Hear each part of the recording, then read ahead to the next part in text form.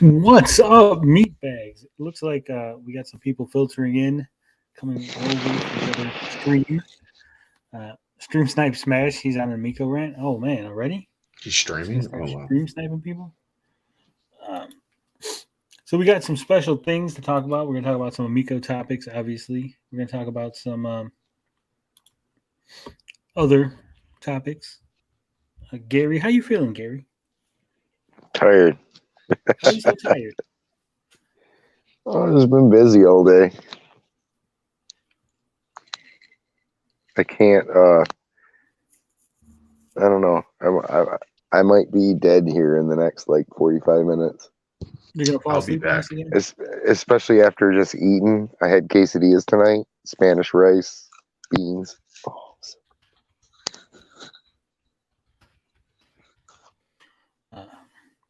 So I hear Smash is on an epic rant. he's been on an epic rant for the last week and a half, 2 weeks. That he is. I wonder what it is that he's ranting about. How long has he been on his rant? Pat the NES Punk, CU Podcast, and Intellivision Amico roasting reaction. Yeah, they were. I don't know if you guys watched the video. I don't know if that was posted today or yesterday, but they went through their messages left by viewers, and they asked. I mean, there was nothing really serious, but they asked about how much the guys would pay for the Amico in the bargain bin. And other questions like that, but I can't imagine that's what he's going off of. Tuesday when they put the audio up, I watched it. I don't think we should stream snipe them. Not yet. Not yet. We might watch it later. Watch the replay of it. Finbar says he's quickly becoming his favorite YouTuber. Oh. We're no longer Finbar's favorites. What's up with that? Beef Jerky's favorite YouTuber is Ray Civic. Civic? I don't know who the hell that is. We had computer issues today. We had fucking just all kind of shit. Just completely thrown off my game today, Gary. I don't know about you. Yeah, I had a 6-year-old throw my game off earlier. What's that? I said I had a 6-year-old throw my game off earlier. All right. Trying to get it in, and 6-year-old blocking you or what? No, that was just before the stream. He came in, just wanting to give me a little bit of loving and come destroying stuff. Come in, just knocking stuff over.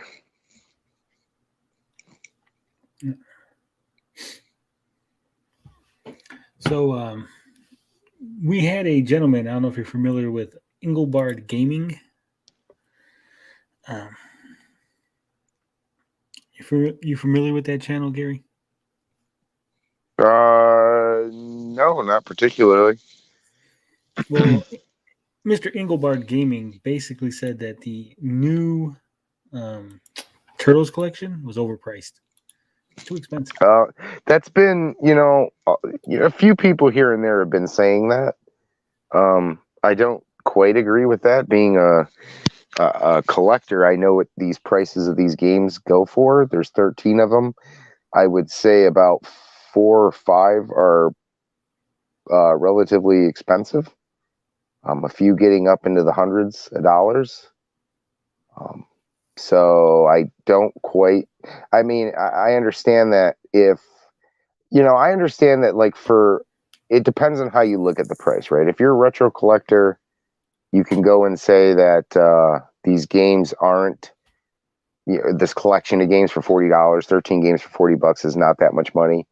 How much does a Retro Pi or a Raspberry Pi or whatever the hell you call these things these days, where they go for about $50? Yeah, probably. So I something can like that. understand But I mean, our. Probably buy it cheaper. I can't.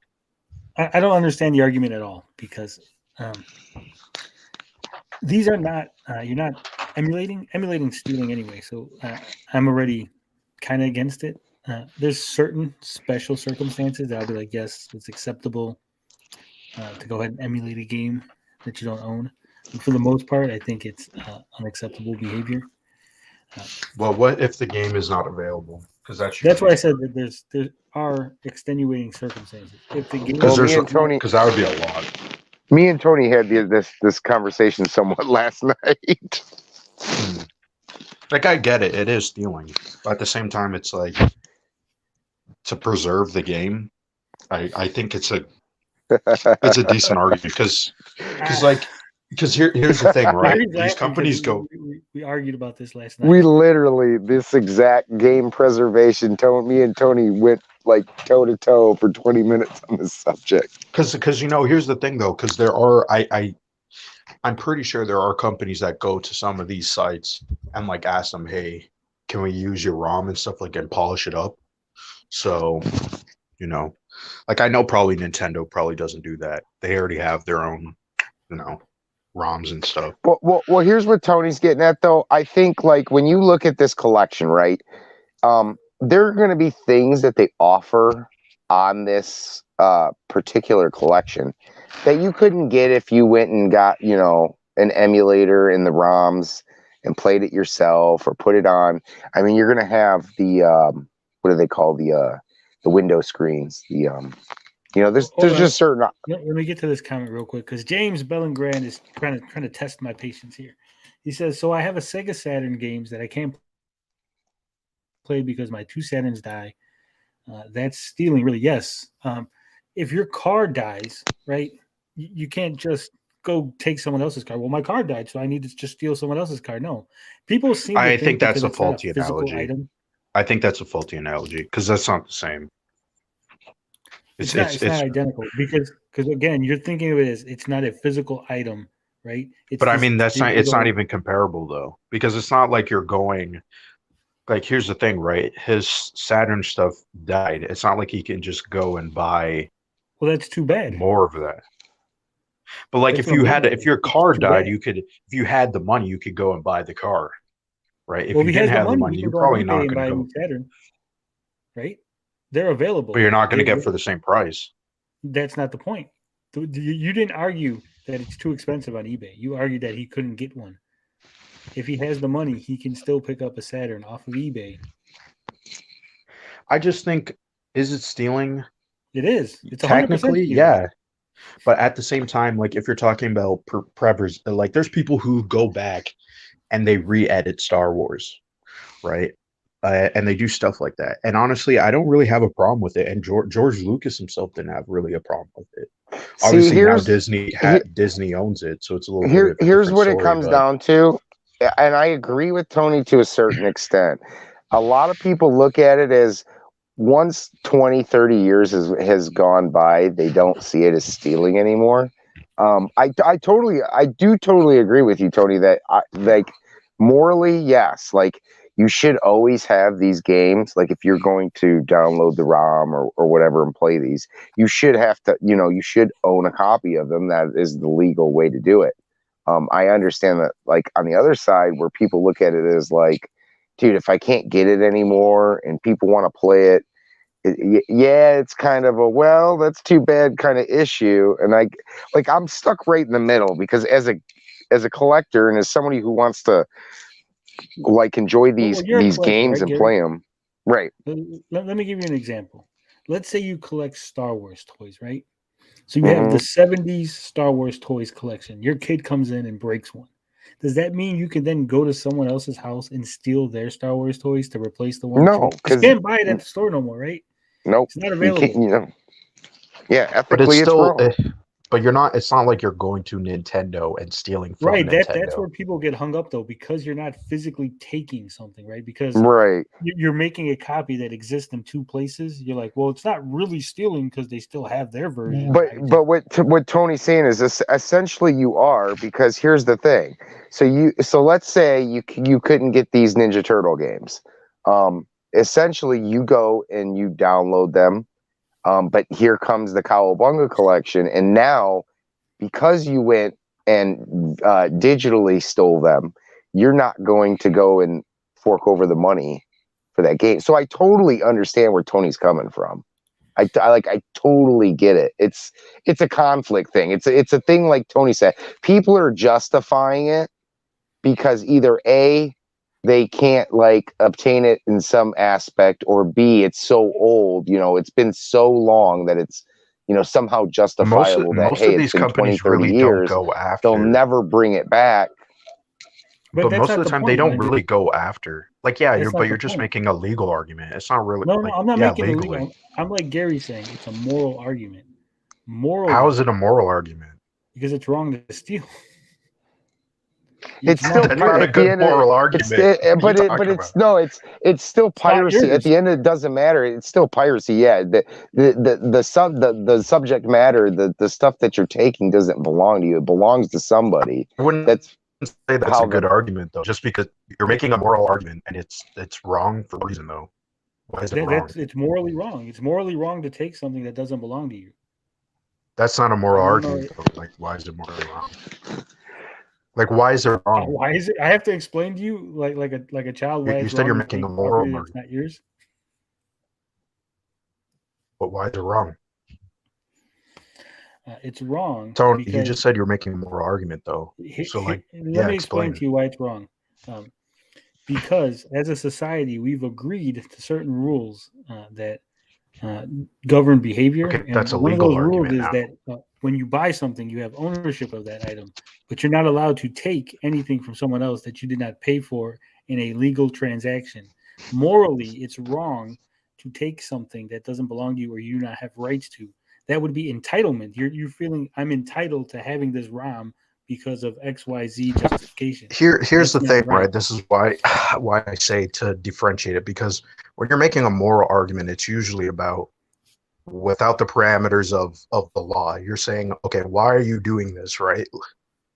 Like some people well, without the parameters of the law, some people would say, okay, right, I'm just like when you go down this path, it's kind of tricky, like especially like when I would take philosophy class.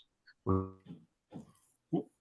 maybe I'm not articulating it in a way that's satisfactory to you, but it's like saying, is it morally wrong to hit somebody?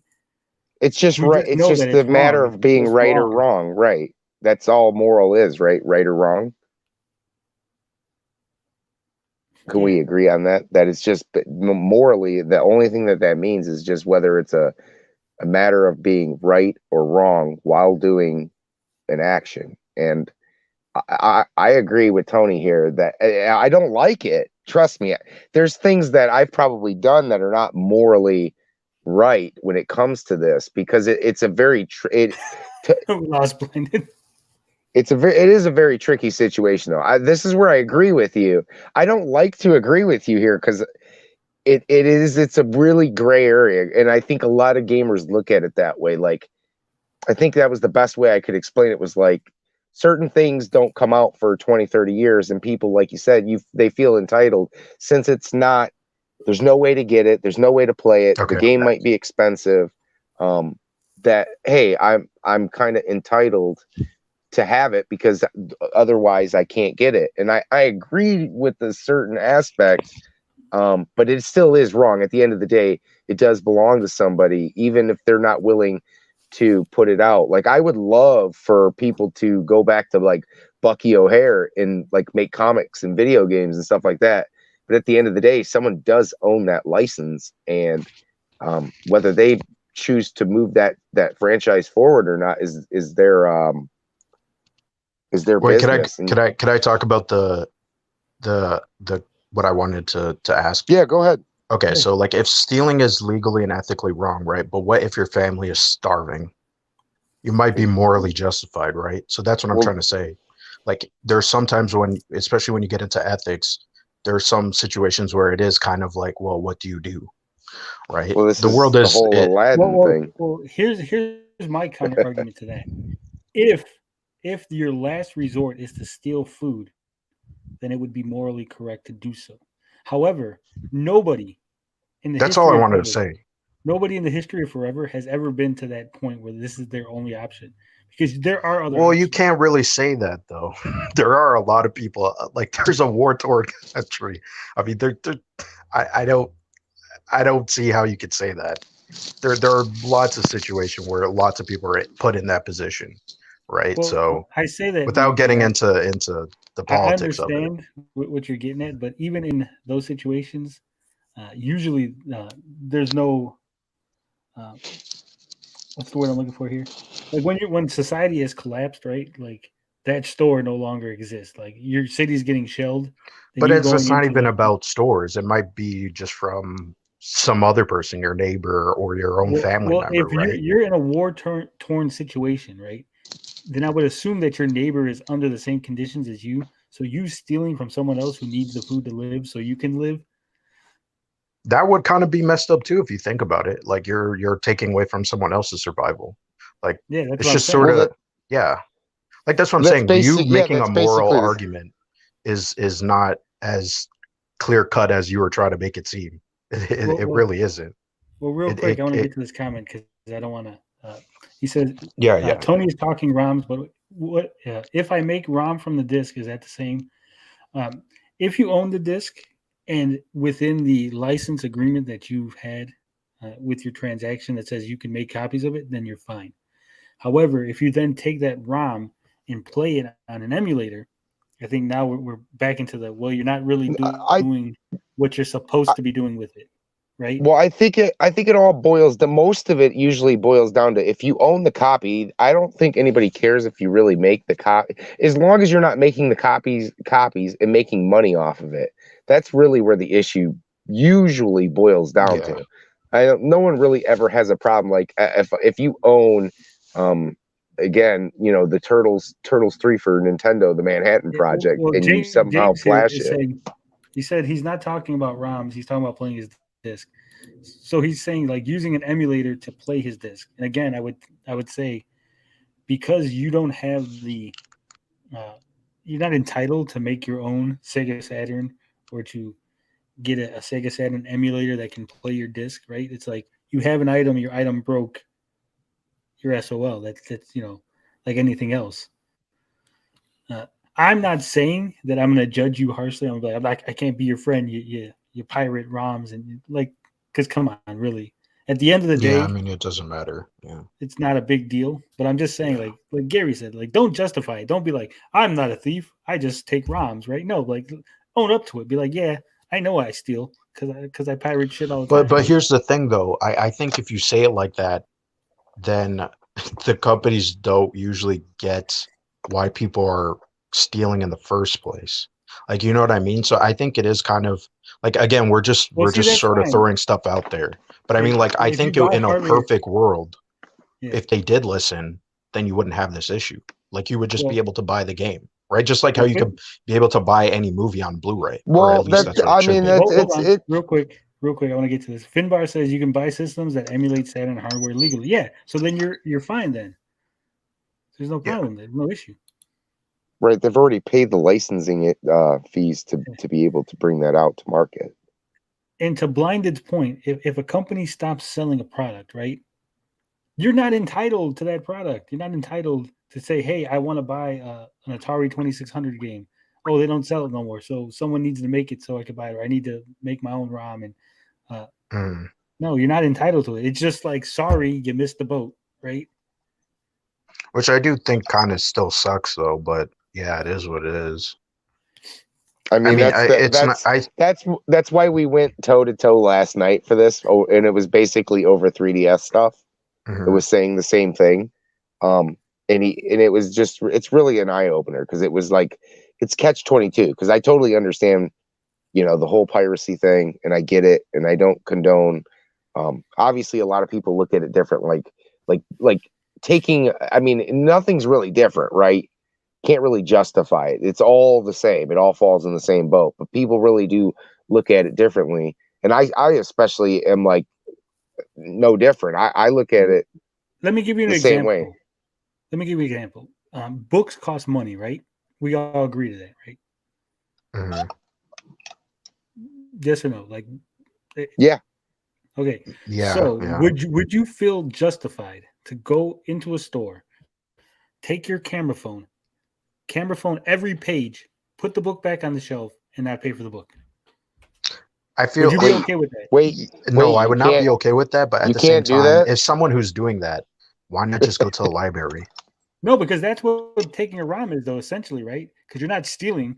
The physical game exists, and you didn't take it. You just took Yeah, digital. but I think that this is why I'm saying this speaks to a larger issue because why aren't games on the level of books and movies, right? Until that happens, this issue is always still going to exist, right? Because you can go and find, go into a bookstore or library and get the book that you want, right? Or do extensive research, find like a university or whatever it may be, and actually get it for, I don't know, maybe for a small amount or maybe just, for free, depending on, where you're getting it.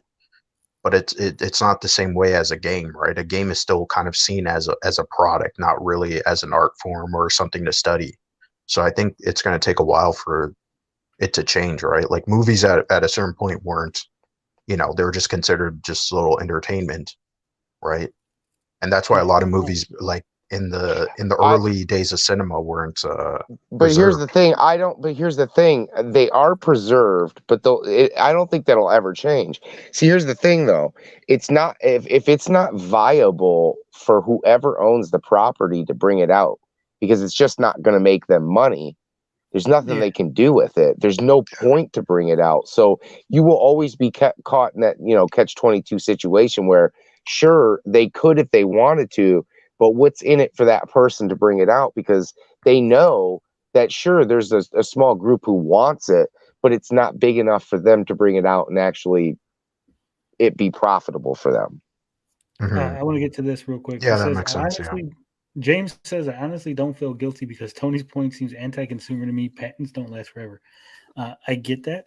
It's not anti-consumer because here's what we gotta realize. People always say that piracy doesn't affect. There's nobody, right? There's nobody that gets affected by piracy. But actually, the reality is consumers are affected by piracy. Do you think that when a new product is being launched, when they're discussing, we're going to make a new game, right? GTA 6. Do you think they say, well, how much are we're gonna sell it for? Well, we got to make profit, we got to make some money, right? Say, well, how many people are going to pirate it? Well, this many people are going to pirate it, so we're going to lose X amount of money. So we got to make up that money we're potentially I do, losing on pirates. They I do don't that. think it's And going to I'll tell work you why like they that. do that. It Because it I I think it's used to work. very minimal I used for to some work of at these bigger Walmart. I'm studios. gonna give you an example. I used to work at Walmart in loss prevention, and they did exactly that. They said these are the products we lose money on because people steal. So we have to raise the price of these products to make up for the amount that we're going to lose potentially on theft.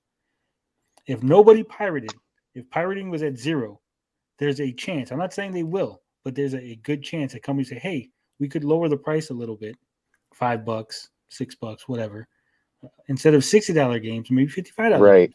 Right. In a perfect world. But But it, In a but it, perfect world. but you're still not even accounting for, like, I know a lot of people would say it's always for profit, but a lot of these studios still have people to pay. Like that also plays a role into it. Yes, it's Well, yeah, I'm profit. not trying to simplify. I'm just saying Yeah, that potentially that's just could be right. And lower. that's part of it. yeah. But like I That's still I like I for like especially like if you're, I mean, I know you were just using it as an example, but like for Rockstar, maybe I could see probably that maybe being the reason why they don't put their games out on PC first. Like it's usually on consoles, and then like a year later it's on PC. Yeah. Anthony FX does bring a good point. They would just use the excuse of a shortage and then raise the rate anyway. I Yeah. get that. Um, I think here's part of the problem, and I don't know if people agree with me or not, but part of the issue is everybody feels like they got to be part of the in crowd, right? This game is popular. I need it. I can't afford it, but I need to have it now. So I'll just pirate it, right? Because most of these games that sell really well, they end up going on sale like half price. Yeah, within months. Greatest hits, whatever. But you can't wait a month, right? You need it now. So you're like, oh fuck it, I'll just pirate it. And That's I been my know, greatest But virtue. is it though? But because is it I do though? this with movies. People do it with movies all the time, like right? I can't afford to go to the show to see the Batman, but I could spend $5 to get a Batman. At the gas station. Yeah, at the gas station, get a bootleg. Yep. But like I would like to see a study on that, because I still like, how come these games still sell like 2-3 years after, right? And on full price. Look at Nintendo. They Because not everybody's like that. Because there are people like Right. me. I'll wait on games. Impulse yeah, but I'm buyers. saying, but I'm saying, like, you're saying that's the culture, but I'm like kind of asking if that is really the case. Like, I would like to see a study on that, Well, I'm sure there's there's because I know it doesn't certain, exist, but I'm just saying, there, I'm just I think putting that there's out certain demographics, and I think a lot of Right. has to do with like impulse buyers. I mean, that's the reason why these things go. Somebody who might have missed the boat now wants it. Now has, I mean, look at like, the consoles for kind of an example. People might not have had a PS5 or an Xbox there. Series S or X, and then now an X, but now they're able to get something that might be a couple years old down the road. Yeah. But they're like, yeah, you guys make good points. It's a really tricky area with this subject, because I'm on both sides of it. I can see the moral side of it, like, yeah, piracy is never good, as long as the way I justify it is, if it's old and to the point where I can't get it and nobody really cares about it, I don't see it ever coming out. Things that are like companies that are dead, somebody might be holding something. For the most part, I usually have everything that I want. I don't have to pirate anything, and I haven't emulated something in a very long time. Arcade machines Yeah. are a good example of this, where like a lot of people, do MAME now because there's just absolutely no way to get it, and obviously it's wrong. You never know when that game may show up on a collection. I mean, they've done some in the past here recently. But I mean, that's the way I justify it. Gamers are kind of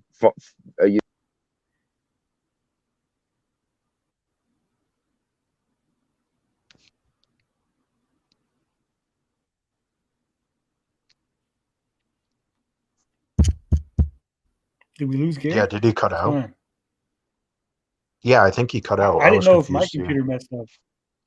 I was like, did my Yeah, I computer think. mess up? That's why I didn't say nothing. Wait, you can hear me, right? no, I can hear you. it's me. My Yeah, phone yeah. keeps dropping off. Like it keeps shutting off for some reason. I don't know what's going on. I gotta fix it. I thought it was Yeah. me. I was like, oh shit, did my computer freeze? And I'm like, Yeah, I thought that too. I was a little because confused. Blinded didn't say nothing. I was like, so I started tapping my mic. I'm like, Yeah, that's all right. the only way I would have known. Finbar says you're giving large corporations too much credit. They'd be charging us as much as they reasonably can afford, no matter what. I agree. Large corporations are trying to make all kind of money. I think a lot of the issues is that it is it's entertainment. It's not necessity, right? You can't really be like, Yeah. well, $60 is too much. Well, by whose metric? It's entertainment, right? It's not a need. But You even don't then, need to have it. I think games aren't on the level of being able to preserve. Like, they put movies into the registry and they'll be there forever, right? Like, and only, a certain amount of movies get in. So I mean, they haven't even. I think maybe they might have done it to one game. I'm not sure. Maybe it was like Mario or something. But like, games aren't on that cultural level, if that makes sense. Like, But I think like board games are the same way though, right? Like yeah, yeah. it's just a thing that existed at one point and no longer exists. And I understand, like I said, there are some caveats, right? I'll say Mhm. if an item is banned in your country, I think as long as it's not morally reprehensible, right? Because there are things that are banned from the U.S. that I'd be like, yeah, I don't think anybody should have that anyway, right? Yeah. I mean, but look at China though. China has like a Yeah, lot of stuff that that's is why I banned. said Yeah. it has to be morally reprehensible. That I wouldn't agree, but if it's banned from your country, like in China, if you live in an oppressive regime, so to speak. Mhm. I think it's okay to pirate some stuff that you can't get legally. If the item is not readily available at a reasonable price. Okay. So if, like someone mentioned Panzer Dragoon Saga or like Burning Rangers, if the only way to get them is eBay and the price is like $1,000, like there's like, yeah, no, right? You just want to play the game. You're not trying to collect it. I think you're okay in my book. Like it's fine. But if you're Yeah, doing like it, like I said, if it's a new game and you're just doing it because other people are playing the game or you got to have it, I think that's a little bit entitlement. I think we need to yeah, really look I at agree with into that. ourselves, and just admit it. Like I've been in the situation where I'm like, yeah, I can't go to the movies. I can't afford it. Like I said, go to the gas station, $5, and I'm getting the Batman, the latest things. Mhm. Like if Right? it's if it's something new, I feel like I try to look at it. Yes, like okay, they're gonna make profit, but also too you're contributing to like people's salaries and people who made the game and people who made the movie. And it's like if you're part of that industry and you know why are you gonna take from the people that are could be your colleagues, right? That's the way that I just see it. Like like I'll buy the game at full price. If I can't afford it now, then I just don't buy it. You know what I mean? So. Um, Do you guys know if they have the new Batman at the gas station? Yeah, About you to can go find that there up right now. online. You can find it online. Um, You're saying I'm you're saying not that's wrong. saying I'm not saying Yeah, to it's do wrong. this. I'm not saying to do this, but I've been told that there are some adult websites that they actually put illegal copies of regular movies on, Yeah, they do that. I always thought that was funny. and you don't have to worry about viruses because it's going through their online Mhm. already. They already checked it. So you're telling me to go check the old P Hub? Yes. Okay. I'm not telling you to do anything, Gary. I'm just saying that's what I heard. Word on the street is. There we go. Batman is available on Pornhub. Go watch. With Just go that watch it. said, I think we kind of strayed from the original point that I was trying to make. We Was do you think the Cowabunga collection is overpriced? With so that was the original no, point. That no, was the yeah, original. that was the original point. That's where we No, it's started. not. Okay, that's funny. It's absurd to think that. Like I said, you can't get the. This is the first time that the arcade games I have ever approve. been offered on a physical. Well, if it gets physical, because we did have the 360 and the PlayStation 3 had the digital versions. At some point, they did those back in, I want to say, like 2011 or 2010 or something like that. But if this does get put on a cart physically, this will be the first time that those two games have ever seen a physical release. And Hyperstone Heist is a game that complete goes for upwards of around $200. Manhattan Project is, I think, sitting at around a $50 game. The Tournament Fighters for Nintendo is probably around a $200 cartridge. What other big ones? Well, I have Radical Rescue for Game Boy. That I is don't an even think of it like expensive. that. I don't even go that far. I go, well, how much did each of these games cost retail when they were released? About Right. 30 to 60, well, 30 to 50, $60 a piece. So you're talking like it's like $300 worth of product for $40. Yeah. Yeah, there's a lot of ways to calculate it, really. And then Because if you they're consider inflation. only about what's $3 a piece or so, or $3 or $4 a piece. Tommy Wait, said so it's how all much is this game? $40. $40. That's not that bad. That's not bad at all. I would even go to say, as far as if it was a $60 game, it'd still be well worth the money at $60. See, this is where how we straight off. He says I can emulate those older TMT games and no problem doing so since they're older games. Well, yeah, That's yeah. exactly. That I straight it off with the emulation. Yes. I But do think it is maybe kind of lazy when they just dump a port and they don't do anything to it, like stuff like that. this brings me to the Pocky and Rocky collection that's coming out. well, not collection, but Pocky and Rocky is getting re-shrined, remastered. And they technically, this is how I would like to see any game that was an older game get ported over. This is how you do a game right, and they're making it full screen, adding features. Because I can't stand when they bring a game just kind of just ported over like they did with like the Lion King and the Aladdin collection. It was obviously it had features, right? They had like a fast forward mode, save states, different wallpapers or whatever you call them, the borders, and that's stuff that I'm sure the Cowabunga collection will have. But I would more rather just see a game get get the full treatment where it gets full screened, everything comes, resolution's nice. It gets I all think the it's hard to make settings. them full screen because of the older games, the aspect ratio. You can't really make them full screen. You're gonna end up right, end up stretching them, and they look stupid. You stretch the pixels. I mean, they can do it. A lot of people don't like it when they put those features in there. There are ways to make it look close. I still they still is don't that add really those a big features. deal though?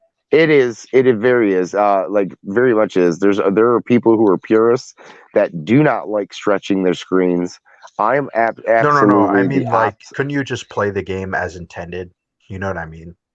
Like, do you really need the full screen? Because I know it's just weird. It bothers me. Yeah, it's like watching. It's like watching a. Have you ever watched a DVD that has not only does it have the top and bottom bars, but it has the sidebars. So what you're stuck with on your 50-inch TV is basically like a 30-inch picture on your TV. It bothers me. I mean, you can watch it and you can tune it out, but it essentially bothers me, and that's why I probably might skip this if it's physical because I have the older games. Here's the thing. There's actually not 13 games on this collection. There's actually 24 games. Yes, if you add in the Japanese versions of these games. Yeah, there's 11 Japanese versions. Yes.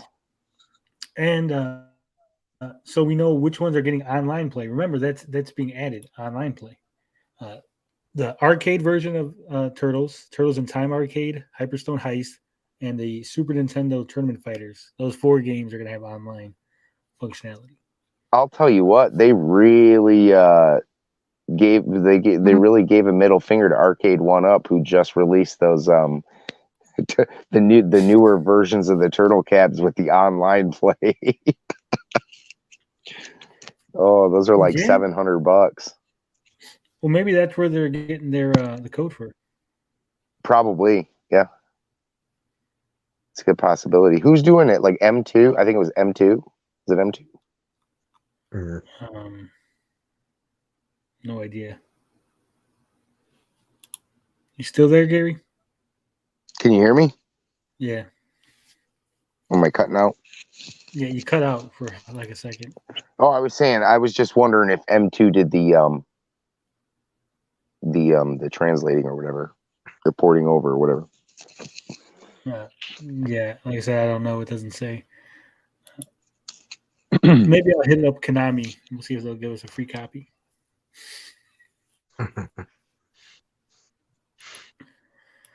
But yeah, at the end of the day, I think people are kind of crazy for. Rhea wants that 5-click discount. She wants it for $3.99. $3.99. Oh my god. Oh, this is, and the funny thing is eventually that game will be. On. You need to straighten something out. My name is Tony, not Tommy. Tony. Is he? You sure he's not talking to Tommy? Yeah, no. He's talking to Tommy. He's just playing. Yeah. You're gonna throw him off. He's gonna be hella confused. You're kicked. You know who was hella confused before? I love Max Lenards, but he was hella confused because I had Sidekick Max on on the show one time, and he thought I was talking to him. Poor guy. Yeah, he's like, hold on, who's talking? He was just in the chat earlier.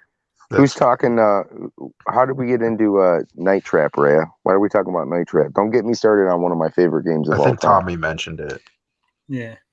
I love that game. They were supposed to be making a sequel, but I think that fell through.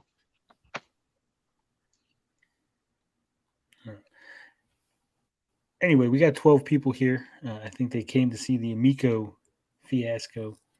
But before we get to that, I wanted to share a special video for the 12 people here. It is a very special look at somebody without a mustache. He's famous for his mustache, but now we're going to watch what he looks like without it. John Alvarado. This was before the mustache jokes.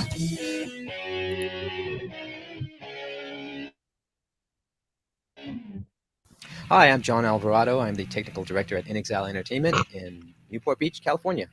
So, John, can you talk about how you've worked with NVIDIA on the Choplifter THD game? Yes, we've received quite a bit of help from NVIDIA on getting this game ported from what was originally a console release onto NVIDIA tablets. And they've provided help with tools such as performance analysis. We've been able to send them builds and they've helped us debug issues because the engine that we're using, Unreal Engine, was not completely ready for a tablet at the time that we started trying to use it. So there were issues that needed to be worked through, and they helped us with that. I wonder if they provided in terms of tech that's helped with the. Doesn't he look like a completely different person? Yeah, I agree with Beef Jeremy. Yes, I The agree. mustache back then. He looks. I agree. He looks older, totally like, different. Without the mustache, he looks like an older, almost like society has beaten him down. Damn. He looks like so. It's Potion Sword Run with hair. It's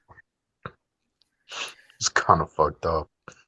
Yeah, he was in Exile for a while. And he literally pops up in the chat right when you said that. Oh my god. He looks more serious, actually. Yeah, he looks less fun. Like I wouldn't want to have a beer with this Alvarado. Like mustache Alvarado, I want to have a beer with, but non-mustache Alvarado, no. Are we sure that's him?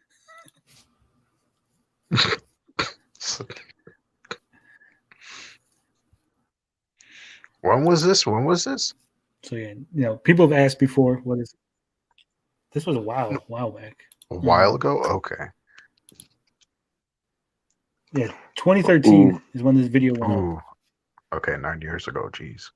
You guys are speaking my Right, doesn't he Sega look CD younger? language in the comment section. He looks younger with the mustache, in my opinion. Yeah, I agree. Really quick, if you guys want to play a good Sega CD game, you guys need to get Surgical Strike. That's damage control right there, Finbar. I'm just saying. It's an old meme, but it checks out. Yeah. All right, so that's all I wanted to show you guys because I know I've mentioned it before, seeing him without a mustache. Now, Yeah, it's a little funky. I wouldn't say he looks too bad. He doesn't look that bad.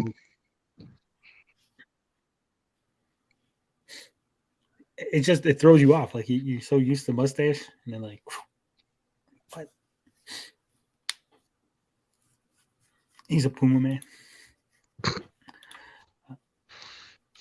So, was there any Amico news today? Anything going on?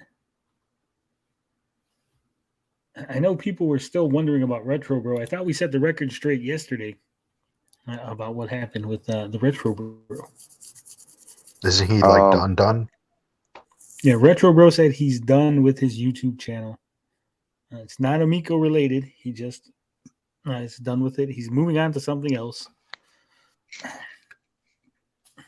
I don't think there's much that we didn't cover the other day. I think we pretty much covered everything, and I don't think there's really anything new other than the, buying subs. Oh yeah, So basically, I've been getting comments about OEB Pete, as he will always be known. He's always going to be known as OEB Pete. Buying subs, potentially buying subs. He said, Tony, look into this. which really isn't what I do. I'm just so you guys know, I didn't get my refund yet. Still haven't got it. They said it was gonna be about 10 days. Yeah, so I really don't look into individuals like buying subs or doing that stuff, right? It's not really what we do here. But I was kind of curious because everyone kept bringing up OEB Pete buying subs. So let's take a look. See if it holds water. So we went to his Social Blade. Now, it's not 100% accurate, but it's a pretty good metric. So we're going to take a look at that. Classy gaming fun. As you can see, this is his channel.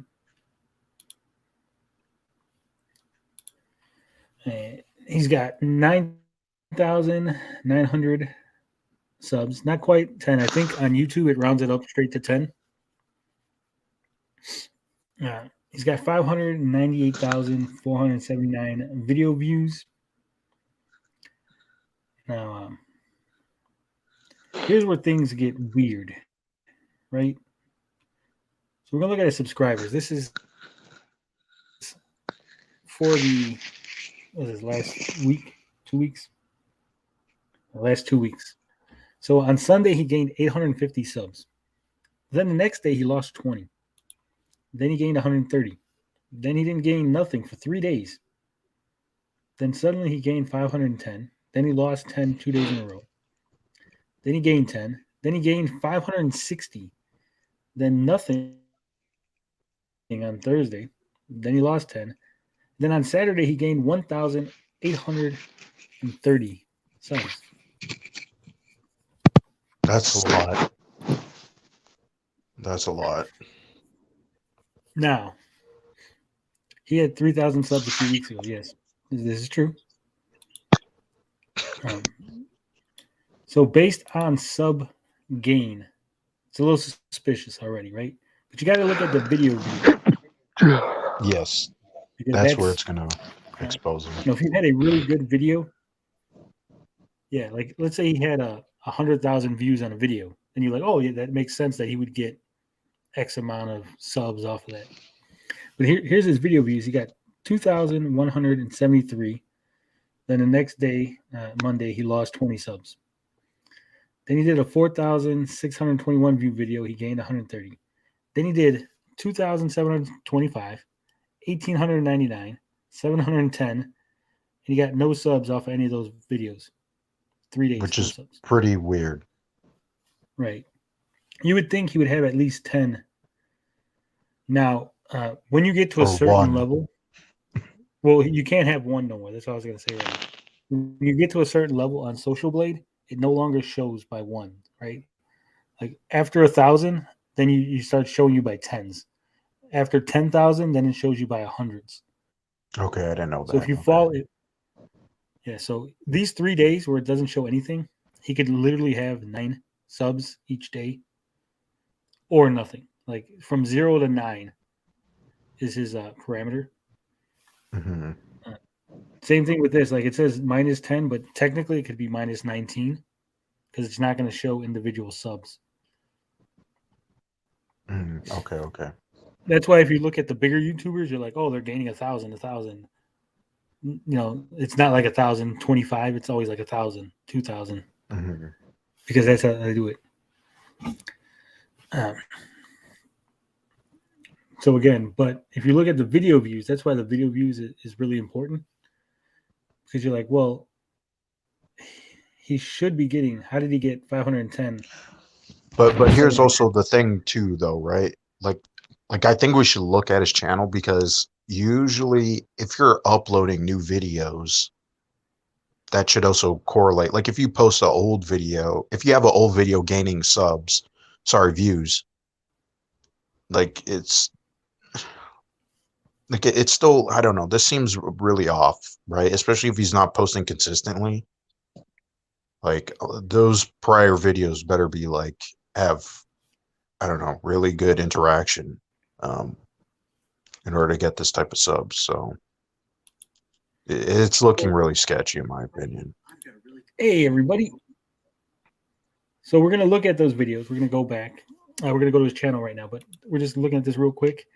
Now, the other thing you got to understand about the way Social Blade works is if you remove a video, it takes away those views, right? So it might Yes, show yeah. 732 positive views, but he might have got 10,000 positive views and then removed a video with 9,000 views, and then that's the difference between the two. So as you can see, at one point he lost 110,000 video views. And this tracks his subscribers. But suddenly, in the month of February, he's got 2,290 subs. It doesn't have March yet. But even that climb up, like, where was that from? Like, obviously he did something to get that sort of spike with Yes. maybe like a video or videos, most likely videos. But I So mean, we're he gonna look had at- Evercade stuff that just came out, right? Well, here's the thing. So if we look at his videos, right, he's got an Evercade Mania Challenge. It's only got 1,300. But his Atari VCS and stream, new UI, 10,000 views. Atari VCS 7P to recharge, chasing high score, 1,200. Taito eGrid 2 mini unboxing, 1,900. Evercade chasing high score, Minky Monkey, 10,000.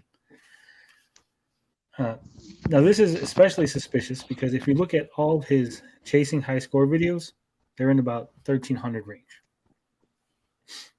Suddenly, this game that I've never heard of, Minky Monkey. one day ago, Suddenly 10,000 views. So we're going to take a look at the video. We're not going to watch the video. We're going to take a look at the comments, I should say. I'm not sure if you can buy views, but I think it is possible.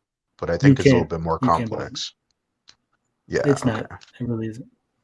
It isn't. The same websites that sell subs sell views. You just it'll say, here's your package, how many views you want, and it'll spread it over videos or all on one. Because from at least what I've heard, like stories, right? Again, most people don't buy views because it would throw you off completely. Yeah, like you're more easier to get caught. I would assume for buying because views, it's stealing. Well, buying subs is not stealing technically, right? Because it doesn't do anything really. But buying views, every time someone views your video, you get so much money. So technically, you would be stealing. Yeah, so I think that that's would why be YouTube more risky. Well, that's why YouTube actually pays attention to that aspect and not the buying subs aspect. Like they don't care if you buy subs because whatever, right? That's just a number that doesn't do nothing. Oh, you're buying views, that number counts. That's how you get paid. Because then you can get into the algorithm and all that stuff, right? And being the recommended and stuff. So you can shadier. pay YouTube to promote a video. That is true. Yes. But at the same time, if YouTube said, "Hey, check out OEB Pete Minky Monkey Challenge," what's the likelihood that people are going to click on it? Especially when you look at the like ratio, you got 55. 10,000 people viewed the video. Only 55 clicked like. Yeah, that is super suspicious. And the comments, Keep doing what you're doing, Pete. Stick it to the man. Stick it to the Not tube. really. Well, here's the thing, Gary. Again, Gary says, stick it to the man. What ends up happening is YouTube goes, well, I guess we got to raise the level of monetization from 1,000 to 5,000 because too many people are buying subs of 1,000. We're going to make it so expensive for you to get monetized that you're not going to spend the money. No, I don't want everybody to do it. I just want Pete to do it. Why? Just because. I don't want Pete to do it. Again, 29 comments, which are not really that many. For a 10K view only a day ago, you would think there would be more. Like this should you be think there'd be popping some off. kind of action.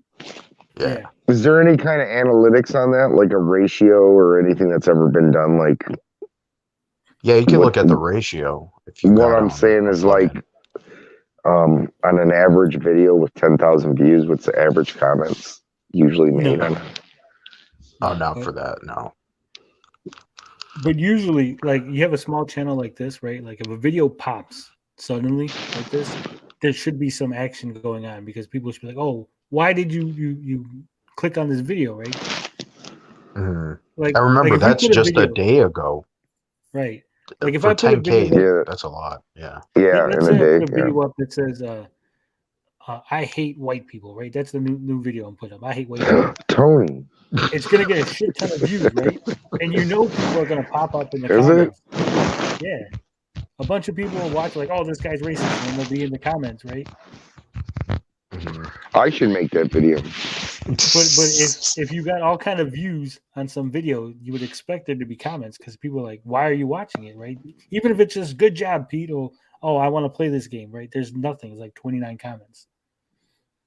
Mhm. It's really weird. Well, let's see here. I mean, I had Well, what, like, here's a video from 2 weeks ago. Okay, this video from 2 weeks ago has 14,000 views. It's a retro game review in Intellivision Lives. All right, we're back. So for 2 weeks, he still only got 79 likes, 90 comments. He's got more comments on this video than the other one.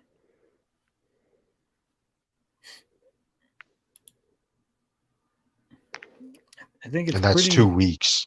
So Yeah. Look at his other videos, and that's another way you can tell when people are buying subs and views, is because he's got 452, 370 a month ago. Nobody's watching him. Right? 325. So, 5 annoying okay, things so, about 325 views. well, so here's the thing. So, I mean, I granted this was a long time ago. It was like 15 years ago. Is it comparable that, and in one of my old videos from a No. long time ago, like 18,000 views, that there was only I just said no. 26 comments? Why is it different though? No, because of the way YouTube works now compared to before, and the way videos get in front of people, that if a video now gets in front of people and a lot of people watch it, there's going to be a lot more activity. Whereas in the old days, because people were embedding videos and sharing them on different websites, and YouTube wasn't as regulated as it is, it was a lot more common for videos to just get views and not so many likes. This isn't but also like too, Twitter YouTube videos would anymore. YouTube, you can have like a small creator have, like, if they blow up in views, they would be on the front page of YouTube. That doesn't work anymore. It's just like, whatever YouTube wants on the front page, which kind of sucks. Like look at this video. Atari VCS and Stream Arcade, brand new UI and new mode giant. 64 likes, 20 comments. Hmm. It's not adding up. It's not. It just seems off, yeah. Like there's a lot of people viewing, but then the interaction is not there, which is a little weird. The engagement, right? Yeah, the engagement, yeah. I mean, look at our videos. Just some of our videos get like hundreds and hundreds of Yeah. comments. Yes, right? that is true. Yes, yeah. So it's like it's kind of weird that you would get thousands of views and not really any comments. Mm-hmm.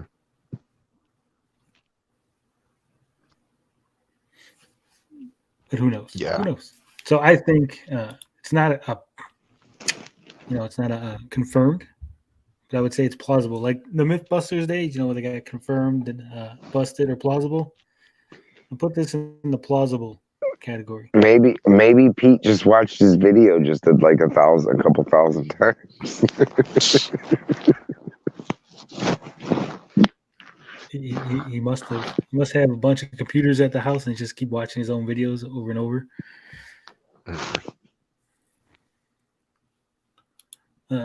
E King says a popular video should have 100 comments, in the very least. because it seems weird, right? You would have to say, okay, what kind of people are watching these videos, right? People that are interested in this. It's not a controversial subject that he's talking about, right? It's not a hot subject. It's not something that's like, oh yeah, this is the new hotness, right? He's not following a trend, is what I'm saying. It's just a video he put out about some random thing. So you would figure if people clicked on it, right, that means they're interested in that random thing. Yeah, but is that hold on? That's the Minky Mouse video. That's what we're still talking Yeah, about, either right? one, even Yeah. the UI, Well, I'm the saying, well, on-screen one. oh, okay. I was gonna say, is that game particularly rare? I don't know. So, but you said there's more than one, so it's I've never happened heard across of the board. Neither have I. So I was wondering if that was like a rarer game. Well, it's an old arcade game. Look, if you go to Google, if you Google Minky Monkey, at least for me, Pete's video comes up on the front page.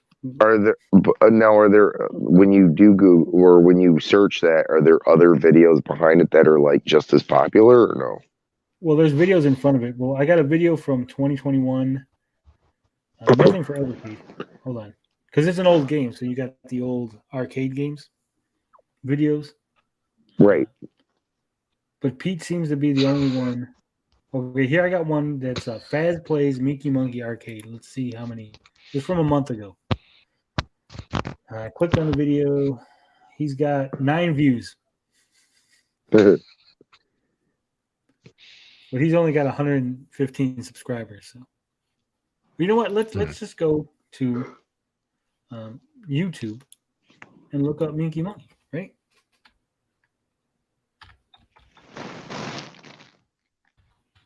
I think that's the easiest way we could do it. And Yeah. share the screen. Wait, I want to address You got this. me investigating Pete. So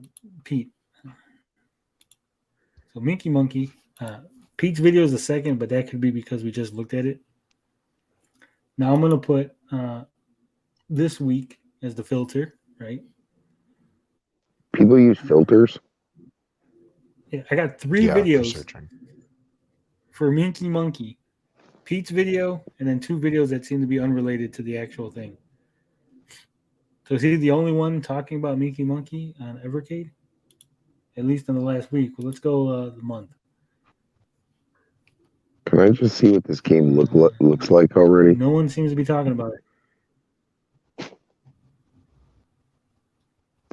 It looks like a Donkey Kong type game. Like a Donkey Kong 2. Like Junior? Yeah, see, no one's talking about it. So it's not popular. It's not something that like a bunch of people were talking about. Even this year. See? So maybe there's a Minky Monkey conspiracy. Everyone loves it. But Maybe we should start. Made a video. Yeah, maybe we should start making some Minky Monkey videos. Let's see, 30 views, 134 views. It's Tim's Tiny Arcade, which has 2,000 subs. DJC watched it 9,000 times. Look at Crow continued.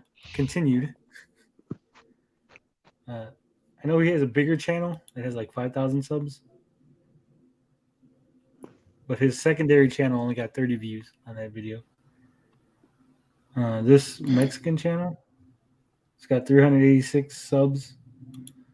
Only got 89 views. II Arcade, 279 views, 2,000 subs. It's not looking good for Pete here. Arcade Anomalies, 48 views. 37 Fuck subs. Monkey Jones.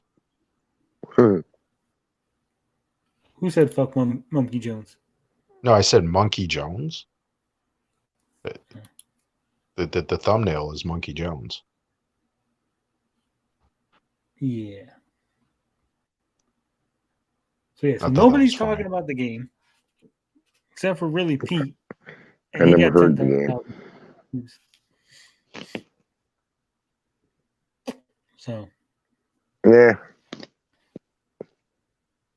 Seems At a the end little of the sus. day, I care less.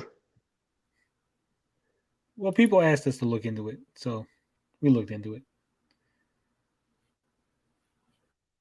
That's true. I still like the evil Pete meme. I thought that was funny. Yeah.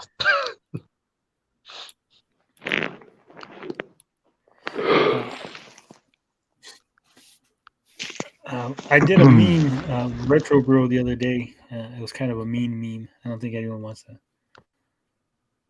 I don't want to hurt Retro Bro's feelings by showing it on stream. But we're going to do it anyway. So, John, you're a friend of the channel. We love you. I couldn't help it. I saw your old video. It was just a perfect image for a meme. So,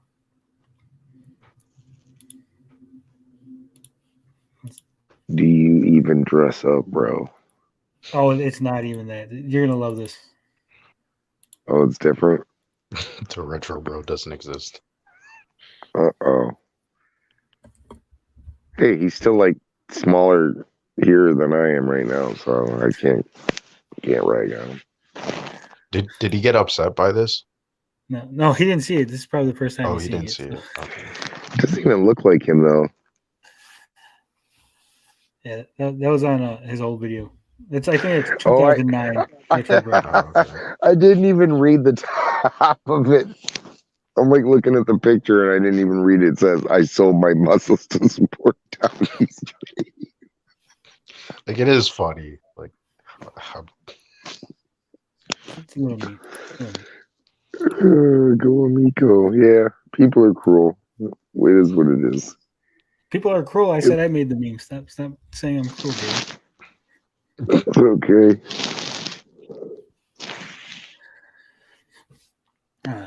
We have fun here. We love you, Retro Bro.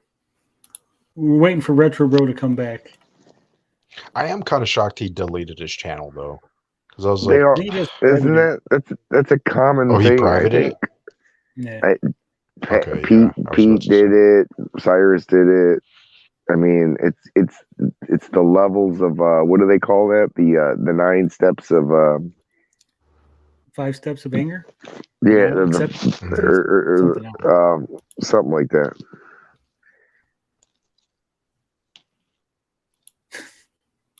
Yeah, we're all like, it's fun to talk about. That's no, it's a AA meeting. Amigos Anonymous.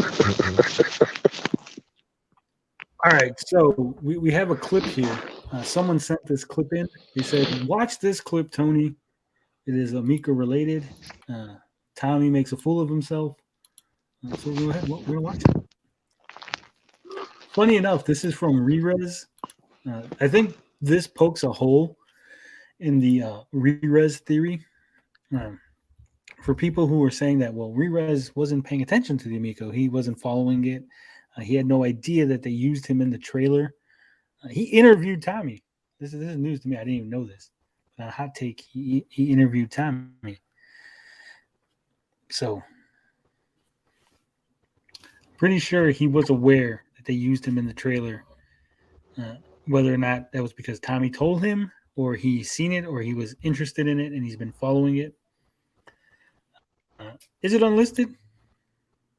This video? Yeah, it is. It's unlisted. It had 10,000 views. It's kind of funny that they unlisted this, but we got you. Rerez. We're paying attention.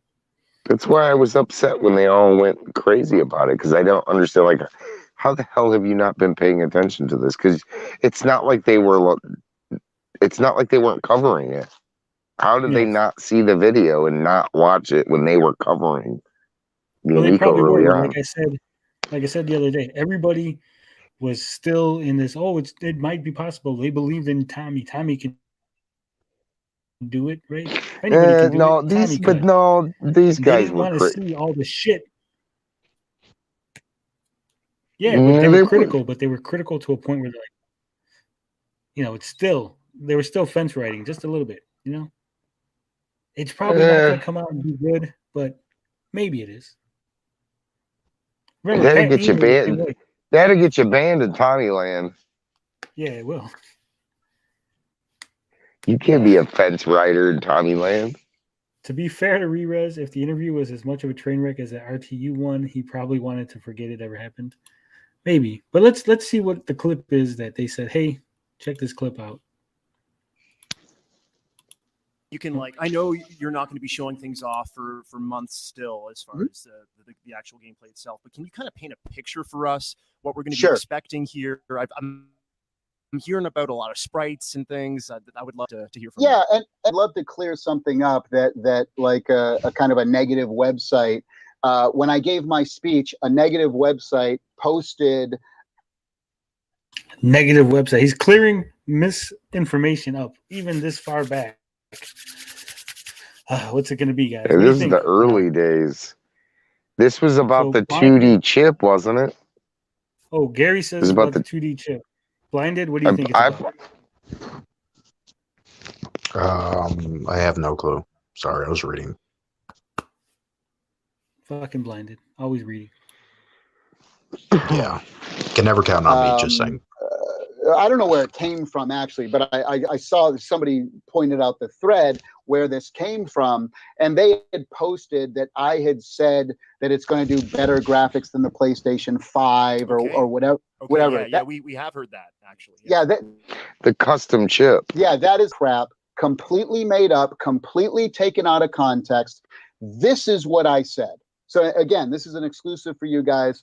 And we're coming out later. I mean, we've been saying it, here and there, but it's the first time I'm saying it on video. This is what was said. What was said is we are focusing on creating a 2D architecture. And you guys, when you were talking about it in your video, I thought articulated it fantastic when you were talking about Cuphead. And like the guys who made Cuphead were saying, they were maxing out the PlayStation, to get that kind of stuff. So it's not so out of the ordinary for people to understand that when you have a 3D architecture, a system that's built around 3D, what that means is that in able to do 2D, you have to, start to do a lot of tricks and things like that. What we were trying to communicate to people is that our architecture is going to be focused solely on 2D. Now, will you be able to do 3D in the machine? Yeah, if you want, but it's going to be much tougher. Just like it's tougher to do 2D in the 3D consoles, it's going to be a little tougher to do 3D on our console because you're going to be, a sprite-based system, smoking fast graphics, smoking fast. So what I said was, it will be easier for developers to create 2D games on the Amico than it is to create 2D games on, say, a PlayStation 4 or a PlayStation 5. That's all I said. I didn't say that our graphics are going to be better. I didn't say that we're going to have. I'm saying that the way that we're the power of the game developers' hands, they'll be able to create 2D games easier. That's it. So do you believe that they would be able to create 2D games easier on the Amico versus PlayStation 4, PlayStation 5? I still believe that there was something talked about the custom 2D chip or whatever the fuck it was talked about. He did conflate some other interview. He's downplaying it in this interview because I said it wrong when Tommy had reached out to me and on SX's channel and said that I never said that, but he said something like that and made it seem like that was the way that the Amico was always going to go. But to answer your question, Tony, no.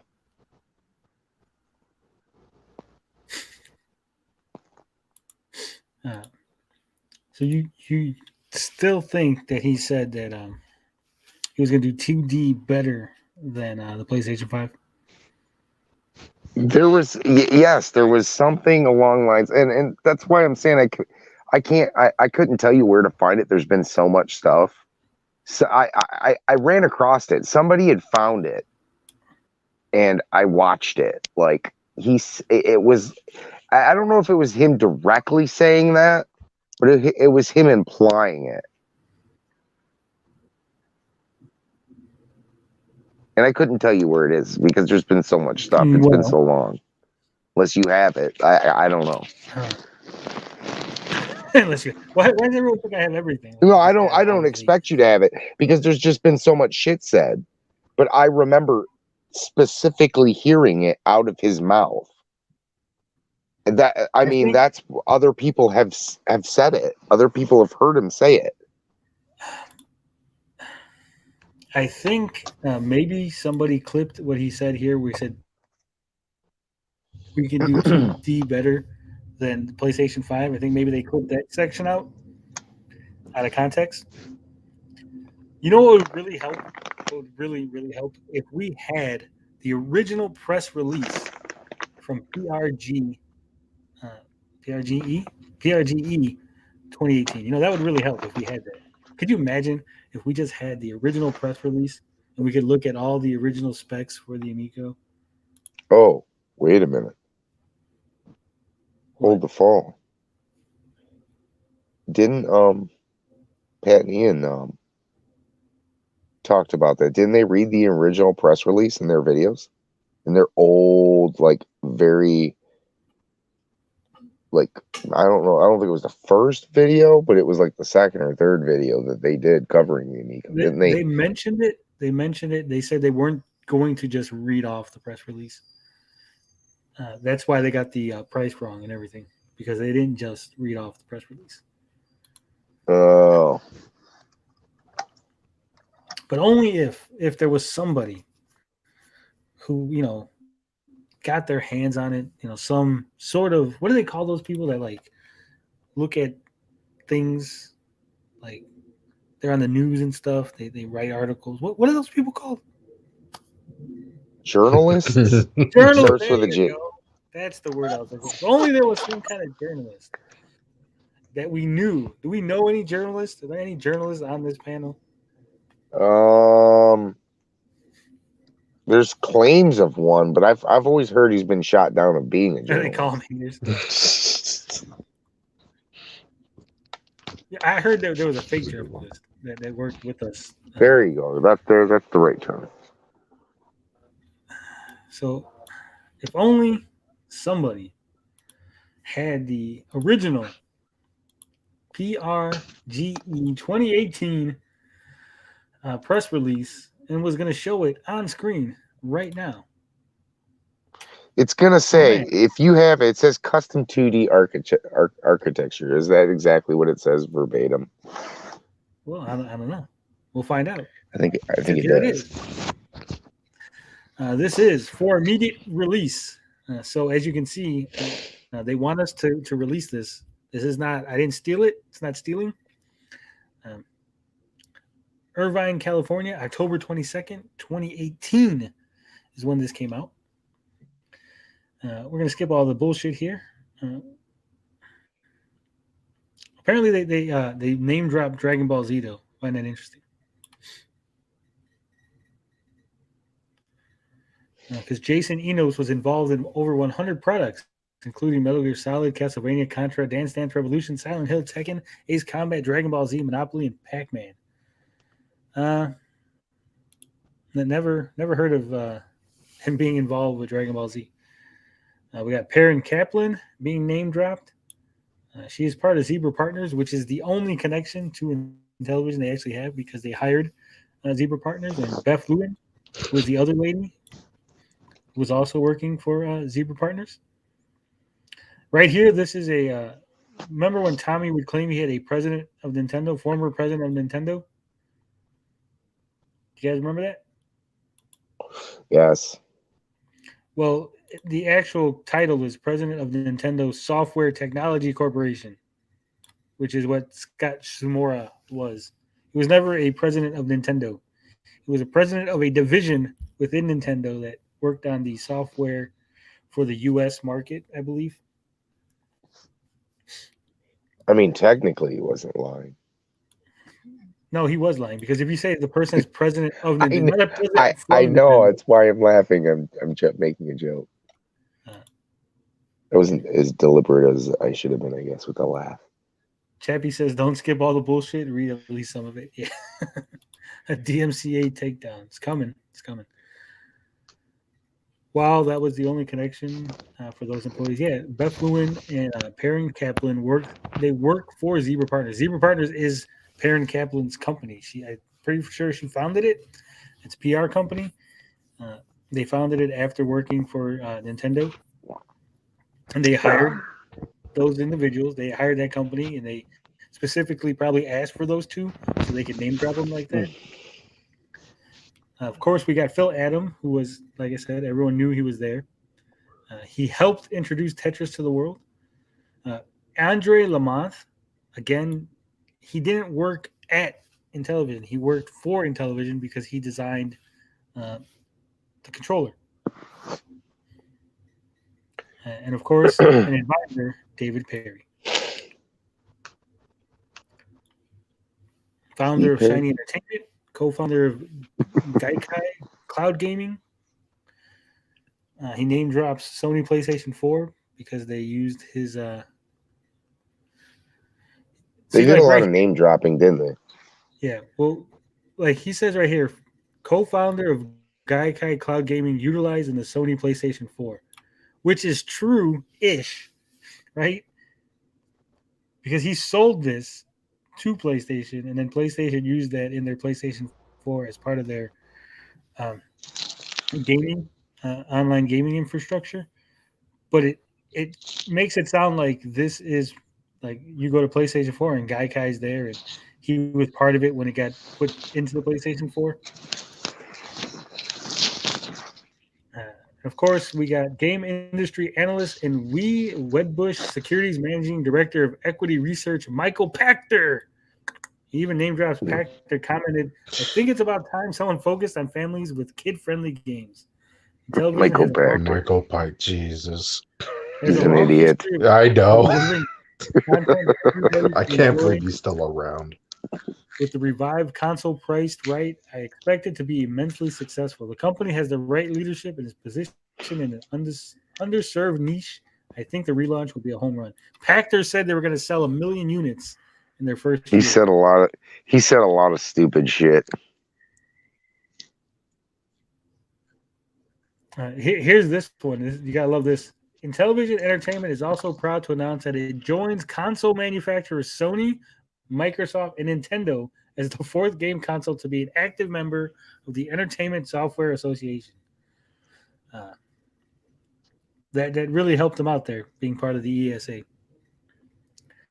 The ESA's mission is dedicated to serving the business and public affairs needs of the video game industry, as well as owning and operating the Electronic Entertainment Expo, E3. Really helped you out there.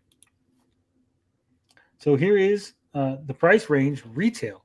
And again, you have to understand, they put this out, right? Nobody was clamoring for a price. No one was saying, hey, give us a price. This was what they put out. This is their press release, right? No one knew the company existed until it came out and said, hey, we exist. We're making a console. So right from the beginning, they said U.S. price range is going to be $149 to $179. North American, United Kingdom, and European release date, October 10th, 2020. 10/10/2020. Worked out well. Now, here it is. Every game version on the console is exclusive. So this is the qualifier that he used later on, version. See, he didn't mean every game is exclusive. He just meant that version of the game is exclusive. See, guys? And since that version can only be played on the Amico, then every game on the Amico is exclusive.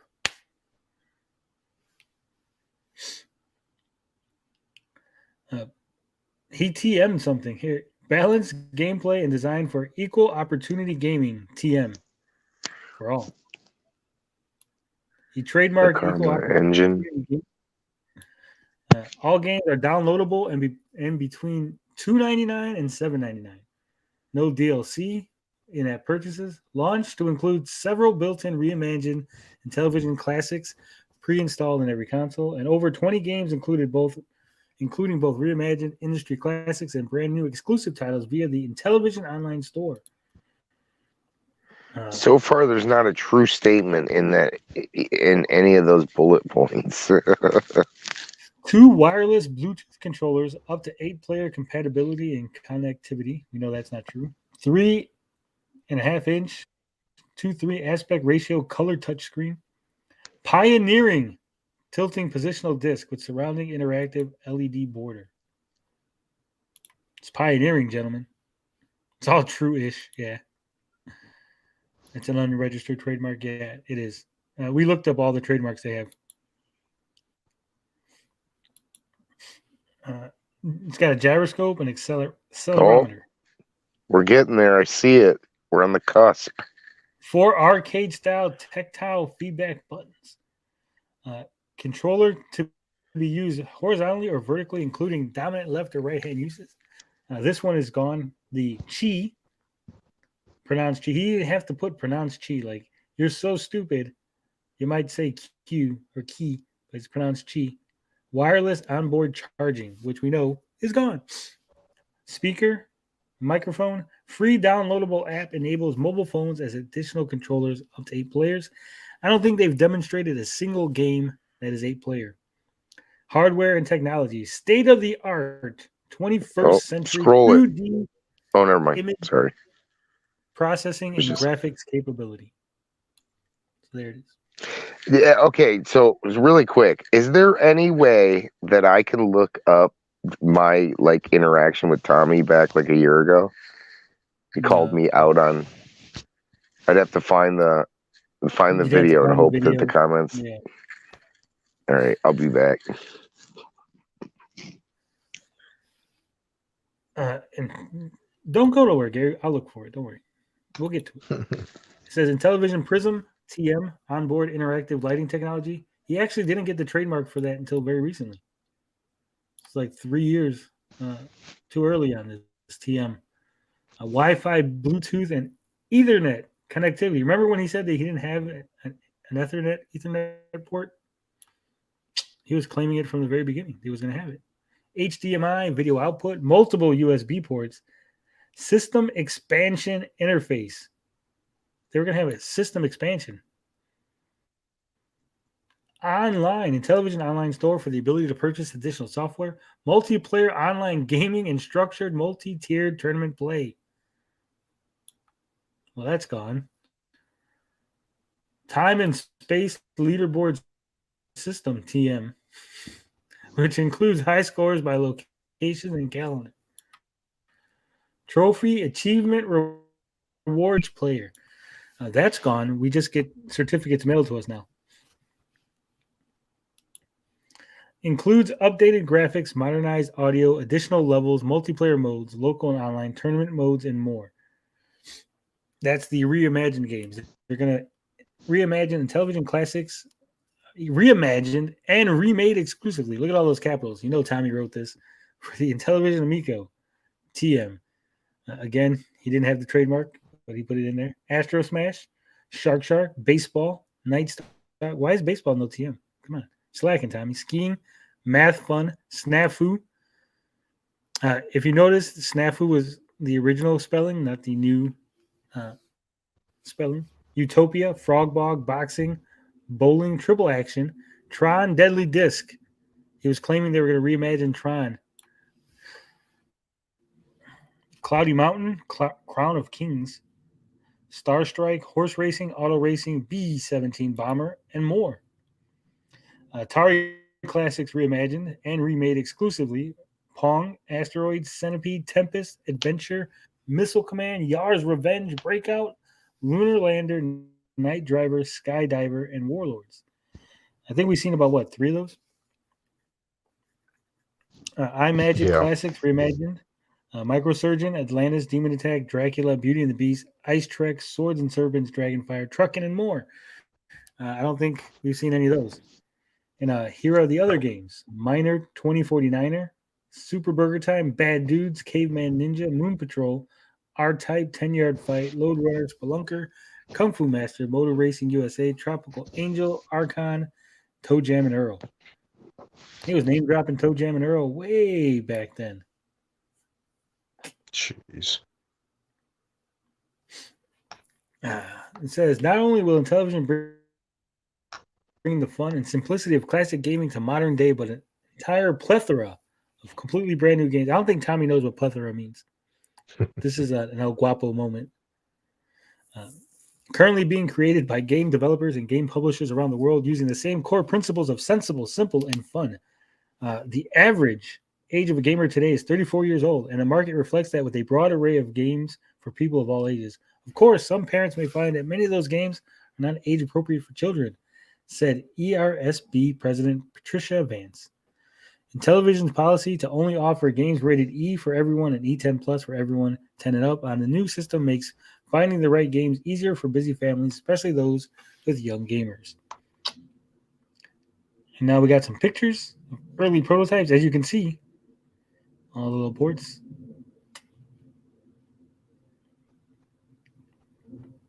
Preliminary conceptual design subject to minor modifications, just minor.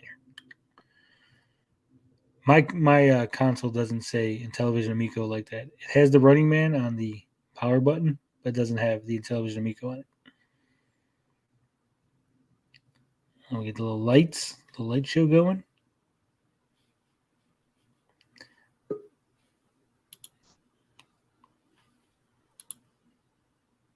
Gary, you're back.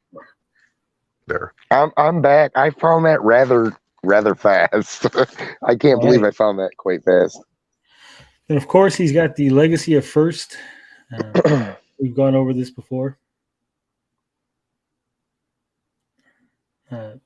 Press contact, info at intellivisionentertainment.com. Do not contact them.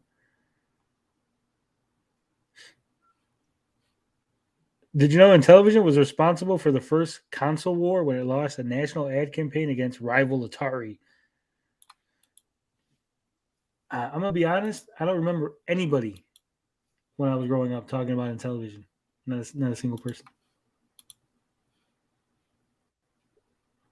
All right, so I kind of briefly read what I posted. I kind of briefly read what I posted. I linked you the the video that I got into it. Now I didn't edit it. It's up there exactly how I wrote it. 9 months, 10 months, like I said. Again, this was my take. That at that time. Now the wording might not be, perfect. Obviously, we were kind of all confused. But if you wanna, you bring it up? You're gonna bring it up? I'm gonna bring it up. Don't worry. Okay. I was just opening the things, so I didn't have to do it on stream. Yeah, I just kind of briefly went over it. I couldn't believe I found it as fast as I did. All I had to do was really scroll.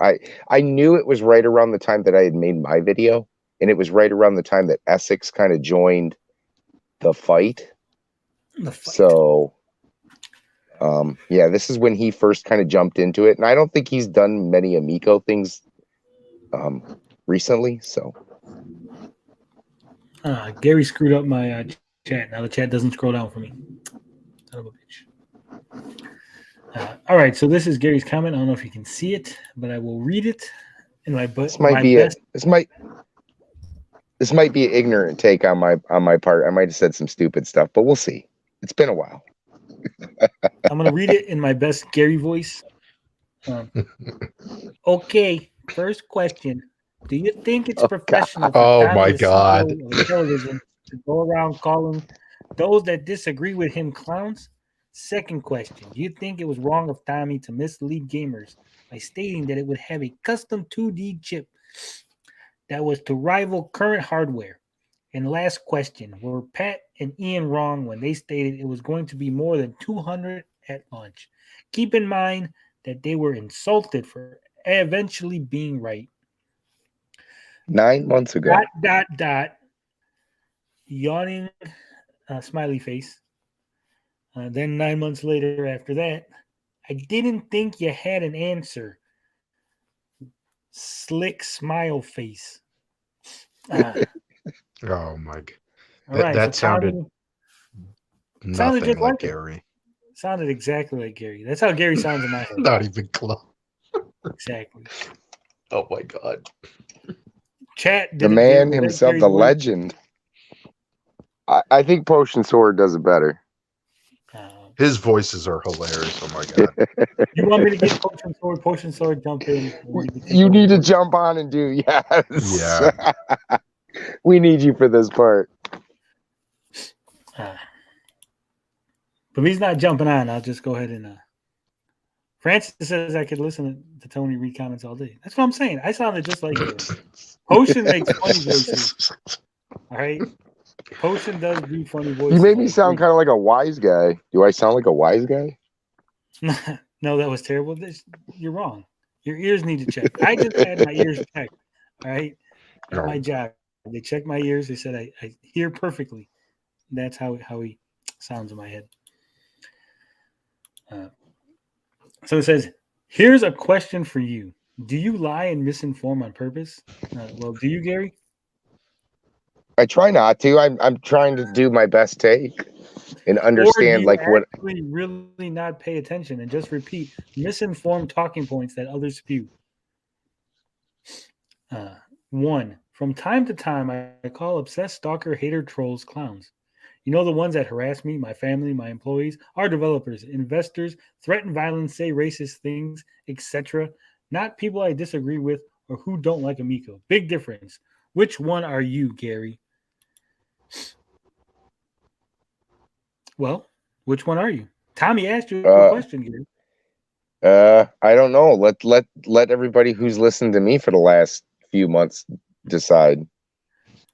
Number 2. I never said that we would have a 2D chip to rival current hardware. A complete lie and misinterpretation of what I said. I said it would be easier for game developers to develop the type of games we want to make. Easier than current big games on PS, Xbox, etc. I never said the chip would be faster. The quote-unquote chip that he never mentioned. Yes, Pat and Ian were 100% wrong when they stated at the time that Amico was going to be around 300, when the press release at the time said around 179. They were incorrect at the time.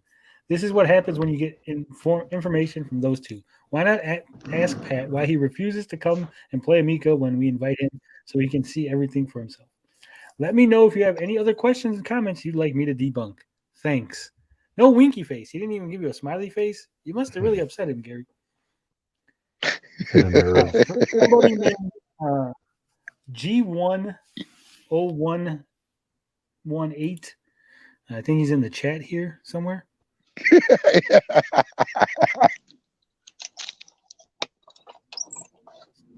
Kind of funny. We got a celebrity in the house. That's too funny. I didn't even realize that.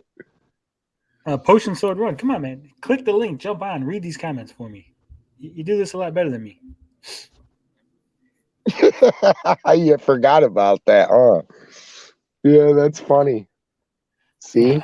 I got a memory. I got a good memory. G1. I don't know what he sounds like. I haven't heard his voice. So we're not going to do anything funny. We're just going to read this straight. He says, you're a scamming, double-speak troll trying to pawn off a cheap Qualcomm sock that you've dug up for peanuts. A product that no one needs. I'll just play reskin mobile games on a tarted-up cat box. And here's a little tip. When you're soft and doughy, don't wear tight, semi-reflective shirts. You look like a half-filled trash bag. Read more. Have fun on your ride down, kid. Hope you didn't scam anyone who isn't concerned about the law. ...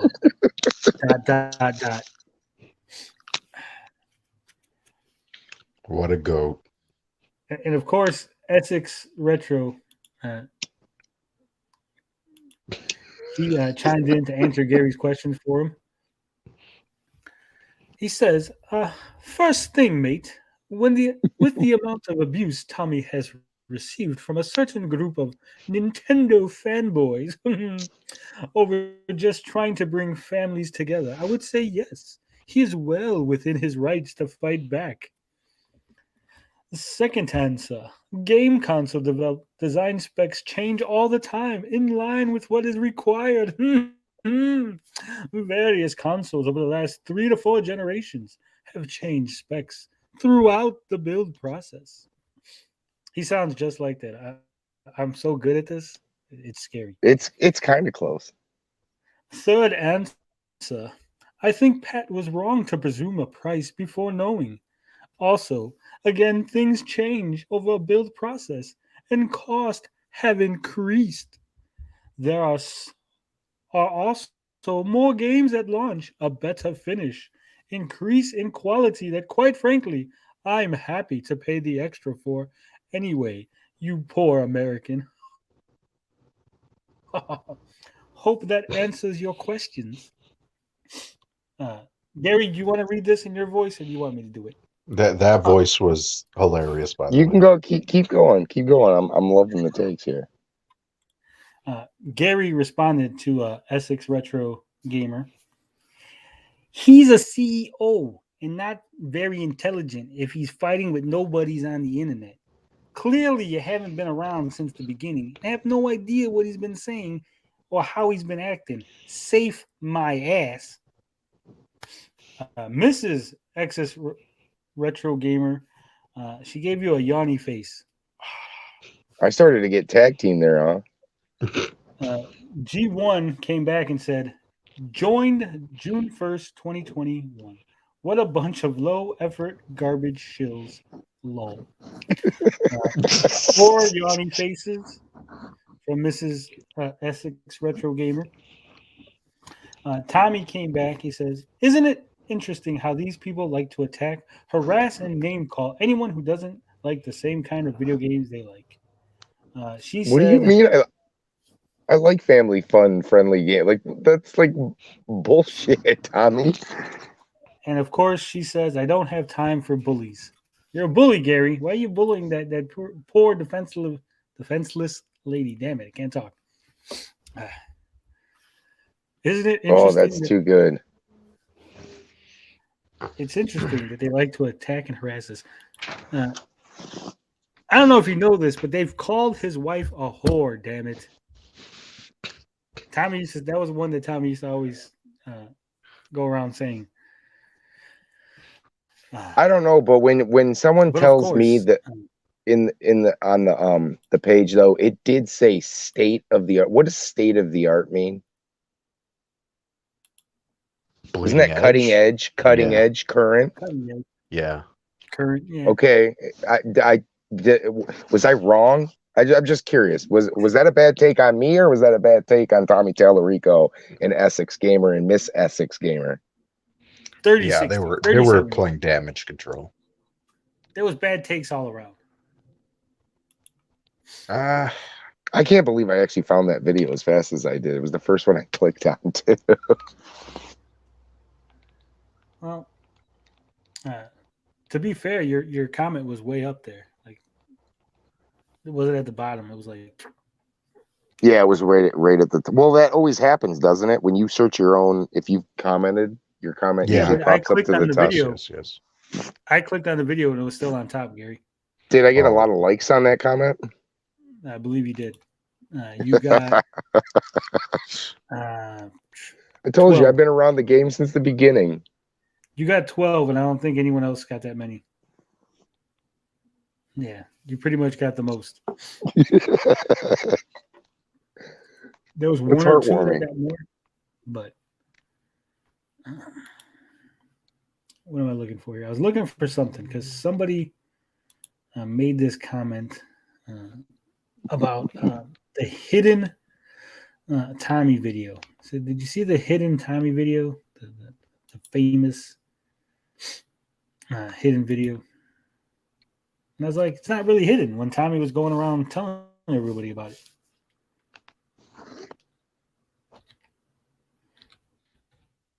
So we're going to go and look for it right now. I'm glad my comment aged well and I didn't look like a jackass right there. Yeah.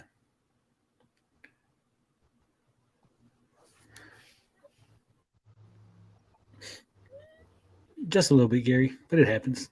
We all look like jackasses sometimes.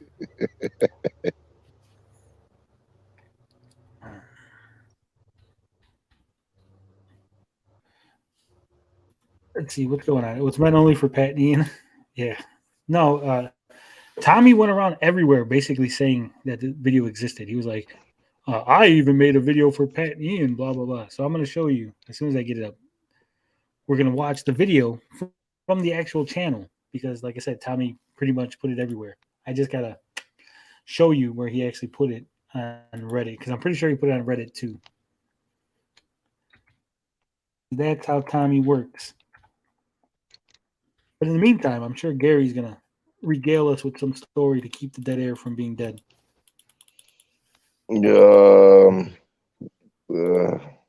What's going on? Let's look what Chad has to say. Mike G says his Pat and Ian interview. Scrolling down, we got Tommy saying a bunch of yeses. I don't know what he's saying yes to here, but Harold said, my girlfriend and I just watched The Lighthouse. Third time I've watched it. First for her, 10 out of 10.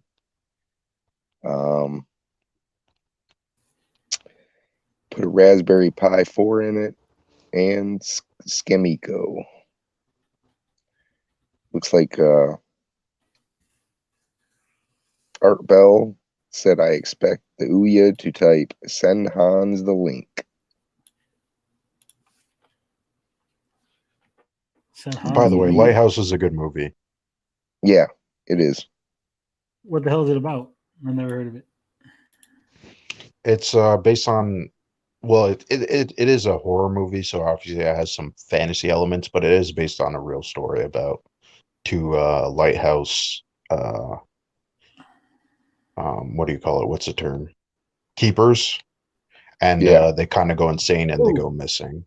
So okay, so we got a celebrity in this next screenshot. I'm sorry to cut you off, but I found what I was looking for. Yeah, it's okay. No, it's not okay. I shouldn't be doing that, but I did it anyway, and I apologize. You're a valuable member of the team, and I shouldn't be cutting you off. I tried, Tommy, but Tony's not having it. Not having what? Talk about Sega CD. We're not looking at the Volpe video. Volpe doesn't get any attention on this channel. We don't need him because right here in this Reddit thread, which again proves that we knew about this video for forever. Okay, so this is 10 months ago. Leo DS, superstar. He says, Tommy, how do you expect people to stop relating to the people who harass you if no one knows who's doing it?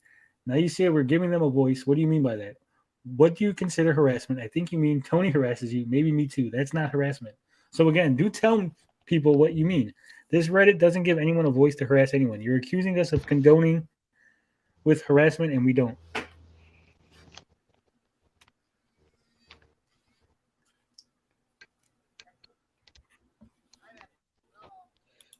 I mean, was he specifically talking about maybe Darius? No, he was talking specifically about Volpe. Sorry, I got a phone call. Someone called my phone, and that's why I made that awkward. Oh, stop. You're okay. Yeah. Okay, so Tommy replied, I'm pretty sure you guys all know who I'm talking about in regards to the extreme toxic comments. Again, they're just asking for a name, and Tommy refuses to give any name. So Leo said, the only people I know who write nasty comments was a Volpe. The rest is mild compared to the smear campaign you run against Pat, the NES punk, and stuff you say about other people. For example, Tony doesn't harass your employees or any game developers. He sent them emails asking about Amico-related topics, and yet you say your wife and employees are being harassed daily by Tony and a Volpe. Or do you mean someone else? So here's Tommy's response in yellow, as you can see. Again, you know exactly who I'm talking about in regards to the person who routinely goes after my family, employees, investors, and developers. In regards to Tony, an employee and a developer have come to me personally and said they feel like they were being harassed. So you are wrong, Leo. Whether or not Tony or you think it's okay, it doesn't really matter. What matters is what they think, not me, not you. And they were the ones who brought it up to me. Rupert didn't have an issue with Tony because he was respectful. I think most normal people would prefer to see that side of Tony more. Oh, Tommy says nice things about me. Who did I harass? The only person that I emailed at Intellivision was Nick Richards to ask him about Tommy's behavior. And this was before the interview, right? Yeah.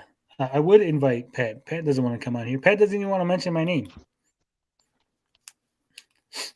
Yeah, not at all. Doesn't he do that, though? He's mentioned No, you know what? I'll actually call them out on this. They said, Ian and Pat kind of said in like 3 videos ago that they've gone through this whole thing without mentioning anybody's name. It's not true.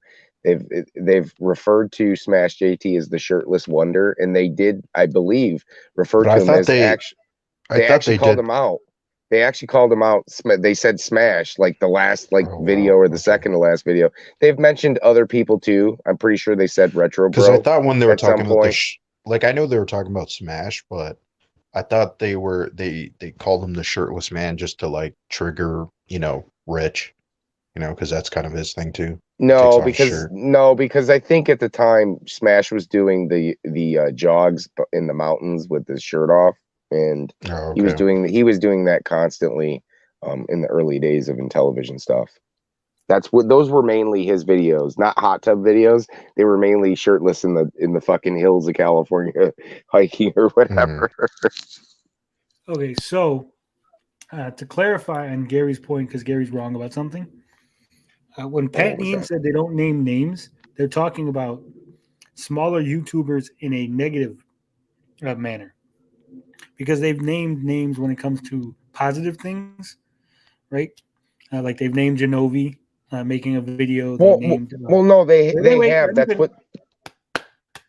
When they said they don't name names, they're only talking about negative people. Like they're not going to say Retro Bro's name. They're not going to say right. JC's name. They're not going to say like Pete's name. That's what they're talking about. Okay. But that's what they. I'm just saying what they said. That's what they were referencing. As far as not giving us any credit, they actually mentioned the channel one time. One time they mentioned our channel. Then they found out that I was a right-wing individual, and then they stopped mentioning the channel. They no longer gave us credit. Oh, wow. So it's a boo-boo on me, I guess. Yeah, see, they let their politics get in the way.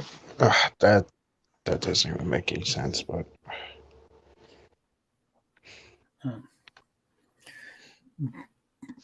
the others, he wasn't respectful in their eyes. I don't talk about it, but you guys sure like to every chance you get. Trying to make me the bad guy for defending my folks. Yeah, right. Smear campaign, you're hilarious. It's interesting to me that you folks think he put a period. You folks think period. Pat and Ian have had their holy word. Smear campaign against me from day one. It's all documented here in this unlisted video. Look, 10 months ago, Tommy put in Intellivision _Amico thread the video that was quote unquote secret and hidden. So no, it was never secret or hidden. Tommy was flexing it everywhere, every chance he got to try to prove that, see, I reached out to Pat and Ian and they don't care. So now we'll watch the video. Now that you got context of where the video came from. It's 51 minutes. This is Tommy's quote-unquote apology video. Or not apology, or... Hey, shut up. Why is this page not loading? There we go. So as you can see, it's unlisted. It only got... For an unlisted video that only Pat and Ian were supposed to watch, it's got 2,546 views. It says, I hope this video will help to prove that communicating in person is always better than social media.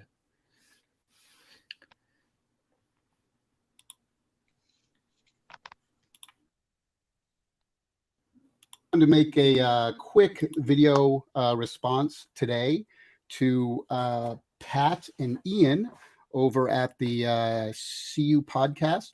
And yeah, first I want to say that I have this video unlisted, so you're watching me because you click the link, but I'm not putting this up publicly on my YouTube page. I'm disarming comments on the video. I don't want it to be.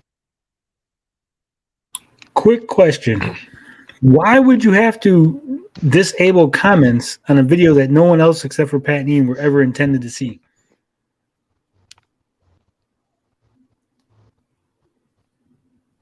Anybody?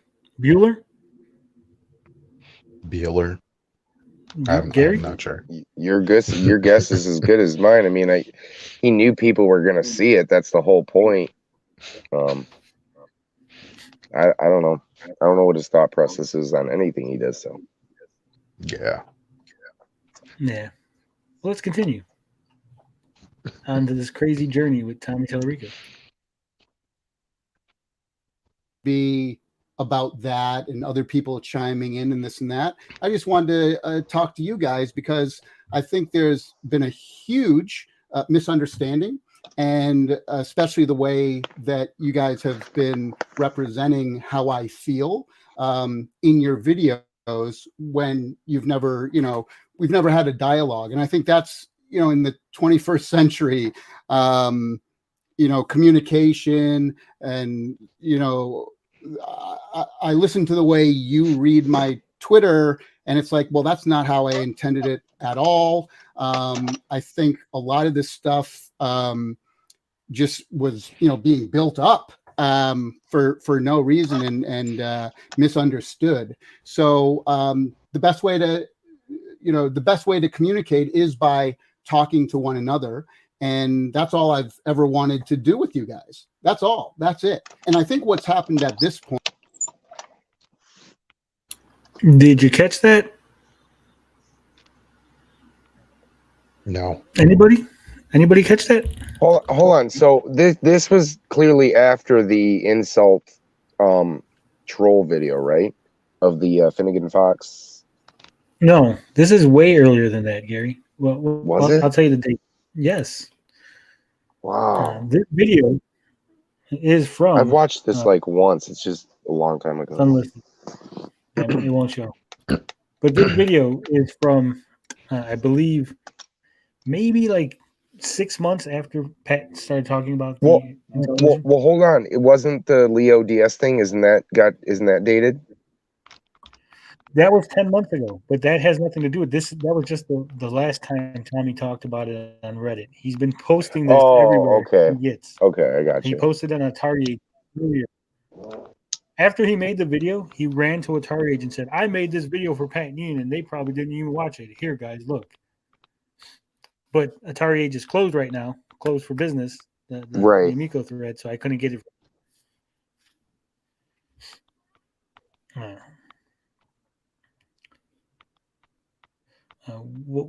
What video should we watch again? Show says you should watch it again.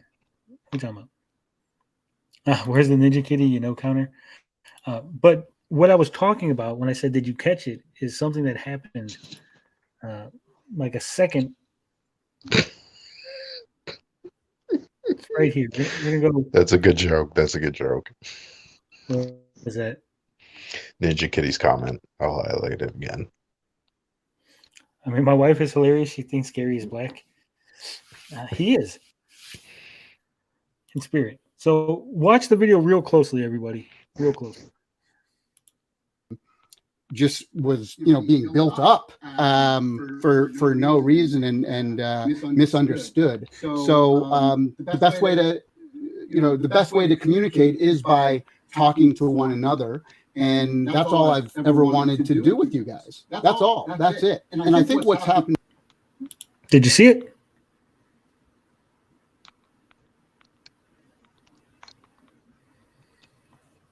Did you see it, Gary? I was just reading the comments. No. There was a cut.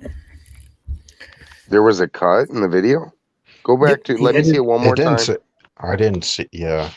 Let me see it one more time, and I usually notice these things. I just wasn't paying attention to it. Go ahead and I'll tell you where, because I'll be able to talking to one another, and that's all I've ever wanted to do with you guys. That's all. That's it. And I think what's happened at Oh yeah, I see it now. Yes, yes. That transition, yeah. Yeah, See, there was the a small video- cut. So either he said something and then trimmed it out, or he shot this in several things and stitched it together. But this was Right. not an off-the-cuff Tommy opening up his feelings video. This was a scripted, how can I frame this in his narcissistic mind in a way to make people sympathetic for me, because I'm going to share this video and it's not really for Pat and Ian. There's several cuts, yeah. But that was just the first that we've come across. I just wanted to make that clear because it was originally 2 hours and he cut it down to 15 minutes. Yeah, this is the director's cut. The Snyder cut. Yeah, there are several strange cuts. Yeah, exactly. Like I said, I just wanted to point that out in case people are just listening to the audio and they're not seeing it. Yeah, that's a good take, because if it was heartfelt and honest and real, it wouldn't be cut up into sections. One says later on you'll see more, like he carefully rewatched and adjusted it. Yeah, and also I want to make it clear, because this is Tommy's video. We're not watching someone else's video, so the cuts in the video you can't say, well, that was on Gary's channel, so Gary edited it. That's not how my video. No, this is from his channel, right? We're watching it off of his channel where it's edited. Yes, sir. At this point, and I by the way, I don't think you're doing this on purpose, but I think what's happened now is that you're misleading your audience by giving them information on how you feel or how you think I feel. And I don't know. I just think that's a little unfair because the way you're portraying me and portraying my feelings about all of this stuff is not right at all. And so because you guys, won't talk to me, I thought I'd make this video. And I want this to come across as a friendly video. I'm not mad. I'm not. I'm disappointed, but whatever. He's disappointed in you guys. You can tell he's angry. He feels betrayed by it. Yeah. He looks like a homeless. Hey, come on now. There's no reason to go that personal. Yeah, appreciate the commentary of on-screen stuff. I'm mostly listening. Good stream. Yeah, that's exactly. I know that some people just listen while they're doing other things. I want to make it clear what's going on the screen, so at least people can hear me and understand what we're talking about. He was in Pat's old video gaming series, the video gaming years. If you guys didn't know, but it was a Pat acquaintance.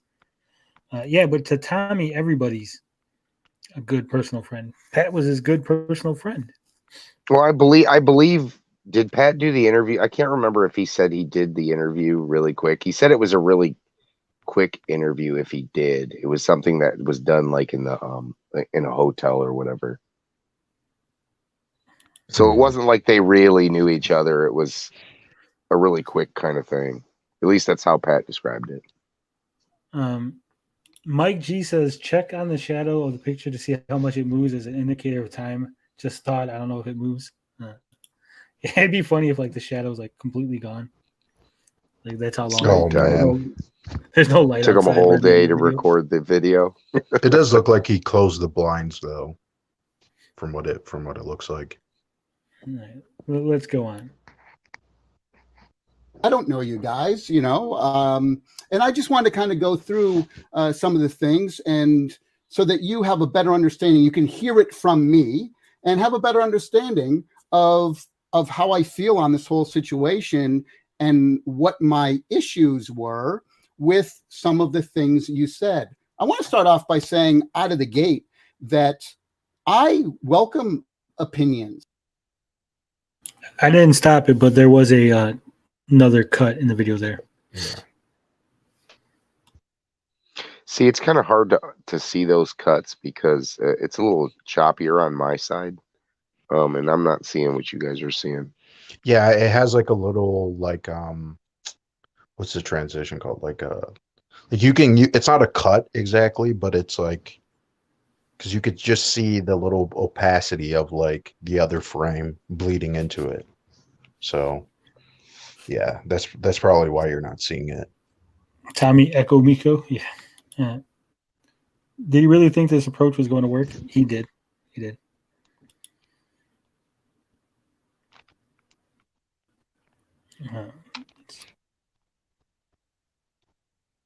I actually like the challenge when people have questions about the machine and they have, they might have a negative view on it. I actually like that. I engage with that. You can see it all over YouTube, all over Facebook, all over the Atari Age forums. Mm-hmm. I like to communicate with people. I like to, see if I can, show them what we're trying to do. That's maybe a different. A lot of times people are in their own bubbles and they only think the way, they will. And the best way to learn more about each other's thoughts and opinions is by communicating with each other. And that's what I like to do. I've always done that my entire 30-year career in the industry, and some people like it, some people hate it, but it's just part of kind of who I am. I like to get out there. And so, please don't. And for those of you that are just watching, just listening rather than actually watching the live stream, just listening to us, Tommy's doing a lot of pulling on his ear, a lot of tells that he's fidgety. Yeah, that's the word I'm looking for. So, I'm not any body language expert, but just thought you should know. Just put it out there.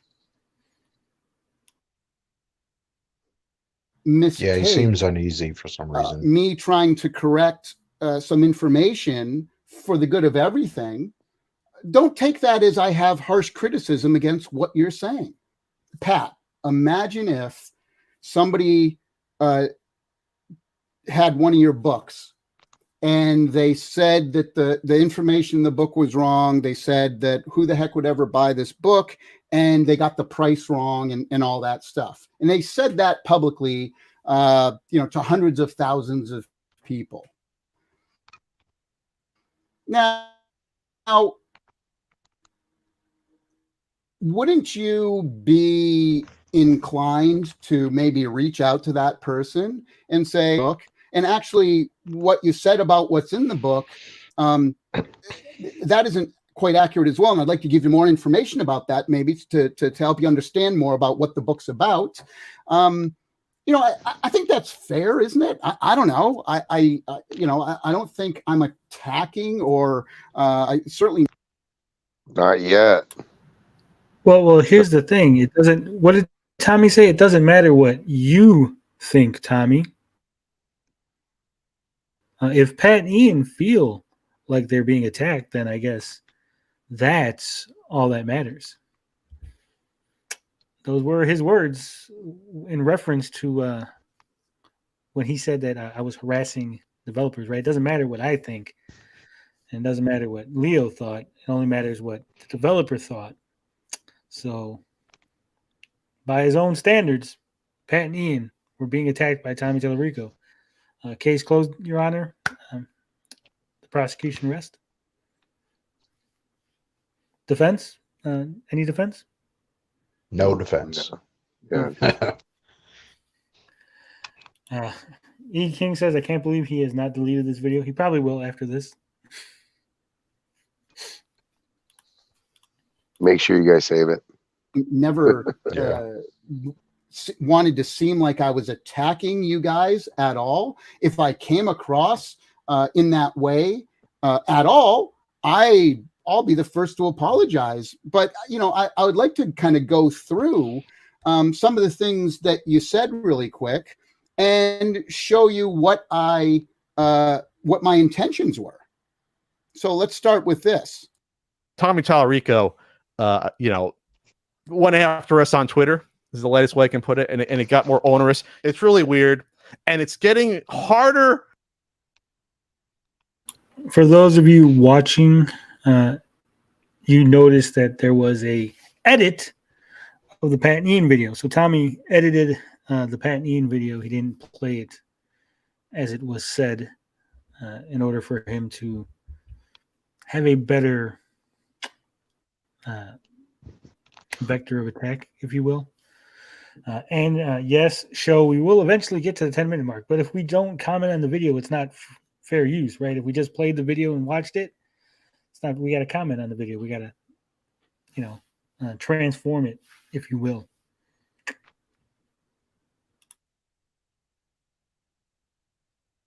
And harder for me to be impartial now in terms of me wanting this to be a success or fail, the more I get attacked by Tommy Tallarico.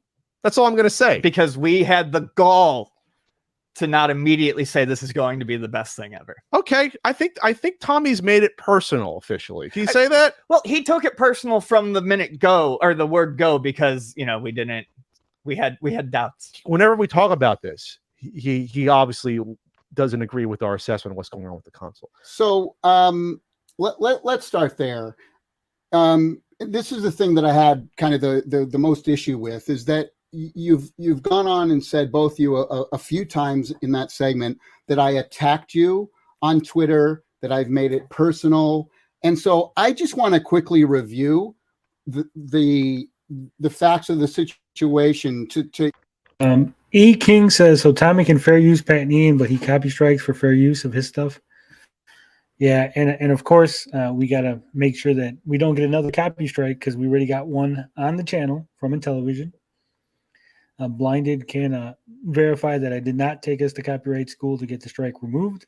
I left it on the channel. It's a badge of honor. There it is. Show says it's like 1 or 2 frames cross dissolve edits. That's where all the money went. They didn't have people filming the games. They're like, hey, fuck the games. Fuck making promotional material. Get somebody and hire them to be my cameraman and edit the video to Pat and Ian. I mean, are they It really is weird that he would use cross dissolve, because it makes it look like it's seamless instead of just a cut. Is that what it is? Is that why I'm not like noticing it? Or is it just that's what I was because of the video? trying to explain. Yeah, for some reason it was blanking on me, the name. Yeah, because I don't know if it's just because it is choppy on my end, but if people are noticing it in the chat and it's still choppy, then maybe I'm not and usually I'm good at picking up like where something has been, touched up or edited. So yeah, if you were to see this on, as a normal video, you would definitely see the cross dissolve. Yeah. It's just at the tail end, like it's not matched up, so you can see the opacity of the other frame. That's what, I was trying to explain. Yeah. Yeah. So then, did he do like fun of it on Atari Age? So if he's doing these edits or dissolves, like, how is he touching up the audio? Because it's 2 different takes. You're bleeding 2 takes into one video. Like he obviously, whatever he said in between those cuts were not in the video, right? So yeah, because I'm not even hearing like the I guess it's at the end of a sentence, but it's I guess it's well done then. Yeah, he just cut right when it ended, and then that's it. Yeah. So it's a seamless edit. Yeah, I'll have to watch this on my own later. Yeah. The audio is the audio in turn. Yeah, that's what I mean. But even the cross dissolve, like if like you could see it because he's not like positioned properly, right? Like if he was, then you probably wouldn't notice it. It would have been that good, but yeah. It says it's possible he's blending the audio too. True, yeah. That's a lot of work for an apology video. Yeah, I would say highly unlikely. I think he just cut it out. You know what I mean? It's easier. It's faster. Or like I said, he scripted it, so he says a bunch of things, stops, cuts it off, says some other things, So it's not so much that he's removing stuff Or maybe he went off script and then he's like, "Oh shit, gotta remove the off script stuff." Yeah, that's possible. Either way, he edited it, so it's clear. Whatever. I mean, it was clear it's once not. he put the Pat Ian stuff in there. It was clear he edited it. Yeah.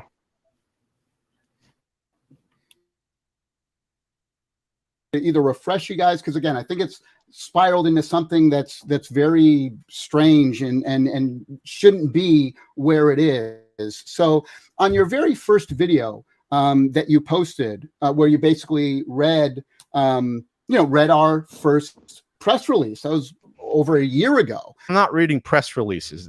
No one reads press releases, by the way. Retails between $149 and $179. I want to show you here. This is what I left on your video, on that video, the first time.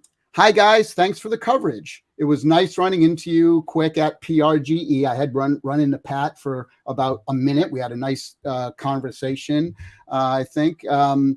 Anyway, if you're looking for more info, I'd love to do a live stream interview with you guys. You know, meaning I could go on your channel, you could come on our channel, whatever. And by the way, it doesn't even need to be in public. Pick up the phone. I'll call you off the record. Whatever. It doesn't matter to me. So I say, please let me know. Here is some more info and a few comments based on some of the questions and concerns you posted. And then I say, I'd like to go into more detail with you again over the phone or something like this, you know. And so then I just listed a whole bunch of things to help better explain because they had questions on them, which is fair. It is absolutely fair for someone to be skeptical about it, about the console. It's fair to have a bunch of questions. Look, guys, here's the deal. We're 14 months out. You don't know all the information for the PlayStation 5 or the Xbox 2, what the hell are you going to call it? Scarlet? No one knows it. No one's given a list of everything yet because it's so far out, right? They're over a year. They're farther out, just as far as we are. And so that age well. Oh man. And he was this close to saying they're further out than we are. Yeah. I like he was. Yeah. Show says, I like how he'll agree then proceed to try and dunk on them to compare it to a larger company. Yeah, that's his MO. He says something nice and then he tries to say something like a backhanded compliment or sorry, I'm not sorry.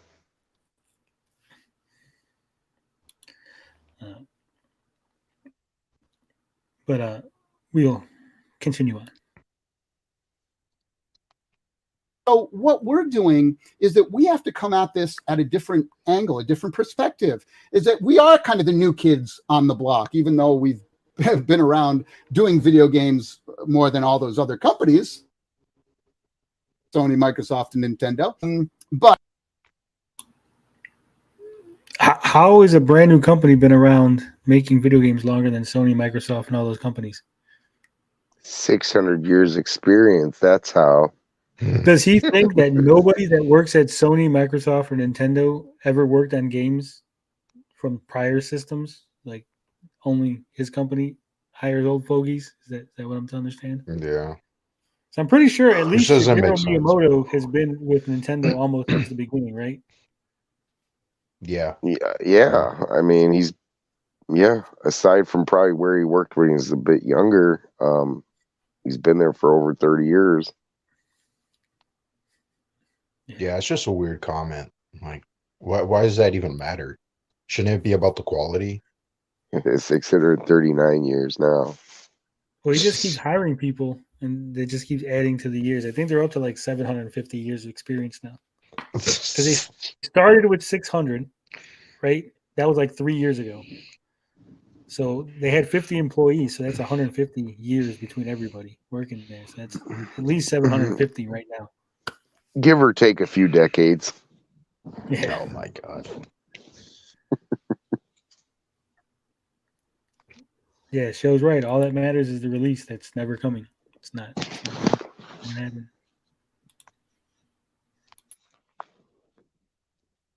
but Next you know month, they're guys. obviously the juggernauts now.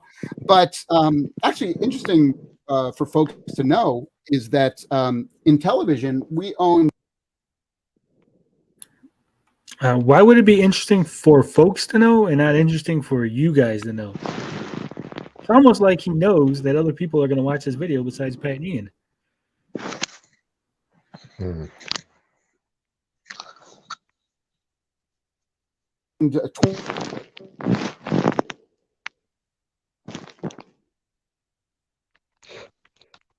Video game market back in the late, amazing. They held 80% and we had 20%. But you know, our 20%. Just so you know, that's actually a lie. He said Atari had 80% and Intellivision had 20%, right?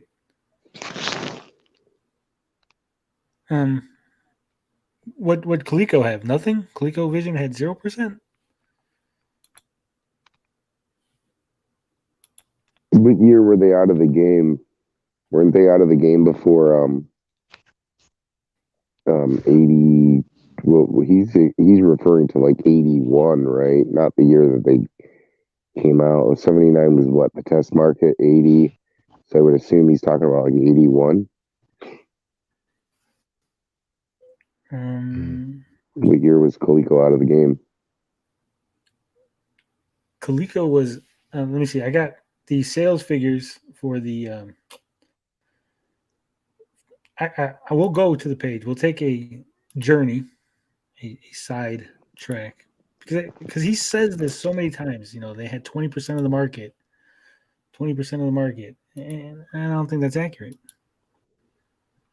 So this is video game sales wiki, first generation of video games.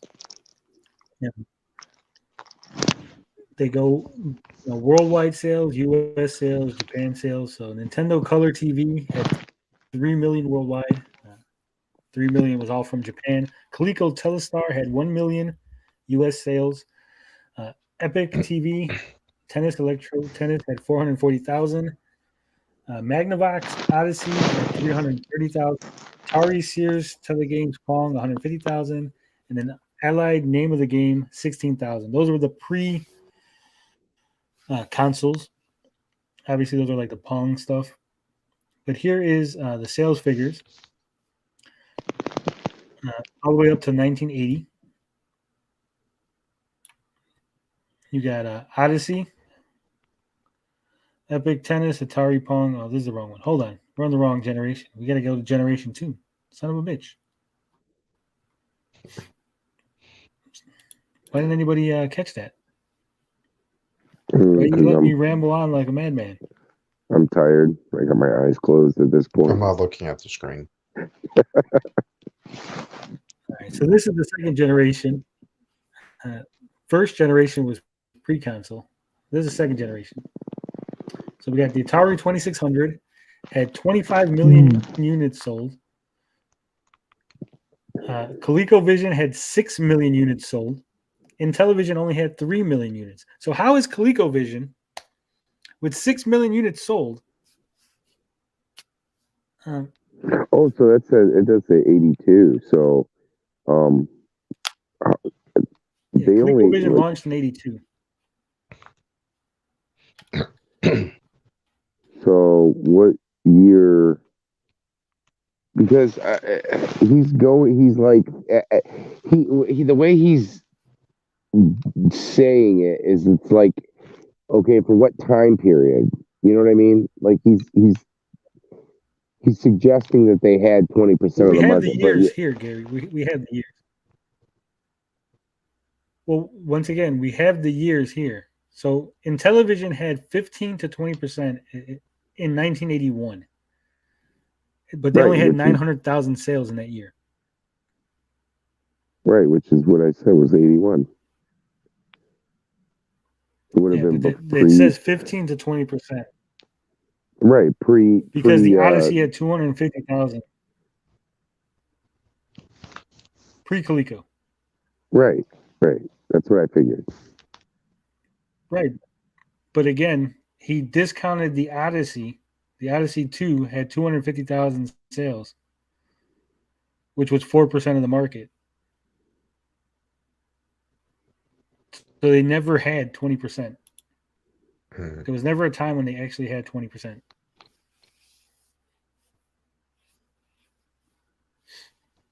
ColecoVision was awesome. Plus, it had the Atari adapter. I still got a ColecoVision in the garage. But look at here. In 1982, no sales. In 1983, no sales. In 84, right, it dropped. Right, it was done after that. Yeah, but they keep saying this 3 million global sales. It was just something from IGN. I don't even think it was 3 million. I think it was 3 million shipped to stores and not actually sold through.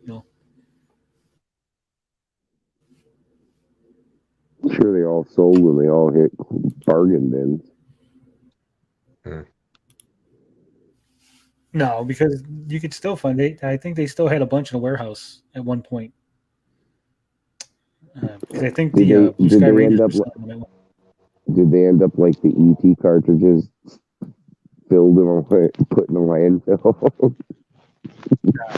You're sounding a little muffled, Gary. Were you underneath the blankets now? Oh, sorry. Am I better now? Yeah, slightly. Yeah, it must have been. It was probably like I got my headphones on. They must have been like under my cheek. I'm kind of laying down. Gary, they say you love Frogbog. Is this correct? Frogbog's a badass game. I don't know if there's some kind of hidden meaning with that. Particular year. But not even. That's the thing. Not even in that particular year because the Odyssey existed. He's pretending like the Odyssey didn't exist. Well, he's inflating that fucking number, which is like typical Tommy shit. And like Saberwolf says, he said we had 20% as if he was part of the Intellivision back then. It was a CEO, and it's not the same company. Right. But hey, I called it. Told you it was 81. So I mean, I was on the right track. Obviously it's all bullshit. I mean, obviously you have to take everything he says with a grain of salt and do your research and see what the actual truth is. It is of what's going on here. But yeah, that's what I figured. Yeah, he very much wanted people to think it was the same company. Yeah. And that's why he's always like, well, we got people who worked at the original Intellivision. So, which was stupid anyways, because it didn't matter. That's why the message of this thing didn't make any sense. Like the only people who understand what that company was or who that company was or whatever is your demographic you're not even going after. So what does it fucking matter? Like you're going after soccer moms and families and all these different demographics, but the one true demographic you should have went after, which we can disagree about that all the time, is like you made a push to like that's what it felt like. You made a push towards the retro older, as Gen X would say, the old man cringe community, but at the same time you disavowed those people. I don't get it. It's so weird. Mm-hmm. Yeah, it's crazy weird. But we're going to continue on with the crazy Tommy Tallarico video. $500 million a year back then. That was the total revenue that the company was doing. We had 1,800 employees worldwide. It's pretty amazing. It's funny that Intellivision was making so much money that Mattel was like, hey, shut down the Intellivision division. Was this another investor video? Yeah, probably. And like I said, it's also funny that he doesn't mention that Coleco came out a year later and just doubled the sales. Obliterated them, yeah. So you left that tidbit out. $500 million back then's the equivalent of about $1.4 billion today. But so it is pretty amazing how successful Intellivision was back then, even though they were way second fiddle to Atari. So you can imagine how big Atari was, right? But anyway, so it is important for us to get information out there a little bit at a time. Trust me, guys, we're not doing this off the cuff, right? So you heard that? All those interviews where Tommy just says things, he was never doing it off the cuff. It was all perfectly orchestrated, all planned. Tommy's a mastermind. 4D underwater chess. How did we not see it coming? And no, we have not hit the 10-minute mark on the video just yet. We're only 9 minutes. We in, have Jesus. the people who helped to launch the Nintendo Wii. The 18-year senior vice president of marketing at Nintendo is working with us on launching Amico. So anyway, our marketing is very different than Sony, Microsoft, and Nintendo. We have to get out there a little earlier. We have a lot of catching up to do. Don't mistake this for a second. I don't think that people are going to buy our system because the name Intellivision is on it. I don't think that people are going to buy the system because Shark is the big system seller. So anyway, and then really, that's a lot of confidence. He just admitted that Shark is not a system seller. we both agree, not a system seller. At the end of this, I say, let's talk more, guys. Would love to take any questions that you or your viewers have. Nothing is off the table. Let's do it. Email me at intellivisionentertainment.com. 89 people like the comments. No one's down-thumbed it. Down-thumbed it. Tommy does not understand how thumbs downs work on YouTube videos. It does not show a number of dislikes on your comments. So Tommy's not going to see a number there because those numbers doesn't exist on YouTube comments. Didn't it used to, or no? Yeah, quite a long time ago now. Yeah. So him saying that no one disliked it or thumbs downed it is stupid. Yeah, because was this was before the old timer investors, wasn't it? Yeah, this was a little bit before that.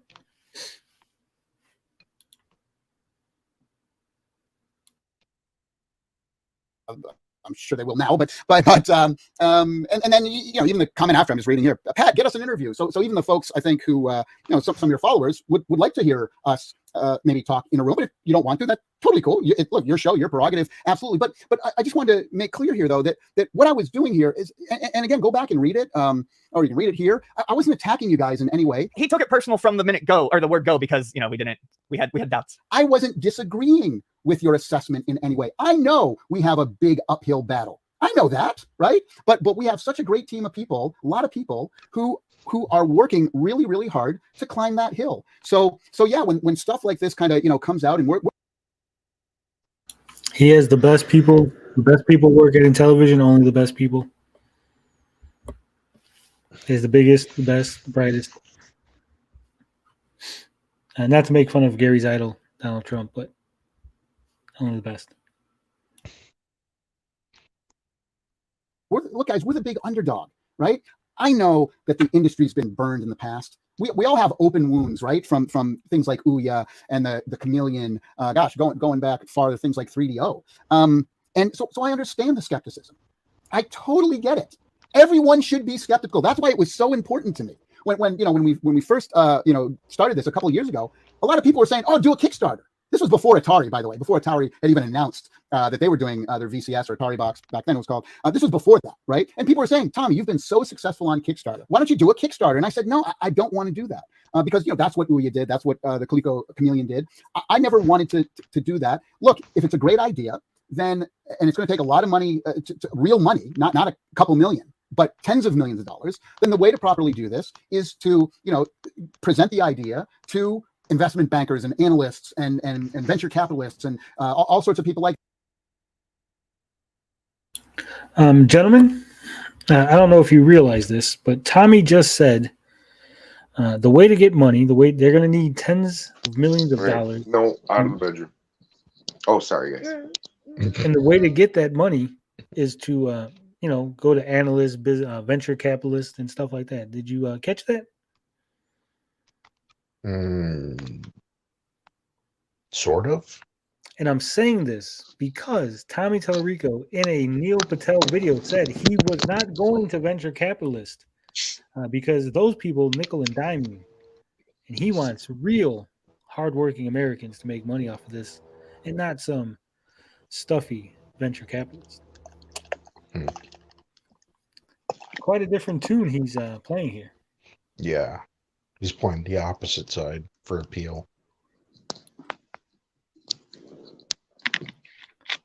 Beefy says the problem was they didn't have good enough people, and it was ran by a certifiable idiot who drove away any chance they have into the dirt. Yep. Yeah.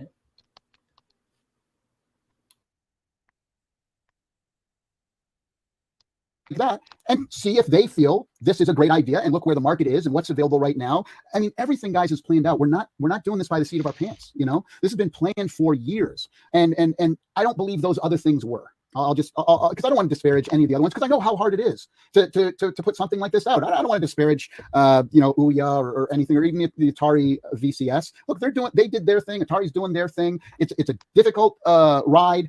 It's challenging. I love the challenge. It's always something I've done my entire career.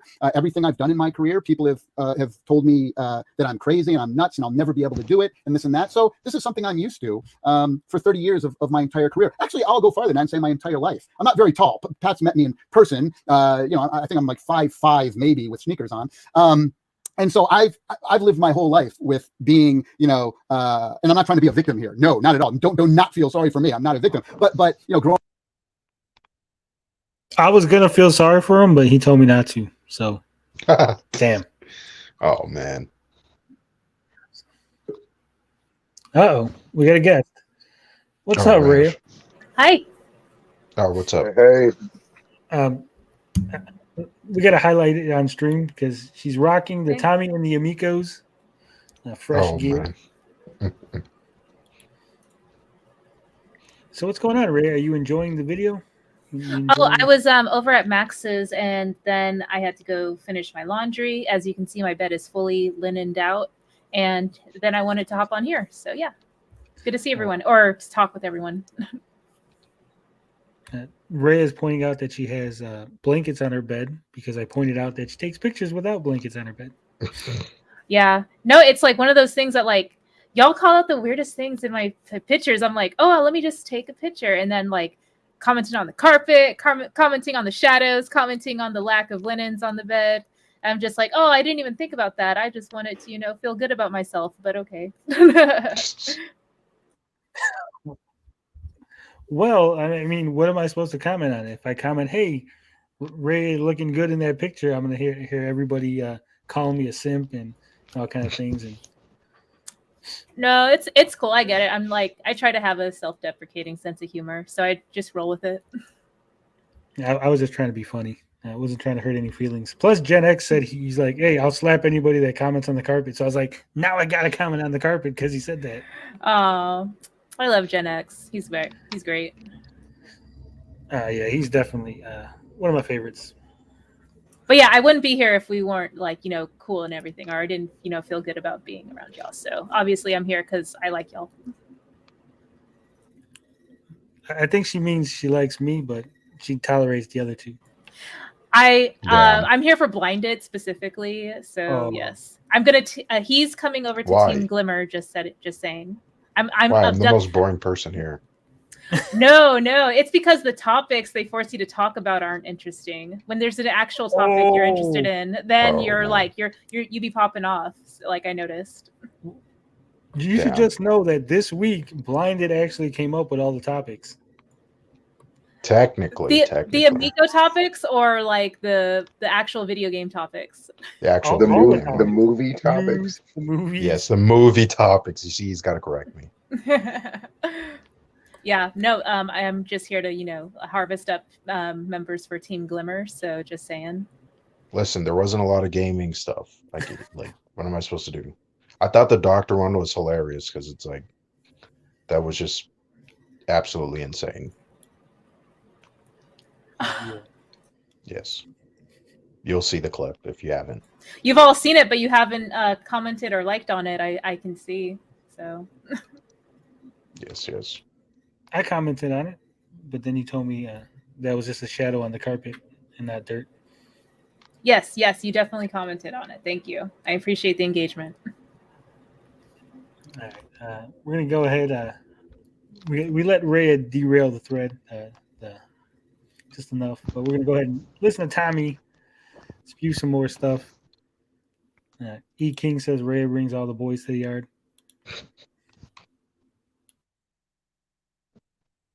Growing up short your entire life, you kind of always have to like make the most noise and be the most aggressive and have the best ideas and be quicker and louder than everyone else. So I welcome my Napoleon complex. I embrace it, and I hope I wouldn't be the person I was today if not for all of the negative things and the negativity in my career over the years. I wouldn't be who I was today if I didn't have that kind of stuff. Kind of fuels me. It really does. And I think I mentioned that to Ian in one of his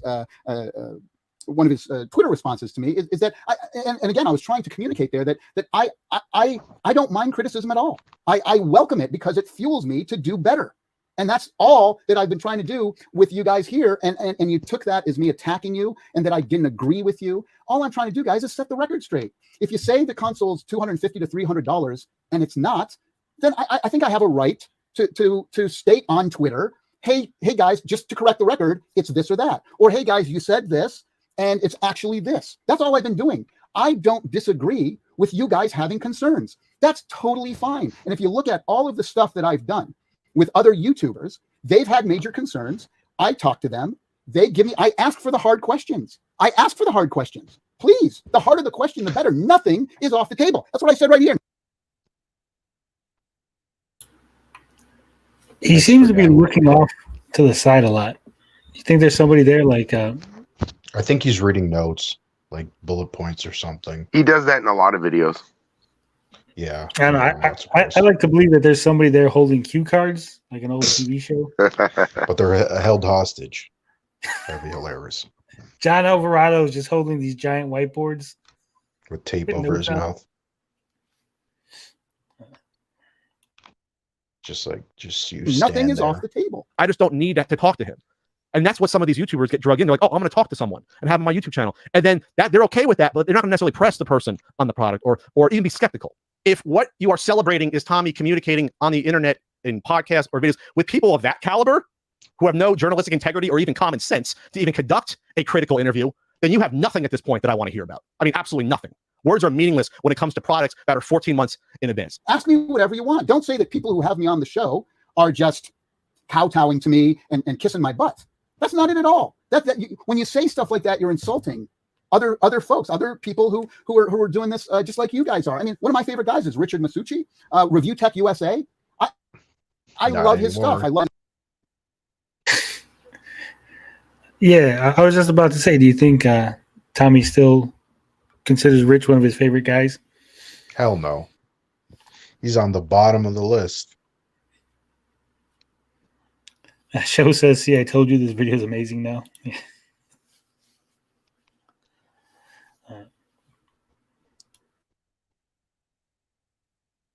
His stuff. I think he's amazing. I think he's a super intelligent guy. I think he has his pulse, finger on the pulse of the industry. And he did a thing on Amico and he says, hey, this looks pretty interesting, but boy, do I have a lot of concerns. And he put out a video to that. And I think he's got almost 1 million followers, that guy.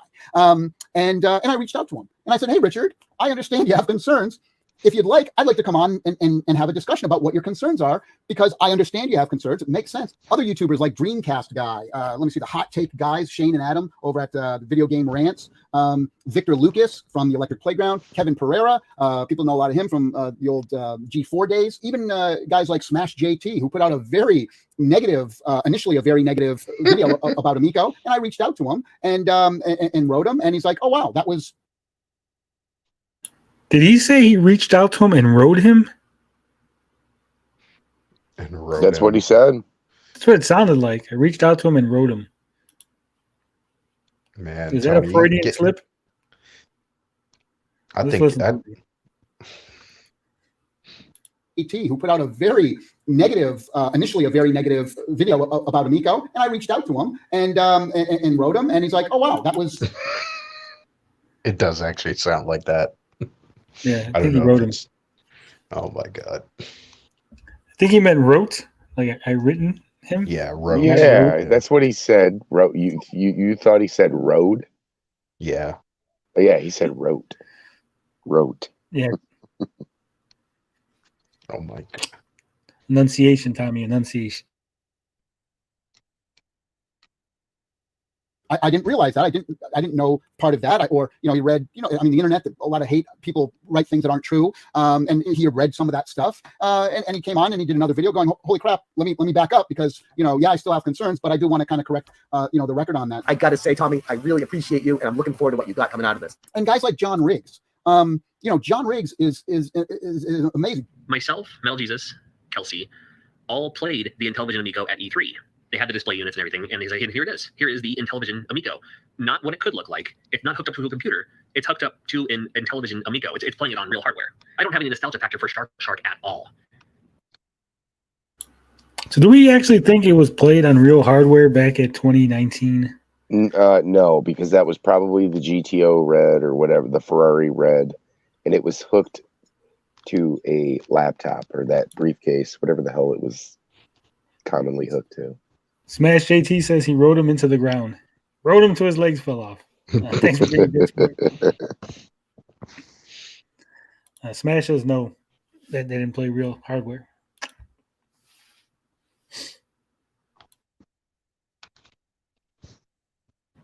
We had so much fun playing it. It was a party game. Again, going back to, I mean, it was just, we were having fun next to each other. We were standing right next to each other, all of us, laughing, taunting each other, congratulating each other by, like, you got me, that was so awesome, or like, oh, I'll get him, he's gonna go in the corner, all those kind of things. And that was fun for me. It was great to just stand there, and play this video game with my friends who are right next to me, not online. And then here comes Tommy, making it like a phoenix, making it rise from the ashes, jumping up into the circle. I had a lot of fun with that game. The Intellivision Amico, I played it, and like I said, I played it on real hardware. I know, it was a 2-minute trailer. Half of it was just Tommy selling the sizzle, but there is steak with that sizzle. I'm here to tell you. When it first came out, when it was first announced, I was like, good luck. Congratulations. But seriously, good luck. Because I didn't know how well it was going to do. The more I play it, the more I'm behind it. In my opinion, the Intellivision Amico is a great other game system to have. Have your Xbox, have your PlayStation, have your Switch, have your Intellivision Amico. This is not sponsored or endorsed.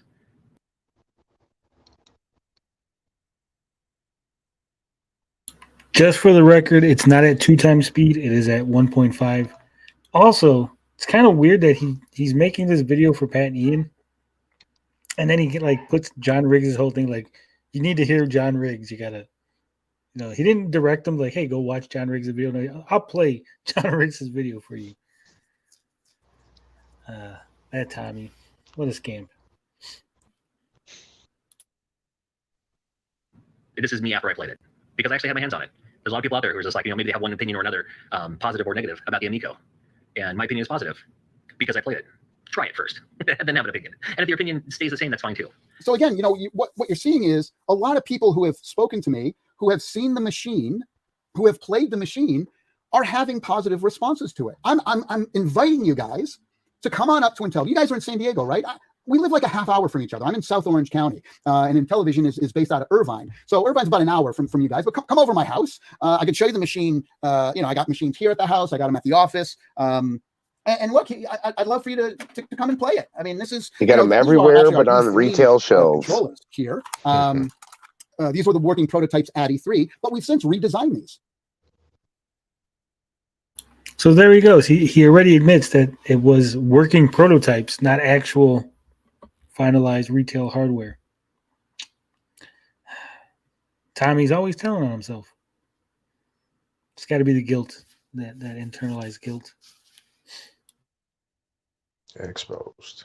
We've redesigned these because we're always getting feedback and things like that. And one of the biggest things that we redesigned is actually something that Pat mentioned in one of his videos, that he, about the way you held the thing and how you, the way it was held and how you had to hold it like this and the buttons on the side. And that's like old school stuff. That's not the way, games have progressed on for that. I agree. We agree as well. We were just putting them there for now to see how it was. we saw a lot of people were holding it like this. It really depends on the game. Every game we have, people hold the controller different. Even people who are playing the same game will hold it different, which is kind of a cool thing about the controller. If you like your D-pad on this side, like the old NES and Super Nintendo and Genesis, you can hold it like that, right? And then these become different buttons, or shoulder buttons up here, right? Or if people like to hold it like this and move this way and shoot, or some people, I personally, I like to hold it like this a lot because that's how I kind of grew up playing Intellivision. Whoever runs the That's What She Said account, put that. I like to hold it this way. That's how I did it growing up. Can I ask a quick question? Maybe folks more knowledgeable can answer it. So like it looks like he's confirming that the buttons will be customizable to your play style preference, right? But I'm not sure if we saw footage of that happening in real time. So is this still unconfirmed in your opinion? They showed the controllers rotating before. All the games only use the touchscreen and 2 buttons. So the ones on top and the ones on bottom, they're not, different buttons. It's not like a LR XY situation. It's more like an LR LR situation. So if you hold it left or right, the buttons work the same. But Smash says they are adjustable. Oh, cool. Awesome. Leo says, what's up, Rare Games. We had to actually change the buttons and moved them around. So one of the big things that Pat has an issue with the controller, we've actually fixed. And that's why it's great for me to always be communicating with people and, being in contact with folks. You guys would love to, I think you would enjoy it. I think you'd love it. I have a huge retro game collection, which I'm sure you guys would love. I have some amazing Japanese NES Nintendo stuff, which is incredible. The Famicom, the keyboard, the disc drive, all in mint condition. The original Zelda and Mario games from Japan. I think you guys would get a kick. I collect mostly machines from the 70s, but all the way up to the Famicom. And I have, a lot of stuff in between. So I think we'd have a great time. Love to invite you guys. I think you'd find it interesting, like all of the things that we do, like with the controller and the wheel and how we, came up with all that stuff and the different methods and the way the controller works and all this stuff. This is all things that are going to be happening throughout the next 14 months, right? And, and I'd love to talk to you guys off the record, on the record, if you'd like to. But again, if you don't want to, that's fine. It's your prerogative, your show. But he said, if you guys don't want to talk to me, that's fine. So then why did Tommy constantly bring it up over and over and over again that Pat and Ian didn't want to come see them and come see the system? It's kind of sus. All right, Smash. Smash is leaving. That means Review Tech USA must be talking to Amico right now. At 1 o'clock in the morning. Oh, it's 10:30 for California folk. Oh, I'm pretty sure Rich is on Eastern Standard though. I was just making a joke because last time he had to leave, he ended up in Rich's chat.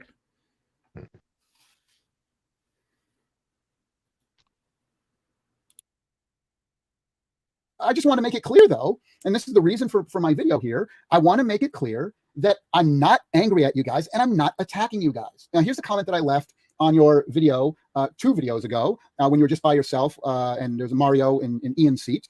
And it was a comment that I left on that regarding the price of the machine. But I did post this to you on Twitter as well. And again, this was after your last video. Tell me where this is attacking. Hi, Pat. Thanks for covering Amico. I'm thanking you. You had fair concerns. I didn't attack you for that. I said, thanks for the coverage. And then I said, to clarify a few things, the system is under $200 because you said it could be $300. And then I give a little bit of information here. One of your big comments on that video was that, look, people already can play casual games. The Wii's passed and everybody moved to mobile and casual, and that's where mobile is. That's where casual is. Everybody has a phone in their pocket, so why the hell would they want a home system? And this is why I explained in this paragraph. I said the issue is that people don't play mobile games together on their phone.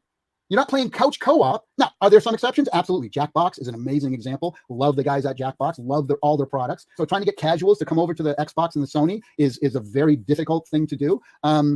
And again, even the Switch. Look, I have the data. I know all the numbers. I have all the data. I know the people in the. I know the all the demographics of the people who are playing the Nintendo Switch. And because I know Ian has a big problem with this or questions about it. His disconnect, as he said, which again is a fair comment that you have a disconnect. Absolutely, voice that disconnect. Now let me tell you why we're doing this the way we are. And the reason is that I see the numbers. I've seen the demographics, and there are certain people and certain age groups. There, I seen the edit that time. Places that are not being catered to on the Switch right now. It's just data. It's just, I'm not saying, oh, Nintendo's that. Look, I love Nintendo. I love Sony. I love Microsoft. I love them all. I really do. What Nintendo did with But what demographic? the Wii was, when we first came out, I'm like, are they serious? What the heck? I mean, I understood it, right? Because they were trying to pivot away from Sony and Microsoft at that point. Sony and Microsoft were getting into the tech wars, right? Nintendo, I worked on the original Wii console with Miyamoto. We worked together on Metro.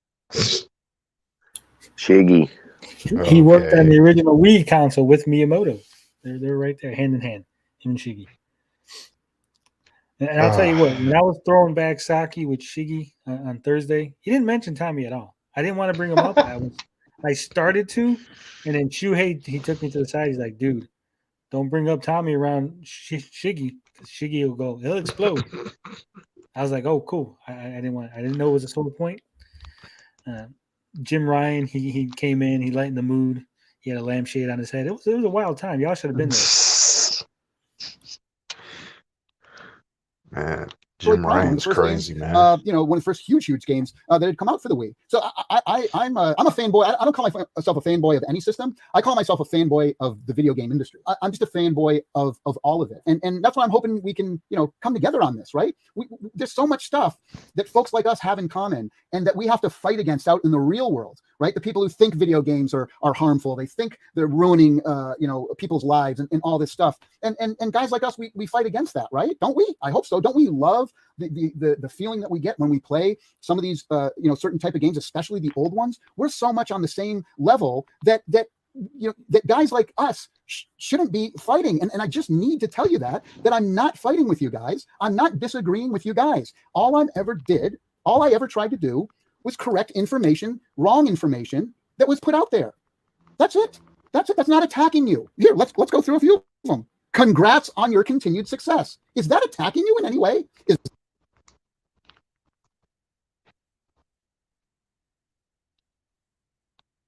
Attacking you. Here, let's go through a few of them. Congrats. It's funny how he just reads the very end of the comment. Congrats on your continued success. He didn't read, just want to make sure the info getting out there is correct. Amico will not be 300.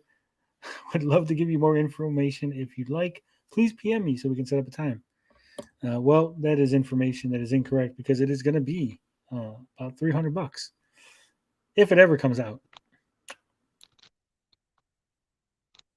That's on your continued success. Is that attacking you in any way? Is that, being against you guys from the get-go? I'm saying congrats on your continued success. That's August 25th. That's last week. And then he came out with another follow-up video, and I said, hi, the reason I asked to talk to you is to clear up the wrong information that you gave about the machine. That's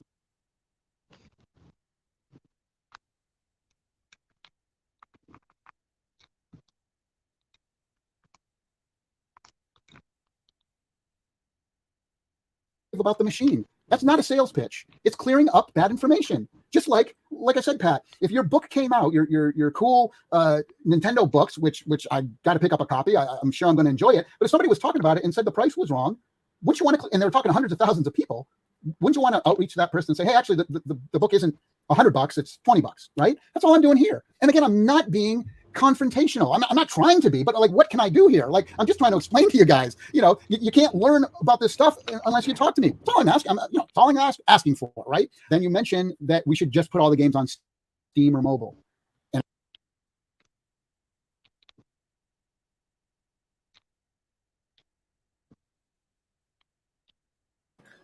And Tony, I think you're muted when you're pausing and trying to. I'm assuming you're speaking right now.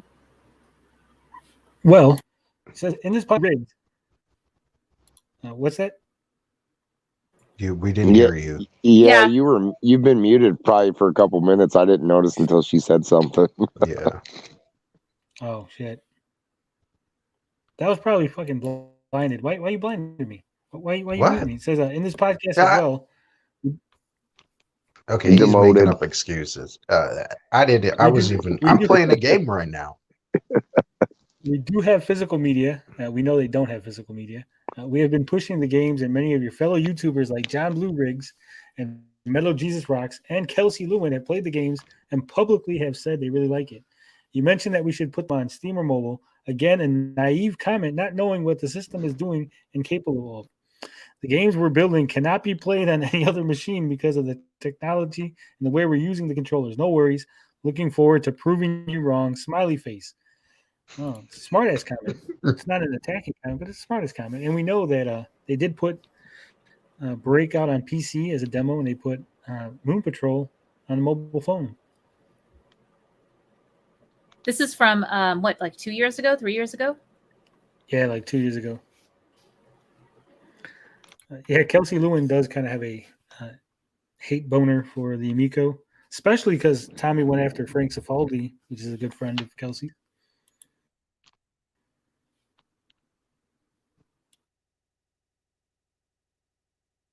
And I just say here, again, a naive comment, not knowing what the system is doing is capable of. I'm not trying to attack you. I'm just saying that if you understood what our battle plan was, and if I could talk to you off record about why, and like...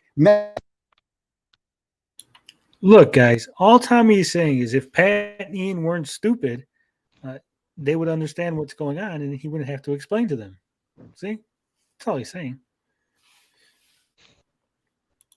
Gogo13 says, it's interesting that Metal Jesus Rocks didn't push this one more, or Tommy didn't push for them to show for it. Yeah, isn't it interesting that Kelsey, Metal Jesus Rocks, even John Riggs, they barely said anything about it. They were like, yeah, we played it. It was kind of good, and that was it. They kind of just dropped off. I think they were those type of vultures we were talking about, but I haven't seen them lately. No, I think that yeah.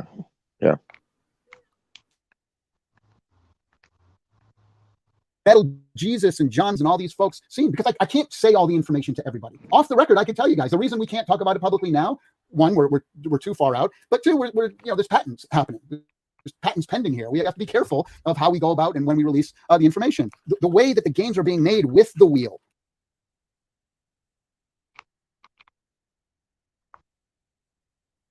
With the buttons, but mostly with the touchscreen and the gyroscope and the accelerometer. And imagine 2 to 8 people all having a screen together, all having a wheel, all having, RFID connection capabilities, touchscreen, motion controls. Imagine what that opens up, right? And even the game Shark, there's something that we're doing in that game that can only be done. We're not just remaking it from scratch and making the graphics better. There's something that we're doing with the fact that everybody has a controller with a screen. There's stuff that we're doing that no other system could do because we all have screens. And it's the way you interact with the game and how it gives certain people clues or certain people information at certain times. The thing buzzes, and now you look down and go, oh my gosh, right? And I'd love for you guys to come by and play the system and show you. And that's what I'm trying to say here. You guys aren't haters on the thing. You haven't hated from day one. You have a lot of concerns. And I think a lot of those concerns are because I can't tell you all the information in our business plan and the way some of this works. I can't tell you that on our website. I can't tell you that even in a video. I can tell you in person off the record. Or if you want to have me on the show, I'll talk to you as much as I possibly can from a legal standpoint. And this is what I say. No, they can't, Pat, because of the way we've designed the games with the screen, with the controls, and with our controllers. No, they can't be on a PlayStation, an Xbox, or a Switch. And that's what I wanted to try to explain to you. That's what I said here. You won't talk to me about it. And you don't have the info that others have. This is what's disappointing to me. That's all I'm saying. I'm not mad. I'm not angry. I'm disappointed because you're assuming stuff that I could easily, within 5 minutes of talking to me on the record or off the record, you'd be like, oh, I get it. Gotcha. I get it now. Look, if I was in your shoes and I thought that Shark and Astro Smash were just translations and put on the PlayStation 4, I'd have the same opinion as you do. I'd agree. I'd be like, what are you, stupid? You don't think a PlayStation 4 can handle Astro Smash or Shark? But that's not what we're doing. And I can't tell the world what we're doing right now. I can show people, and every single person I've showed, John Riggs, Metal Jesus Rocks, all these folks who've showed it and who've played it, they go, aha, I get it. This is super cool. And then I say, let's debate some more. Now, I guess you didn't like this word, the whole debate me thing, and let's debate. Again, I didn't mean that to be aggressive. I'm just saying, let's debate some more. I don't have any angry faces there. And this is the problem. This is the problem with trying to communicate with people over email or over, over email or over Twitter. Let's not do that. Let's not do that, because what has happened is you've taken everything I've said out of context, and you guys think that I'm angry and pissed off, and I'm. Rhea, you've been the most fair and even-handed. Does Tommy sound angry in this video? Pissed off? Well, the speed is a little bit faster, so it's kind of elevating the tone a bit. But the emotions are definitely there. You know, the elevated emotions at regular speed too, I'm assuming. Yeah, you can tell he's agitated. Yeah, I just had a quick question too. So, like, sorry to derail again, but so for folks who are getting refunds like directly from Intellivision, yet have purchased the physical products, like, are you just like, counting that as a loss? Like, you're not even interested in playing them ever? I think I'm the only one who has the physical product here. And I've always counted it as a loss. I never expected it to actually function. It goes good with my shell. So I got the shell, the physical product, Cyrus Martin's book, my book. It's a complete package. No, it's not. Was there a third book? Like, because I remember Pong Show reviewed 3 books. I didn't know where the third one came from. That was someone else. Intellivision Nation or something made a book. It was like From Intellivision to Amico. That was like Tony, you still need a circle pad and a golden ticket. You know what? Pong said he was going to send me a circle pad. So I gotta hit him up somehow. Cool. But yeah, Thank I you do for need a answering. golden ticket.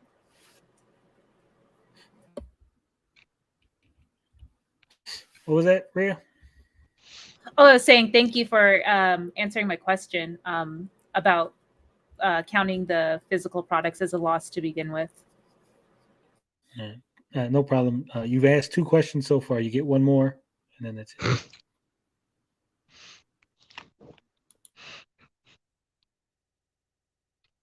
Insulting you, and I'm not, guys. I'm not at all. I'm just correcting bad information you gave and wanting to talk to you more about it so that you understand it more.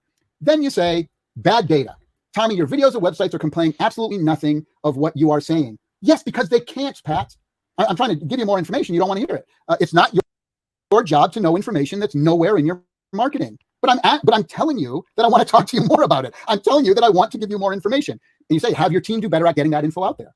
Now, my response is going to be a little more terse now, because now you just went after my team. You went after the hardworking people that are putting blood, sweat, and tears and all the emotion and heart into this thing. And now you just attacked my team. You're saying, hey, do a better job at getting that information out there. And all I'm saying is, but the information is in there. You just, you forgot it or whatever. And, you misquoted it. That's fine. It's fine. But again, why are you attacking me? Again, I'm saying, look, debate me on this.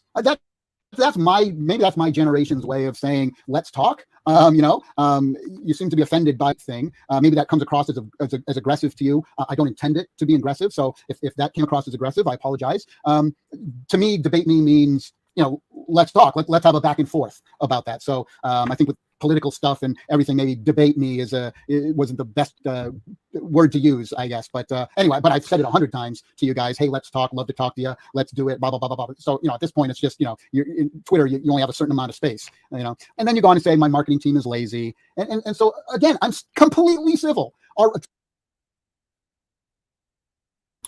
I just wanted to update folks that I do have a pending transaction. It says this is a pending merchandise return transaction. The credit will be posted once the merchant settles the transaction.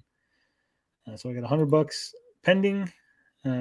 So they're at least going to pay me eventually. They got to, bring in some more bottles to the supermarket, get some of their returns on that. I think Tommy got some cans he's crushing in the back. Getting some of that scrap up of Nick Richards' old airplanes or something. I'll get my money soon.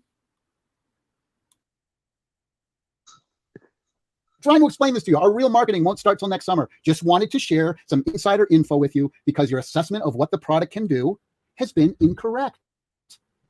It's impossible to say and tell you everything in a 3-page press release or a 2-minute video. Just thought you guys would be interested in hearing more and asking tough questions. No worries if you don't, but if you give wrong info, it's fair of me to call you out. Smiley face. I'm not attacking you. I'm not even upset. Again, I'm disappointed. Now you guys have started down this negative path now of, saying that, that I'm making fun of you guys, and I'm doing this, that I'm doing that I can't take criticism and all this stuff. Just for the record, Tommy did insult them on Atari Age. Tommy thinks that he could say things on Atari Age, I guess, and they don't count as attacks on Pat and Ian. GwG 13, that is from Intellivision. So, going to my credit card, $100.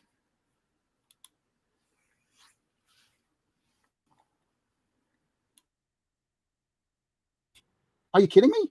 Are you kidding me? Show me. Show me where I said that. I want you guys to take a step back. Seriously, I'm being honest. Take a step back, and I hope you watch this video with an open mind. I really do, because it's silly that this is even happening. You guys would love, I think, talking about, look, this is the boards. These are the boards that we make, all these little chips. We're doing all this stuff in-house. We're not contracting out like all these other Kickstarter projects or Indiegogo projects and stuff. All of these. Since I know that Tommy watches our videos, or at the very least, people send him clips and stuff, and they say, "Hey, Tommy, Tony was talking shit again." And Tommy said something. He said, "Show me where I've attacked you, Pat and Ian. Show me the evidence." So we're gonna go ahead and we're gonna do that.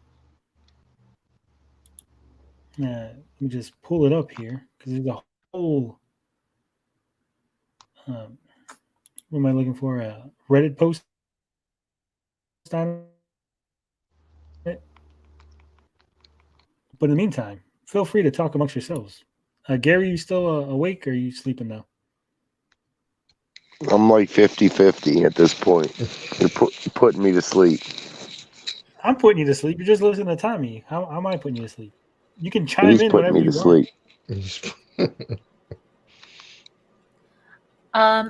Another question I had, I guess this is the last question, and then I get kicked off the show. But as far as like the prototypes being demoed at these trade shows or like public events, whatever the correct term is, assuming that hardware that was demoed and the software that was put on that, is that what we're currently taught, or what's currently being understood as like not going to be what's going to hit retail shelves due to the lack of availability of those parts and the software being incomplete? Is that basically where we're at right now? Well, we didn't know, and we still don't know what is actually in those demo units. So we don't know if those were actual, like these were the proposed retail parts, if they were better parts to begin with, and that was never going to be the equivalent of a retail Amico. But if we work under the assumption that they are equivalent to an Amico, yeah, those parts are not going to be in the new ones. Got it. So the leaked documents from last year, those were just the proposed parts, right? That didn't necessarily represent what the demo units had. Right. Got it. Okay, thank you. I guess my time is up, so I have to leave now. No, you're good. You don't have to leave. Thank you. Can I ask more questions if I think of any? Yeah, you could ask as many questions. There's no limit. I'll just mess. Okay, thank you. I say things just to be funny sometimes, or to fill in the space because there's dead air. I didn't want to impose because I did just sort of show up on your show unannounced. So yeah. Oh no! On the after show, it's open panel. We have the link there. Anybody can jump in. Yes. Cool. Awesome. Well, thank you. Well, this stuff is always like I can't find it when I need it, If I didn't need it, I probably have it right here. Big collection of Tommy comments about Pat and Ian. I mean, didn't somebody group all the posts together? Yeah, that's what I'm looking for. Is it still on Start Engine? I know, didn't that one dude put the whole collection on Start Engine? He might have. Sorry to distract you from looking for the receipts. Yeah, no, show. I'm sticking around.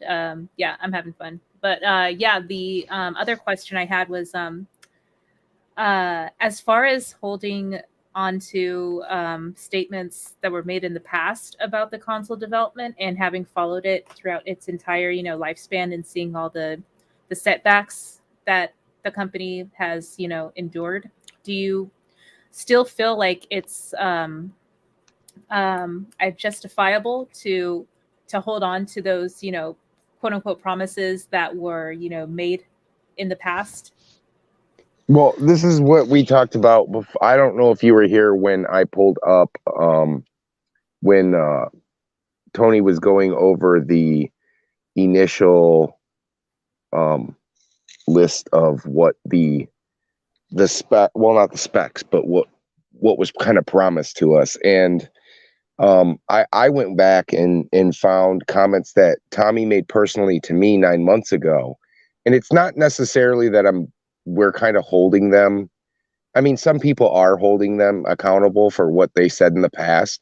It's more along the lines of how people were treated back then and kind of how things have panned out, I think, is the major issues that have kind of happened. I think that's where really people are at. I think it's how this whole thing kind of got blown up and just mishandled.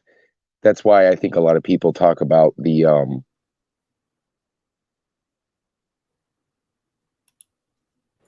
Oh, sorry, your mic might have cut out. But just so I understand, the biggest like criticism that I'm hearing from you is that it's how they manage the communication around these changes. Like they had to be discovered by people in the community, and then it becomes this huge you know, a spectacle because the company themselves didn't, you know, communicate it forthright with forthright, you know,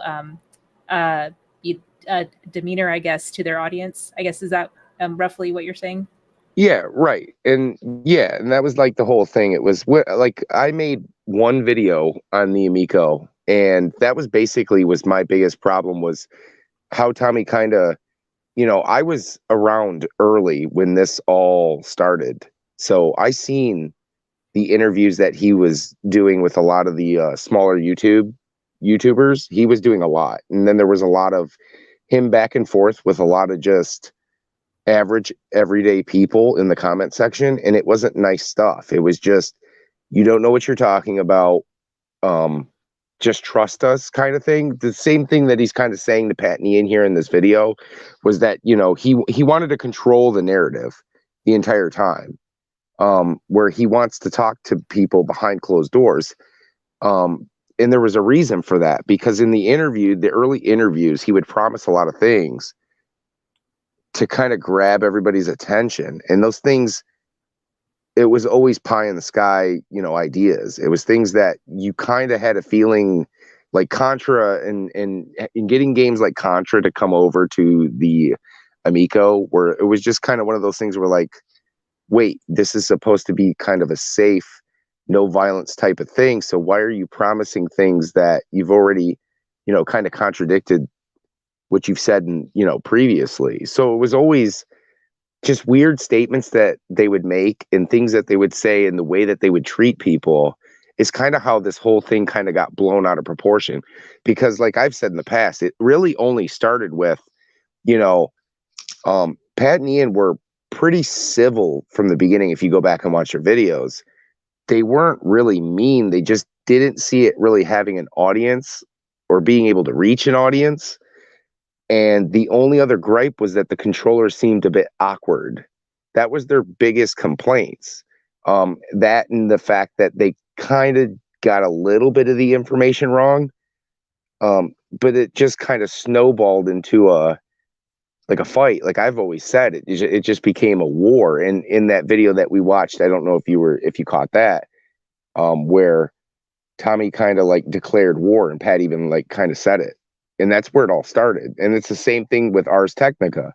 If you look at Sam's stuff, it's kind of been a war between them since they've kind of been going at it. They've been butting heads. And that's what it really devolved into this entire time. So that's kind of where everybody is in the community. And I think the biggest issue is with the pro side. They don't want to just come out and like, they've been critical, but they've only been critical up until around E3 of last year. It wasn't like that before E3. That's what people have to understand. They make claims to say that they were fair early on, and they weren't. They weren't until E3, because when E3 hit, Saggy even said like it was a dud for her. Well, they were very excited pre E3.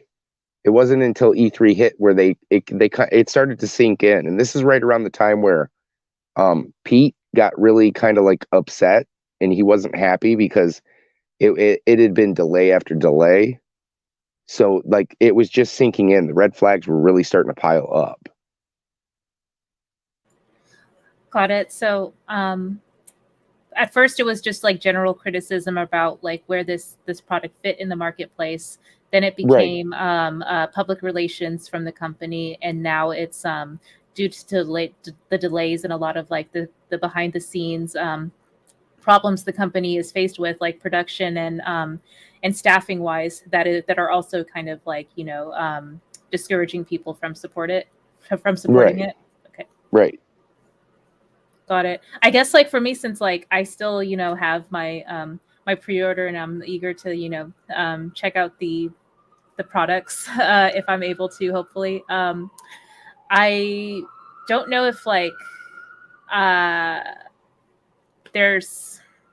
don't know if like I have as much like invested in like the moral argument of supporting the company due to like their poor public relations things that they've been doing over the years. I still see it as like this really like quirky, like just like amalgamation of like weird gaming features that is interesting to have. Like I've been looking at this video and just like staring at the like LED lights or whatever, just like going around it. So like I guess like that's what my fascination is with it. It's just so weird and odd. Like if nothing else, is there some inherent value for it just being like this quirky game system like there are with like the Atari Jaguar or like other sort of like really niche consoles that have their audiences, in your opinion? I mean, there definitely could be. It'll definitely settle with somebody. It's just whether or not it's really going to come out at this point. I don't even think that they truly have a way to even get founders out at this point, which is it worries me in the sense that like I don't know what's going to happen to them, whether or not somebody's going to investors are going to bring up anything legal, or whether they're going to do something in response to the backlash that they've had. But I mean, there's always going to be people. Obviously, there's pro Amico people that still want to get it and play it, even if that means only 6 games that they'll get, and it's a plug and play. And even if they don't have the back end finish, and you can't even play those games that they released in the boxes, the 10 of them or whatever, I think 8 or 10 of them, it would be nice to at least see the console release. You get your 6 games, and then those other 8 to 10 games could be playable. But at this point, with just everything from the SEC filings and everything that we know, it just doesn't look good. And I've stressed this since day one. My biggest concern was always, were they going to be able to last a year? Because I just couldn't see myself pouring $200 to $300 into a console that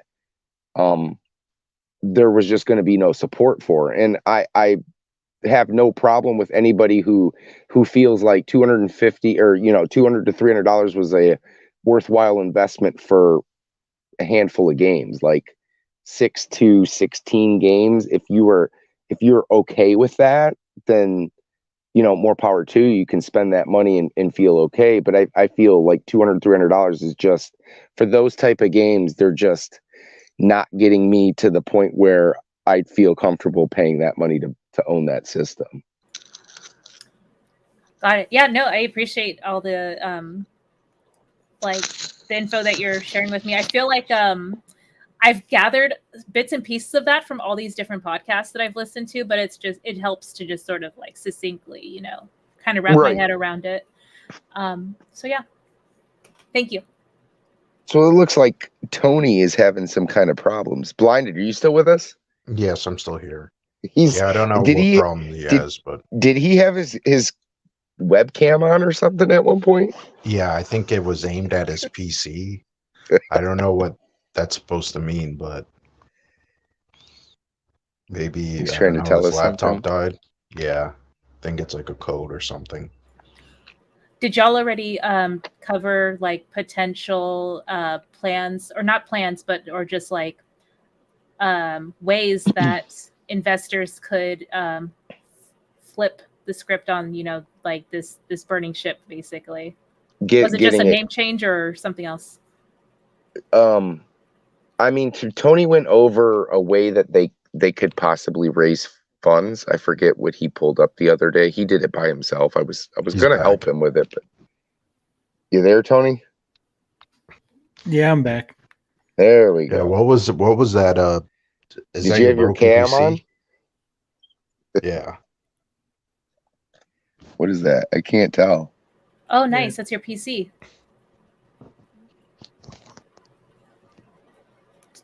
That is the PC. Very cool. The light that you're seeing is the reflection of the light in the room. Okay, good, because I thought you were down like in a boiler room or something. That was my first impression too. Lotion on its skin. And they kidnapped me. The Amico ninjas have got me. Oh my God. I thought he was signaling us for help. Why? Because I never put my camera on, or what? Yeah, it was just sitting there with the camera on silent, so it was kind of weird. Well, you guys were talking. I wasn't gonna say nothing. Then I got kicked off of my own stream again. That was your fault. I don't know who kicked you out. Oh, you were looking for some receipts, right? Or not? Yeah, and then it all messed up. I had too many tabs open, and my laptop said, "Nope." Because the computer, I don't know if you know this, Ray, but the computer decided to crap out today after less than a week. Oof, rip. Where did you buy it from? I bought it off Amazon. Didn't you buy from Amazon? Yeah. Oh, nice. Yeah. Like, I mean, it sucks that you'll have to send it back first, or maybe they'll send you a replacement, and then you can send back the broken one. They're pretty good about replacement stuff if that's the way you wanted to go. Yeah, they're pretty fast. That is too. a good point. Yeah. I got a warranty. I don't know if I'm gonna call somebody to come look at it. Honestly, you should try Amazon. It's probably quicker. I mean, what do you have a year? You have a year warranty on that? I got the extended 3-year. Oh, well, does that go through the company that you bought it, or does that go through a separate? Or is that just straight Amazon? I think it goes through the company that owns the PC or whatever, the brand. Mm-hmm. I would say 3 years. I would say just give it some time. If you don't have another problem with it, then it might have just been something just off the wall. But yeah, I'm gonna turn it on later and see if maybe it was just being dumb. It's my magnetic personality. Sometimes it affects electronics. Do you have Windows 10 or Windows 11? 10. Oh yeah, I'm sticking with 10 too, because like 11, I'm not even sure if it's gonna like function with all the software that I rely on. So I'm just gonna wait for maybe a year or two before I upgrade to that. Yeah, I think you guys are fine with Windows 10. Yeah, 11's not like completely optimized yet, so I wouldn't worry about that. All right, well, let's just look at more of this video. I can't find the receipts I'm looking for. I'm scrolling on my phone, so I don't have to open another tab.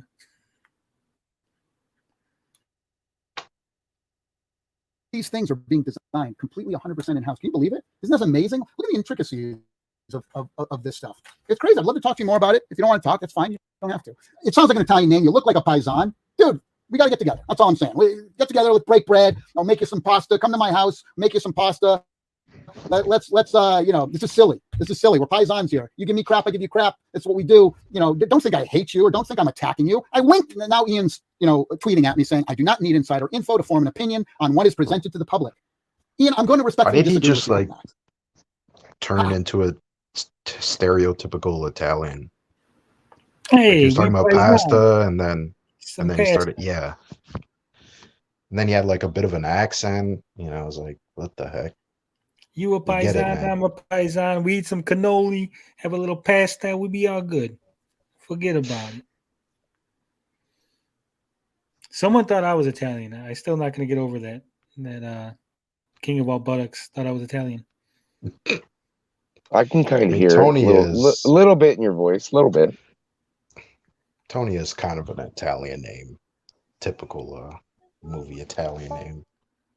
The funniest thing ever is during the first interview between Turbo Joe and Tommy.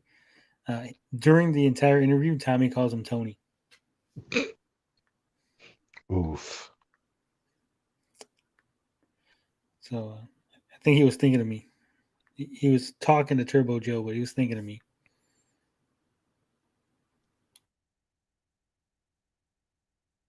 How can you? I understand what you're trying to say. Like, I understand that you say, look, it's the onus isn't on you to know everything about the system. I get that, and I agree.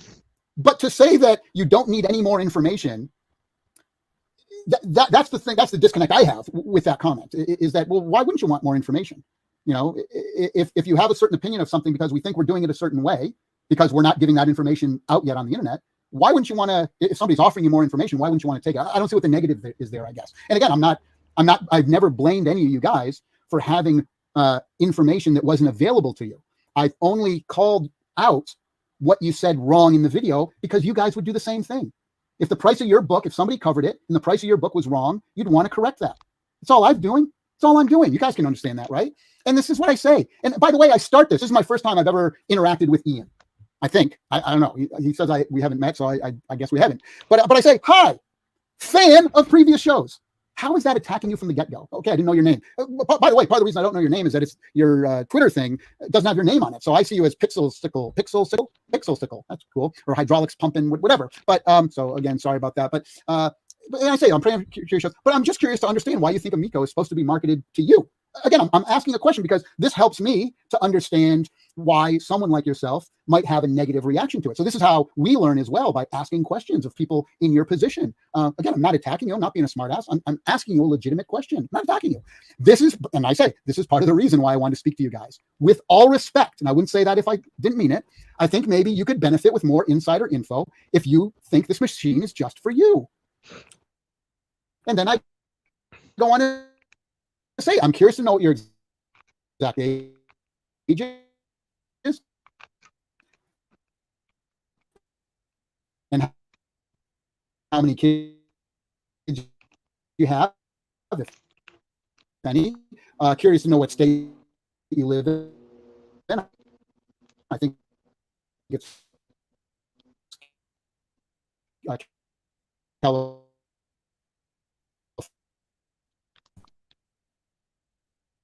Oh, the internet that you're it's skipping. Critical of your product, but that doesn't mean I was coming after you personally. You can't take criticism. It's hilarious how little you can take criticism, which is why you're hiding in your Atari Age board, surrounded by people who are just effortlessly nodding their head up and down and saying, yes, Tommy, this will be great. How can you guys tell your hundreds of thousands of people that I'm attacking you on Twitter?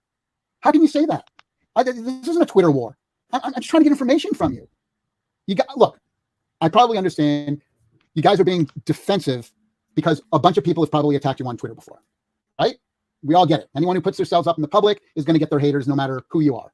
Totally understand that, right? So you guys probably, your reaction, if you're doing it a long time, especially Pat, maybe your first reaction is to throw up the walls and go into defensive mode. Guys, you don't have to do that for me. I'm not trashing your opinions. I'm not attacking you in any way. I'm just asking to talk to you. Discussing its merits outside a 2-minute video or 3-page press release and discussing and clearing up incorrect information stated from your videos shouldn't be seen as confrontational. Again, I'm reaching out to you for the first time, saying that I respect you. I'm a fan of some of your stuff and that I don't want to be seen as confrontational. I'm telling you this here. And then I say, no worries. We'll leave it at that. I wish you guys success and look forward to the day when you finally play Amico for yourselves and better understand what it's all about and why the games couldn't be played anywhere else and why it's so unique to anything else ever made. Smiley face.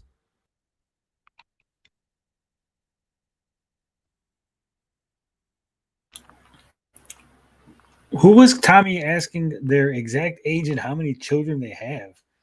Curious to know what state you live in and how many times a week you shop at Walmart. Man. Damn, that's oddly specific. Why you gotta get so personal? How many times you shop at Walmart? Why? Tommy be crazy. He be cray-cray. Is that attacking you? Seriously, I want you guys to think about it. Think about the stuff that you said in your last video and then go back and reread all my stuff. Well, you're seeing it now. It's not attacking you guys. When you don't talk to people, this is what happens, right? That's what happens, guys. But yeah, in the Atari Age forums, somebody went on there and said they didn't think that they didn't see where you guys were being unfair. And I responded back to that saying, and that's when I said, the long hair guy and Pat, look, I feel you guys are being unfair. And that's my opinion. And you can disagree with it. That's fine. And that's what I wrote in that thing. I said, I do disagree. And I said, I respectfully disagree. And I say that I think that you guys are being unfair because now you've trashed me. You've trashed the system. You've said these nasty things now. You've gone down this path of negativity, right? And I'm saying, I think that's unfair because I've never attacked you guys. And now, boom, boom, boom, boom, attack. So can we get off that path? Can we get off that negative path? Again, it'd be very easy for me to attack and attack back. And there's a lot of videos out there that people were sending me going, oh, look, Pat never does this research. And, oh, Ian's just a yes man and blah, blah. And I'm hearing all this stuff. And I'm like, look, I don't want to deal with that. Don't tell me all the negative things that have happened with those guys in the past. Because again, I get it. If anyone gets it, it's me, right? I didn't want to go down that path. I'm trying to go down the path of, is there a resolution for this? Because you're misinterpreting my communication with you. And that's really all this is at the end of the day, is I just wanted to communicate with you in a positive way and to state, to remind you guys that I never have made this personal. I never attacked you. And that the whole time, all I was doing was trying to give you the proper information that we can't put everywhere and all the time and this and that, or to give you information that you would normally not get in a press release or a video. That's all. Come on down, meet the team, play some games.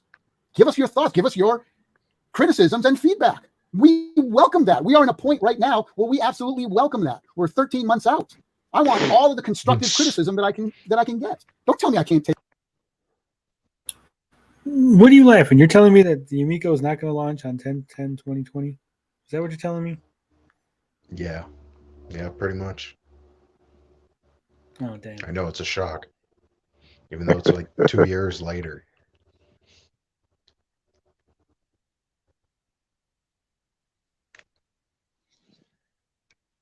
Silence sums it up. Yeah. Did you forgot to play the clip? It looks like Rhea has left. Sorry. Thanks for being here. We appreciate it. She says she's going to chill out in the chat. I was on the other screen, so I didn't see that she left. I blame it on Blinded. He's running the show. I didn't even see that she left. She just left because she was there. Okay. I was looking in the comments, and then when I came back out of the comments, she was gone. So she just left. Oh, okay. But yeah, it was good having her on. Yeah. A criticism. That's all we do. We do focus testing all day long, every day, whether it's the shape of the eye in our logo, to the animation of a menu screen, everything. To the packaging. We're doing packaging right now for the system. Love to get your guys' input on it. Come on, give me some input. Again, we take input from everywhere, right? Hardcore Hey, gamers, Tony, retro gamers, can you- parents, moms, kids, grandparents. I want to hear. Slow it down for just a sec. Can we hear him just like at a normal speed for just like a minute? I want to get like his like this last few minutes. Try to get him like at like a lower speed for just a sec. Can we hear him just like at a normal speed for just like a minute? I want to get like his like this last few minutes. Try to get him like at like a lower speed for just a sec. Can we hear him just like at a normal speed for just like a minute? Dave C, if you're watching through both, you got to go through just one. Try to get him. Yeah, you're muted. Now you're muted. You muted yourself, Dave.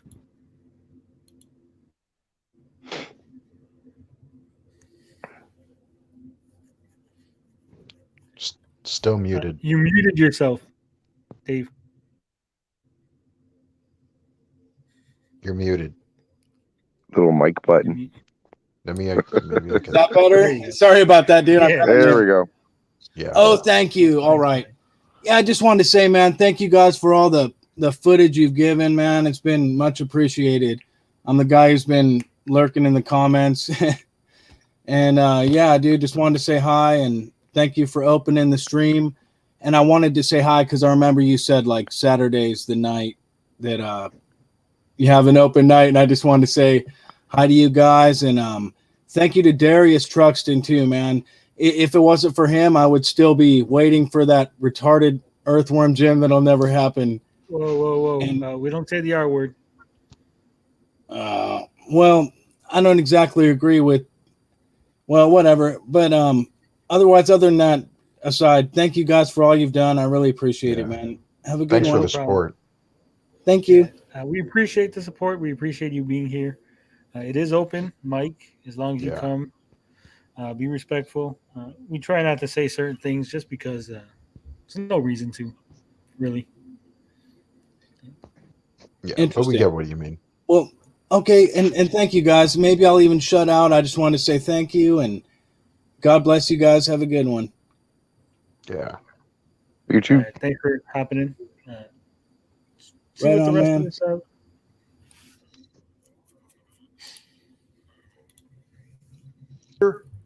All of it from now. I can't please everyone at the same time, right? We can't please everybody, but I can take as much criticism and constructive criticism and feedback as I can, and then I make a judgment based on my gut feeling, right? That's what we're doing here. Anyway, this has gone longer than I thought. I actually have to get going to work here, but I did want to before I started the day, I did want to in hopes of. There's no light on that picture. We lost the shadow. What happened? Has he been there that long? That's a good point. Who pointed that out? Was it Gary? I can't remember who pointed No, it it out. was you. It was you. No. I think someone maybe. Then it was in the comments. Then Yeah, it was in the comments. Then. G1 pointed it out. Might have been Show. Yeah, I think it was Show. Yeah. G1 said the day started a long time ago. Okay. Yeah, it might have been a couple people. Of building a bridge here. I wanted to make this video for you guys, and I hope you'll reconsider how I feel about you guys. I hope you reconsider that I'm not attacking you personally, and all I was doing was trying to correct the wrong information that was being put out there. That was it, and to give you more information about some of the things that you guys had questions on or don't understand. Right? Just wanted to give you more info on. I feel like he's rambling at this point. Thanks for listening, and I hope that you can DM me on Twitter, and I'd like to talk to you guys some more. That's all I have to say. And like I said, this video is unlisted, taken off the comments. I just wanted to, kind of in hopes, I wanted to talk to you guys, hopefully clear the air. I hope you understand where I'm coming from now. And yeah, I hope we can I hope we can be friends. I'll say that. And if not, that's okay too. There's tons of folks out there who are excited, and yeah, hope to I hope things can be positive. Rambling Man in the between us. chat. And hope you have a great day, and continue success on your podcast. I can't talk shit because I ramble a lot myself, but it definitely seemed like this video was it's so odd, right? Because we know how the story kind of has formed and shaped itself.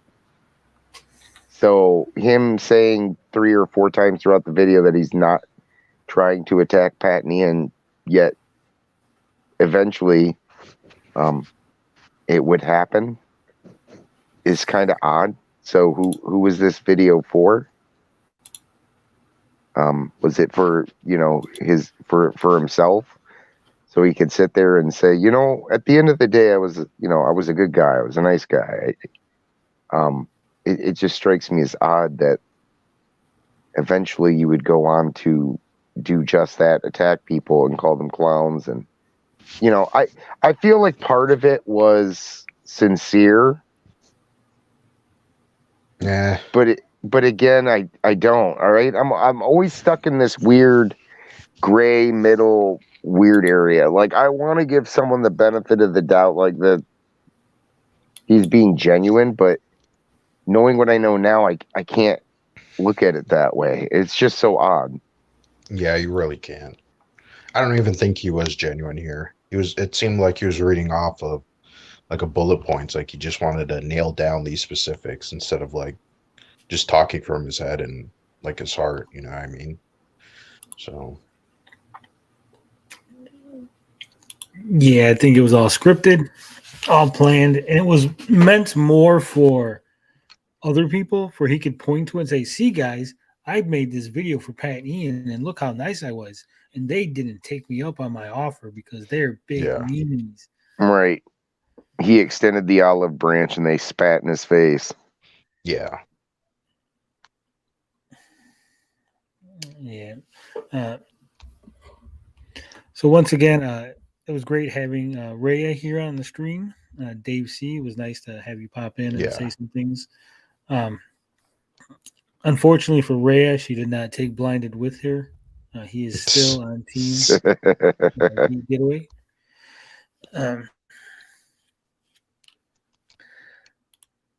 Anthony EFX says, every time I say a name, I do Potions monologue now. Yeah. That's a good one. Yeah, no worries, man. Like I said, it is open mic. We are going to be talking more than just Amico eventually. We just kind of get stuck in this loop.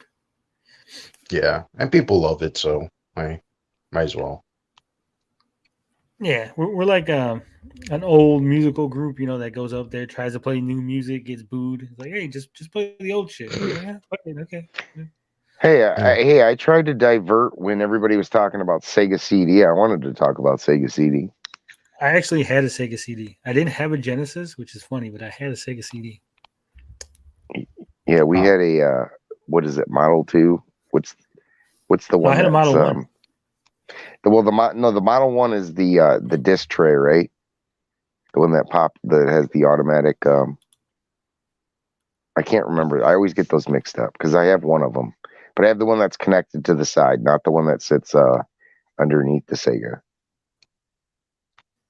I think that's the Model 1 was the one sits under, right, and the 2 is the one that's on. The 2s are a little bit more reliable. That's the one I have. We got ours when the 2 came out. So we got it, I think, the following year they had the revision. I think it was out for a year, and then the next Christmas they had the revision or whatever. That was the one we got. I love Sega CD, and I still love my Sega CD. Fantastic. Yeah, I had the Model 1. My brother had a Sega Genesis.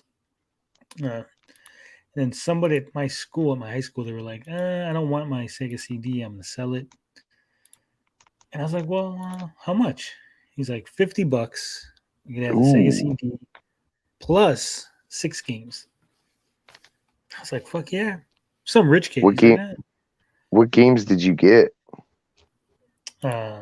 Eternal Champions. Trying to think. That's not terrible.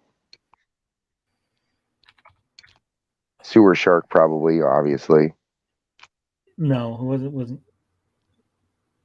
I mean, let me have to kind of jog my memory. Hold on. Well, the Sewer Shark was always like the pack-in, and Sewer Shark's fantastic. I love that game. Go to the list. It was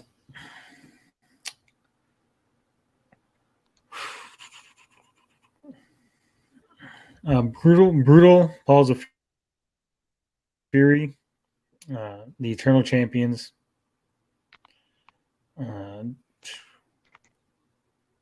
Dune, the Dune game, which was all right. I don't think I've ever seen the Dune game. You never seen the Dune game? Is that like a platformer? Is it like a 32-bit platformer type game? I might have seen the. No, this it was like a weird. It wasn't. Like almost like a point and click adventure game. Oh, okay. So it's kind of like a Myst or. Where you said like Dune? Dune. Dune. Yeah. Okay, yeah.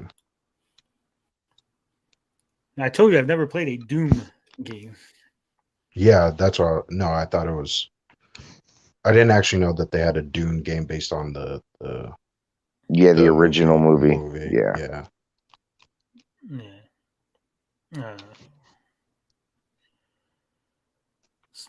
Other crappy games. Oh, the 2 Lunar games. Oh, the crappy, huh?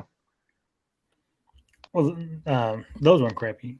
The first one came with it. I think I bought the second one. I'm trying to remember. So long ago, because I'm so old. So you didn't have the actual crappy games, which I find are like the best games. The full motion video games are like the best games. Yeah, and I had Panic. It's a point and click game. With like weird shit would happen. You'd like hit a button and then like a foot would come down or something. It was like really weird humor. Yeah.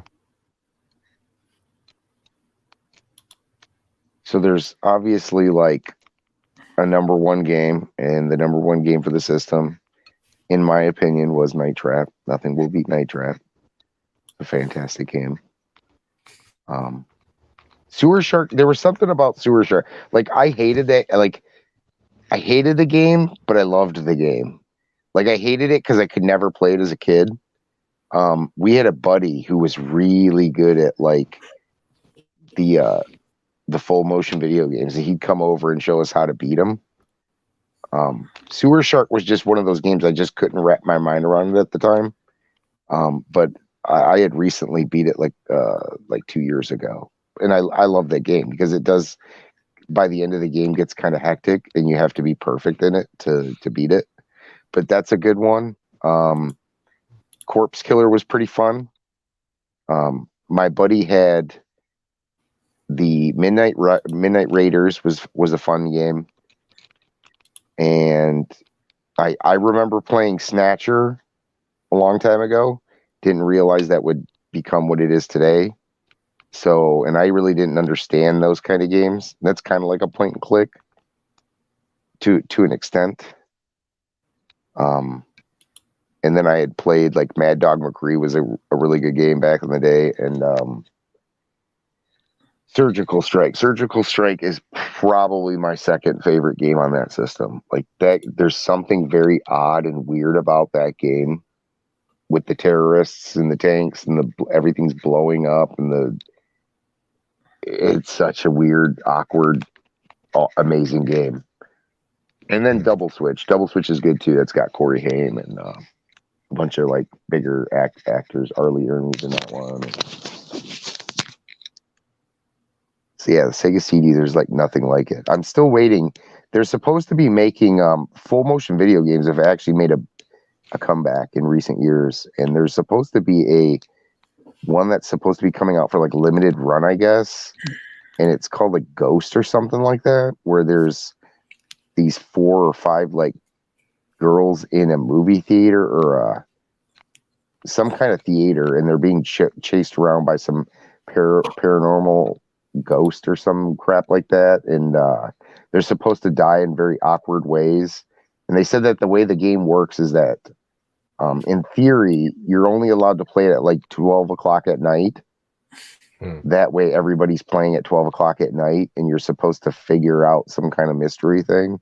I don't know if that hold on, let me look it up really quick. I think it's called that sounds Ghost. interesting. Look up like Ghost Limited Run. It's something like that. I'll look it up right now. But yeah, it's supposed to be that, yeah, everybody's supposed to play at 12 o'clock, and you're supposed to only encounter whatever's going on at this time. It's an interactive movie video game written and directed by Jed Shepard. It's Ghost. That sounds like something I would play. You watch the trailer, it's really intriguing, but obviously there's a lot of questions. It could be like very limiting if you can only play it for the limited run. The game features a time restriction which only allows it to function at 10 p.m. local time. Like I mean, like console wise or like PC. I think maybe PlayStation, possibly Switch. Yeah, I'm gonna have to check that out. Because today I just discovered. It says here. Yeah, go. According to the wiki article, it says turning the game off before finishing it will kill the characters. Because I actually kind of liked what's that game? 12 minutes. Like it had some issues, but it was kind of like an interactive movie. Have you ever played Night Trap? No. Have you ever watched anything really on Night Trap? No, I haven't. Oh my God. You have that's you can get that for PlayStation. I think if you like those type of games where that movie interaction type game, Night Trap's not really a actually very I think in-depth game. Hold on, wait. Oh, you know it if you've seen it. With the dudes with the they look like they got like pantyhose over their head. Yeah, okay. I know what you're talking about. Yes, I've seen the this augers. Game. Yeah. Yes. Yeah. Maybe it's more nostalgia for me, but it's fantastic. I love the game. I've seen this game before. I just the name doesn't like ring a bell for some reason. But like when I see it now, I'm like, yeah, I know. It's stupid, but if you're big into movies, and if do you like really love horror movies? Yes. Then you would absolutely love that game. It's the music. There's something very eerie and creepy about the whole thing. It always looked campy to me. So that's exactly what it is. And the biggest thing for me is that when I was a kid, I remember playing that when I was like 6-7 years old, and it was just the most terrifying fucking thing in the world. But it's awesome. I love that game. But there's a lot of good stuff. Like Sega, really look into Sega CD. Look into like Night Trap, Surgical Strike, Midnight Raiders. Mad Dog McCree's pretty good. And then there's, I think Mad Dog McCree 2 is a full motion one too. And then there's Wirehead. And there's a few more good ones. Because I just discovered this was not advertised anywhere. There's actually like a game based off of the Alfred Hitchcock Vertigo, and it came out play like it, Tony.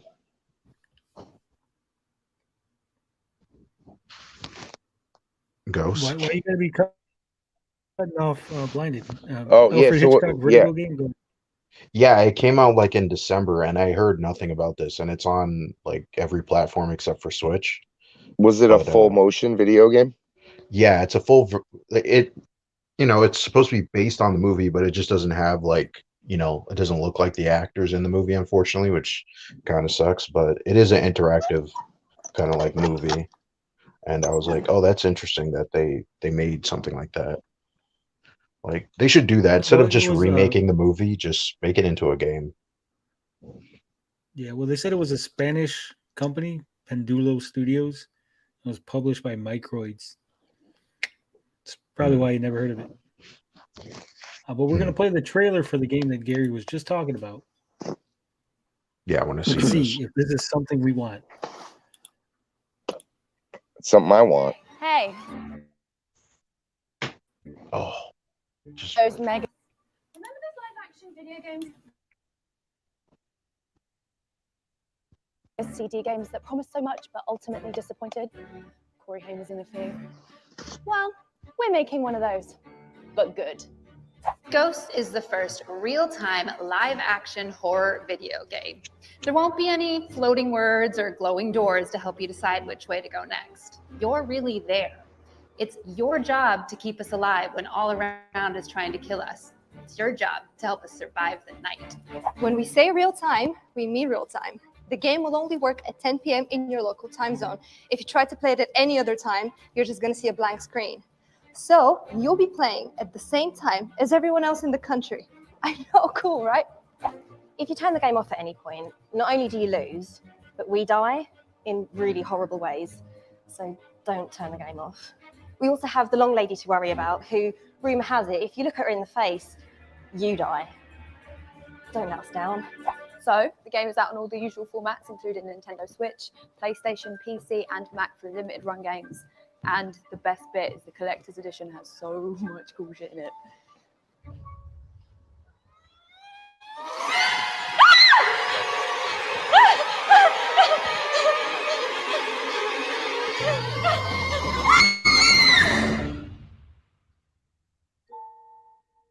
I'm sold. I wish there was Like gameplay, but yeah. I mean, that's essentially what I'm getting. That is kind of what it would resemble. Like that really reminds me of like Night Trap in a sense. Like almost one for one. Like it's very close to that kind of. I think that's why it was shot the way it was shot. Yeah, like handheld and right. It's not gonna be like that. I understand it's gonna be more gamey, but that essentially is what Night Trap is to me. It's like when I play Night Trap, I envision it being kind of more grander than it actually is. But it looks really good. Like if they can kind of get that feel out of it, and this was announced I think like 2 years ago though. Like that's really? old. Okay. Yeah. So I don't know, and there's been I kind of looked it up I think a month or so ago, and there was no kind of updates or anything. So I'm not exactly sure where the production is on this. So it's not out yet, but it was announced 2 years ago. Yeah. Okay. Well, they did a Kickstarter. That's why. Oh, okay. But I I'm always sure wanted COVID, to make a game like this, to be honest. Yeah, and I think COVID. I think it was probably announced before COVID, so that probably could have been Makes sense. Yeah. Could have been a reason why it's been kind of stuck in limbo. But yeah, if you like games like that, I don't know if you've played anything kind of like that, but yeah, I kind of like the interactive movie. What's that, genre. Tony? Yeah, go. I was gonna say it seems interesting, but the whole idea of having to play at 10 o'clock at 10 o'clock could really limit, right? Yeah, that could really screw the game over. I wonder if they're because didn't she say 10 o'clock in your time zone, but it's supposed to be you play with everybody around the world? Was that just like a mistake? Well, no, your time, you're in your time zone. So like 10 o'clock here is not going to be 10 o'clock in California. It's going to be 7 o'clock. So if they're playing at 7 o'clock, we're all playing at the same time. But then wouldn't that? What?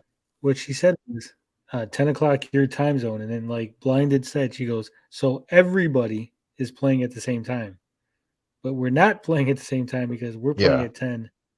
You know, it's 9 o'clock over there. You don't understand what I'm saying? That's what I just said. No, we have another Right. guest. Yeah, D Reed's here. Yeah, my But point what I'm was that. saying Yeah, go. Go ahead. Yeah, that you can only play at one time. I get it. Yeah, it's limiting. Yeah, but what she said No, at no. the after that was like confusing. I don't get what's confusing you guys. If I'm playing at 10 o'clock, the guy in China Okay. can't be playing at 10 o'clock. He has to wait until 10 o'clock his time. So we're not playing at the same time. Yeah, she said we're playing with everybody like in the country, world. right?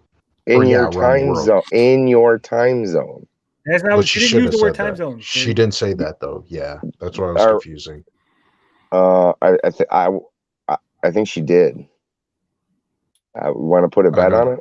Want to rewind that? I don't think she did. I'm putting money on it. Because like you Bet, told boys. us, and that's kind of like. All right, let's what put I was money on it, assuming. boys. Replay it. The words time zone were used. What are we But she betting? has to say after what She we were says saying. time zone. I don't think she does. I'd be like major tripping. Hold on. Time zone. I'm putting money. Come on. Put your money where your mouth is, guys. Come on, boys. Bet. I'm gonna look this up, man.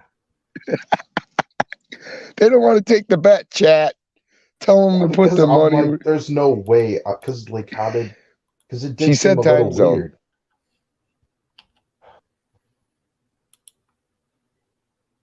Come on. I She can't said even time find the zone. game.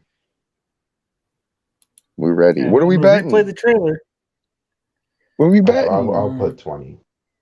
I can It's put 20 20. Canadian, so that's not really. Tony's not Who was the taking one this that said bet. it? Just go halfway through. Start halfway through. She didn't It's say at the time end. zone. She said exactly what we said. She Yeah, said I don't time zone. remember it. Did anybody in the chat catch time zone? Because I don't Yes, think it was time zone. Play it through the whole thing if you have to, Tony. Right after when We'll she start talks at the about the middle. 10 o'clock. In the country. It was the girl with the I hat, know, by the cool, way. right? Right Yeah, there, it's before this that. lady Just there. before that point. Yeah. Right.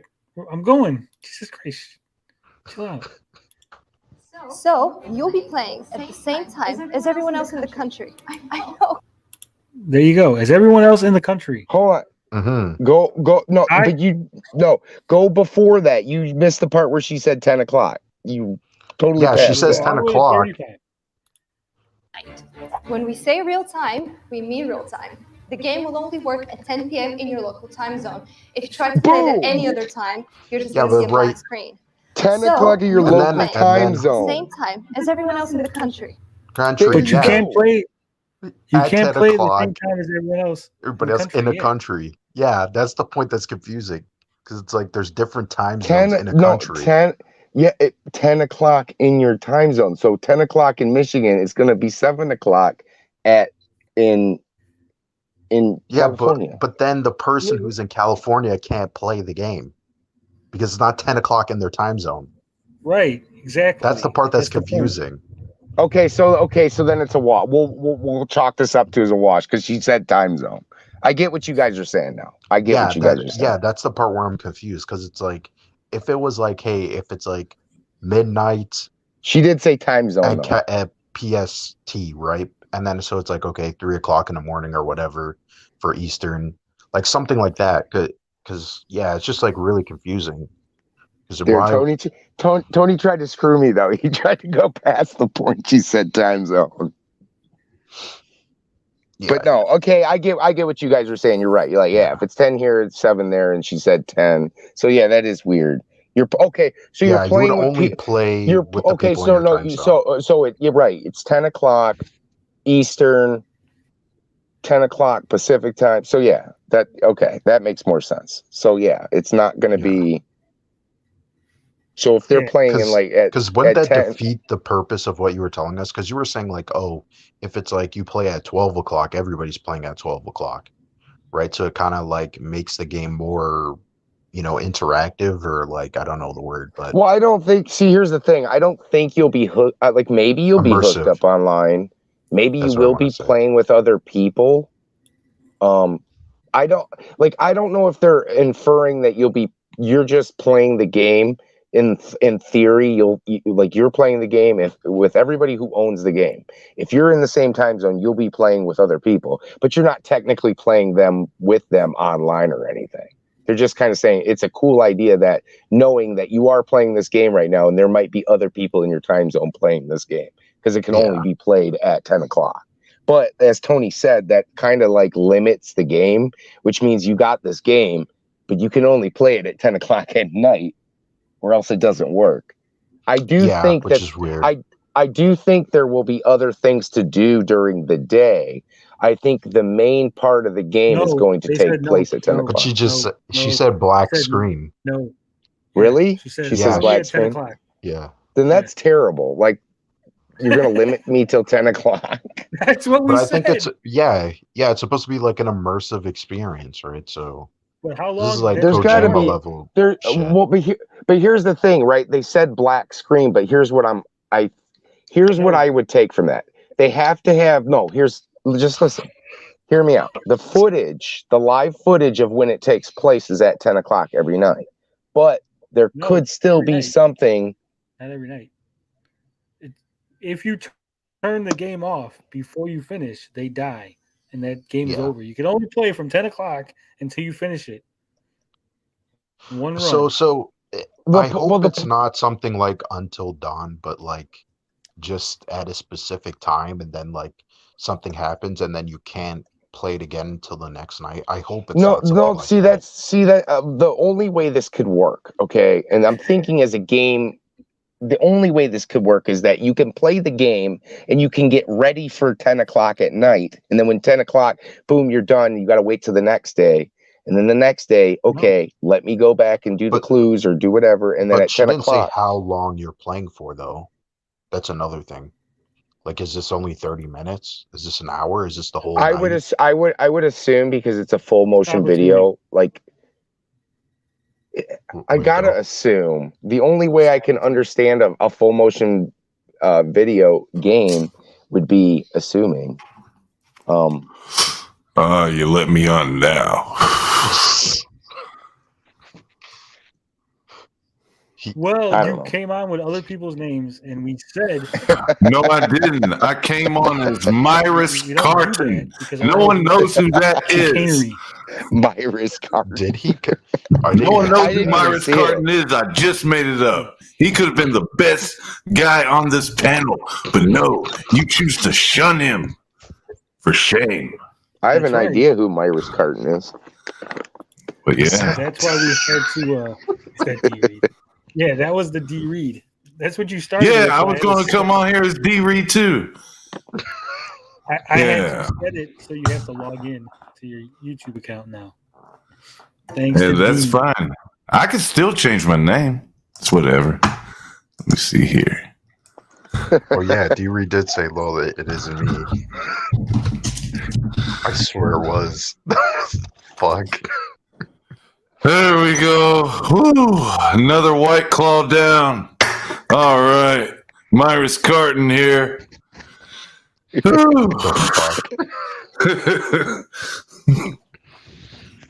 How's it going, Blinded? Woo! Yeah, I'm tired. Oh, no. 4 o'clock. Dean TV loves Cyrus. Oh, you changed my name. That's funny. Do you even drink White Claws, bro? I don't drink at all, period. I just know Cyrus Martin drinks White Claws and gets drunk around children. Oh, boy. Yeah. That's not a bad thing. It kind of is when they're like little kids and he's like cussing up a storm saying the F word this and oh man, the little girl's ears are damaged because of this. Come on, Gary. Think of the children. Oh boy. I don't ever think of the children. Oh man. Well. So are y'all still trying to figure out about that live ghost game? Yeah. Yes. We're still arguing over that. Oh, well, when's it coming out? Never. No release date. Oh, so it's like the Amico. Got it. Yeah. Okay. Good idea in theory, but It's never gonna see the light of day. Speaking of the Amico, I have a question for the panel. I have a question for the chat. So, last night, I'm not trying to put myself over or anything, but I have the ability right now to make the funniest Tommy Tallarico video ever. Now, my question to the panel and to the chat is, I won't reveal said person who is going to be in this video, but if Tommy was confronted by somebody, how would you make it seem like he was confronted? Would it be a trailer-like deal, or would you just go on with it? Because, like, I got raw video of this dude just going on Tommy Tallarico. How would you do it? I would do a trailer. See, I'm thinking trailer too, but that's like more work. So whatever. You could put out a little teaser. It has to be epic, though. Yeah, it has to be epic. You're right, but man. But I mean, what I mean by that, it has to have that epic trailer feel. Yeah, you're right. You're right. And it's the only way to do it. Man, you're so right. Okay. Okay. I know what to do now. I mean, we're building up to the conclusion, aren't we? Doesn't it feel that way? Like we're close. We're like, closing time is almost up. It's coming. I give it another week or two, but then again, you can't ever count the Amico out. Yeah, that's true. Yeah, these like silent investor dudes might be actually something. Who knows? Yeah, the Intellivision's like in the figure 4 leg lock, and they got their hand on the ropes right now. I know. But what if they were telling the truth in that little email? Talking about, okay, we stopped Start Engine. Now we're talking to these people who are potentially going to give us a lot of money.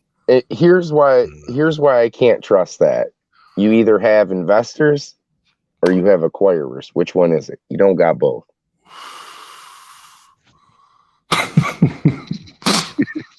That threw me. Like when I first read that, and it was first read to me, when Tony first read it to me through the DMs, I was like, wait, investors or acquirers, which one do you have? You don't have both. You can't have both.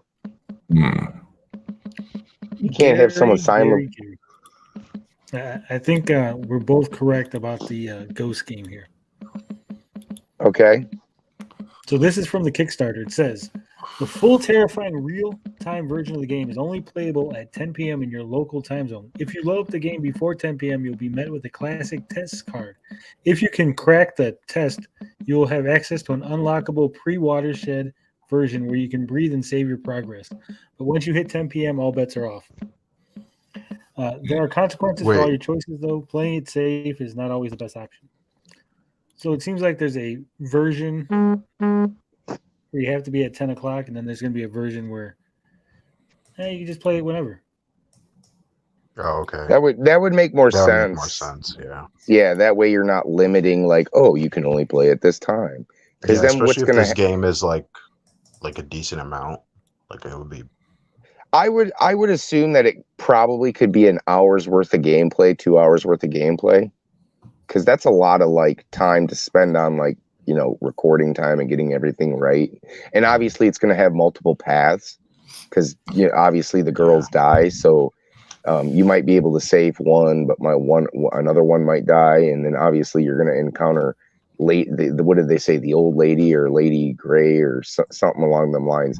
So I would assume that in different scenarios, kind of like how Night Trap works. Yeah, I agree. You might explain it. Right. You might save somebody in one place, but because, you know, it's a different pathway, it makes it, you know, unique and different. You actually need to go and watch the making of Night Trap. Is very, it's very intriguing how they actually shot that and did it. By the way, I just want to say I do agree. Zombie U is very good. The port, not so much, but yeah, they should bring it back because it was a good idea. For the Wii U? Yes. Yeah, that was a good game. I liked it. Yeah, I thought it was had really an interesting idea. It was a little lost. It's a little kind of like, I mean, I don't want to say it was like super hard to kind of go back and forth between the gamepad and the screen, because that's part of the element of the game. I think that's what makes it, unique. Kind of unique, right? But it was definitely good. Yeah, I played the liked it. port on PS4, and it was not as good. Yeah, people say you have to play it on Wii U to really enjoy it. Yeah.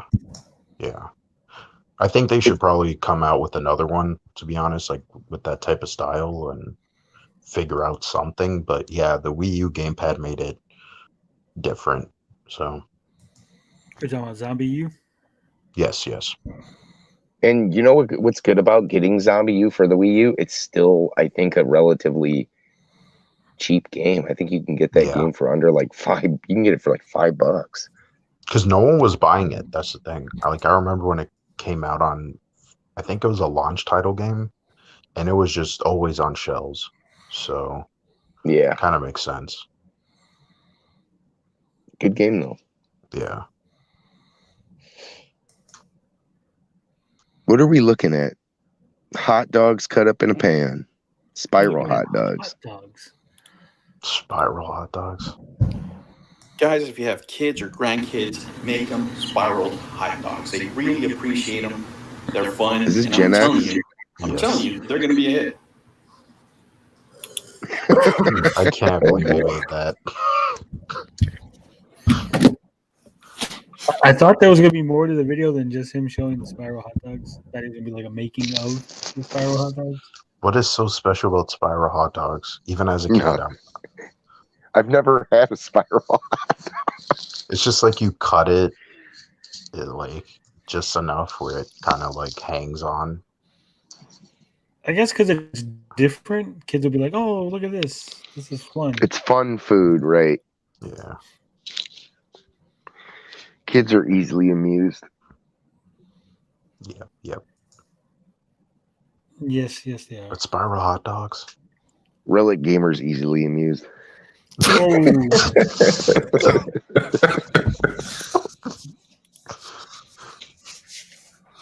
That was a good one. I had to. What movie was that Days Gaming put Relic Gamer in? Silence of the I Lambs. didn't see that one. Oh, Silence of the Lambs? Okay. It puts the controller in the basket. That was good. Tommy's in the well. Oh, shit. That was funny.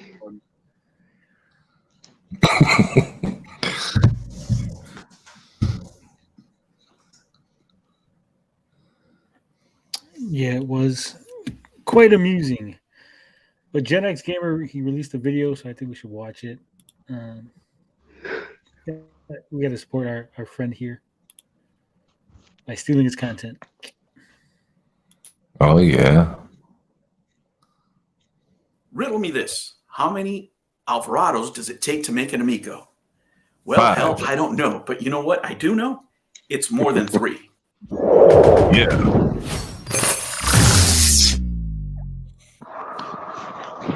Hello, humans, and welcome to another episode of Gen X Gamer.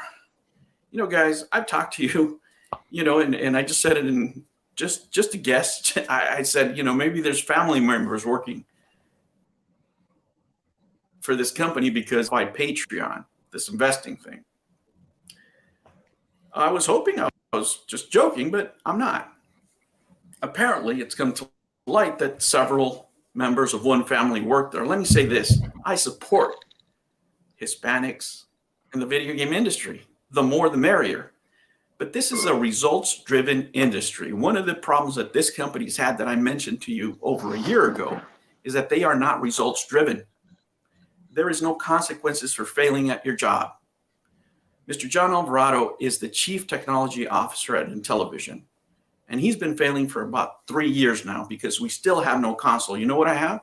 A big hole in my wall where there's no console. I have these boxes that are physical products. You can't even call them games. Where are the deep dives at? Where are the NFTs at? Yeah. That's part of technology, right? Where are they at?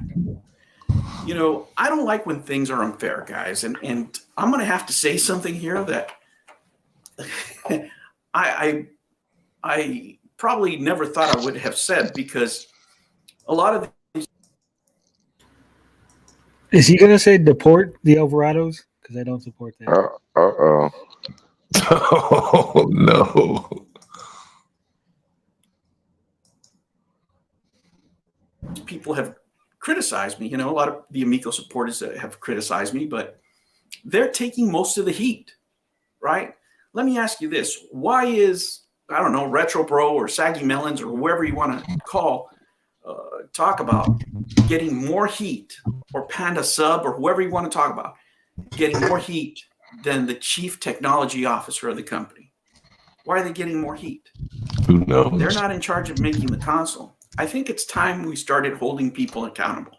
Smash JT says he loves John Alvarado. It can't be because of his work, because he hasn't finished anything. Ooh. I don't have a console. I'm still looking, staring. I got boxes, and that's all I have. I have promises. You know what I also have? Knowledge of family members that are working at the company, apparently. Can you guys verify this?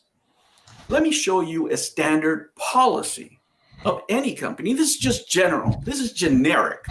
Anywhere you go to work that is a serious company is going to have something like this.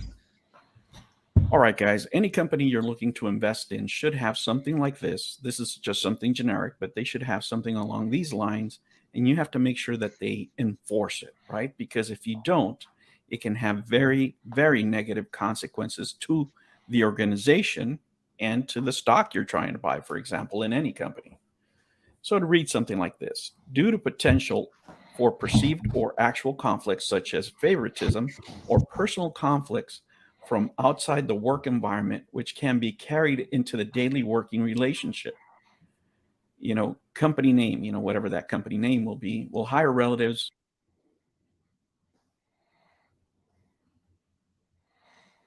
Oops. Oops.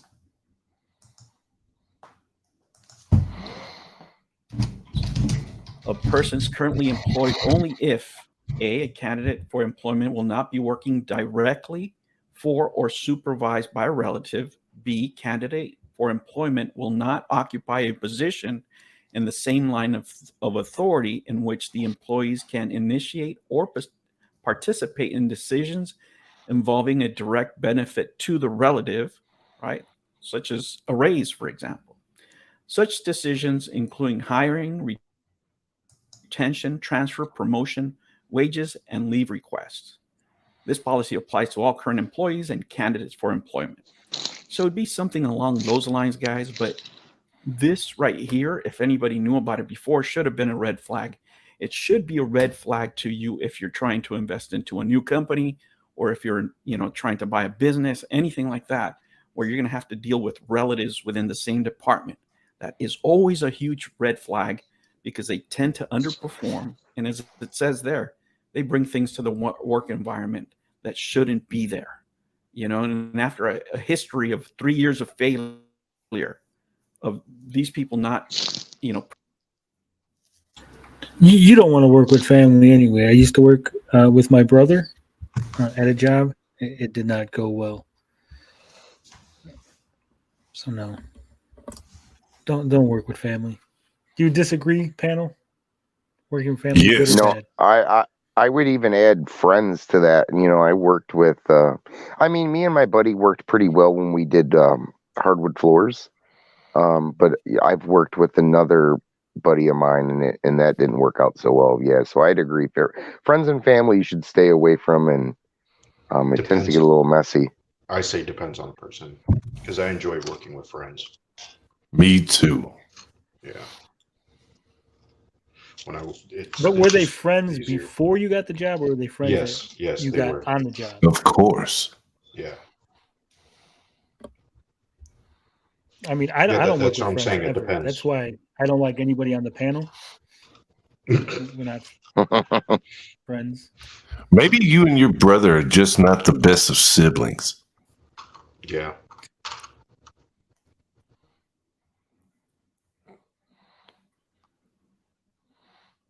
I think we're going to get kicked off now for saying that. Oh, don't do it, Tony. Just like went dead quiet. Tony, call him. Call him when you wake up, Tony. Oh, Tell him you we're love not, him. Dean. We are quite the opposite. Cordial because we're family, you know. But he likes the things that he likes. I like the things that I like.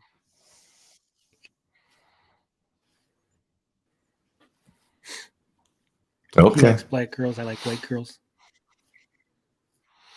Nothing's wrong with that. Okay.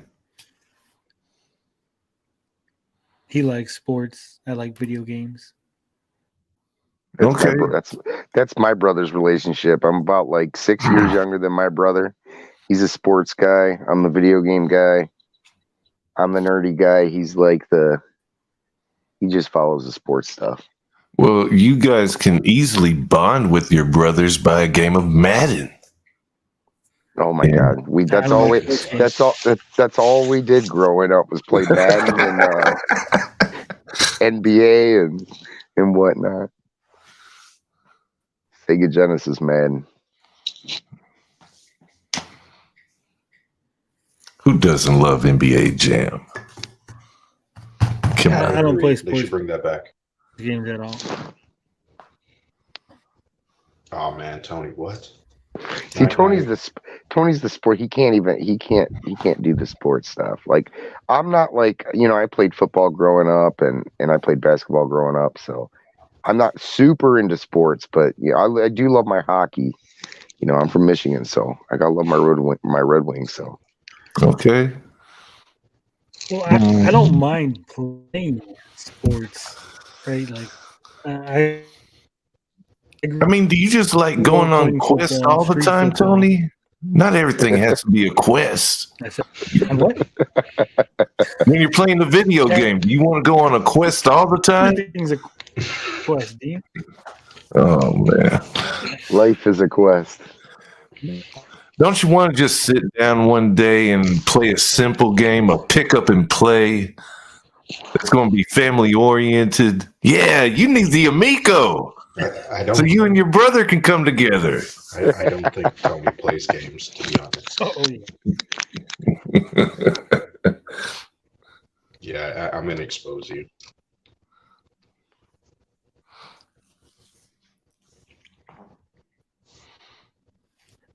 He does, but not to the extent we do. I missed all of that, you guys. Oh, okay. Better not have heard that then. Hey, we're good. We're good. Keep the video rolling. All right. What'd y'all say about me? Oh no! Don't tell him, Chat. Be our little secret. Task. What do you think that is? Do you think anybody there, John Alvarado, but the other two, I don't think are going to get fired? What Smash JT says he loves this man. I want to ask him why.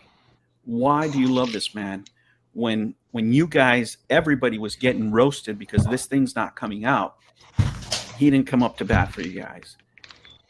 I mean, does everything really fall on John's shoulders, though? Can't know why the games aren't finished. And that's what situation. All the technology stuff falls on John. The technology fails. It's his department. He's where the buck stops. Maybe that's why he got a pay cut. I mean, everything though, like all software but he was. Oh, man, I didn't tell him to take the job. I didn't give him the job.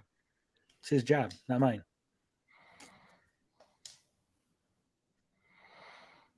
You know what I'm saying? At the end of the day, he's the guy. It's his department. His department's failing. He's the guy.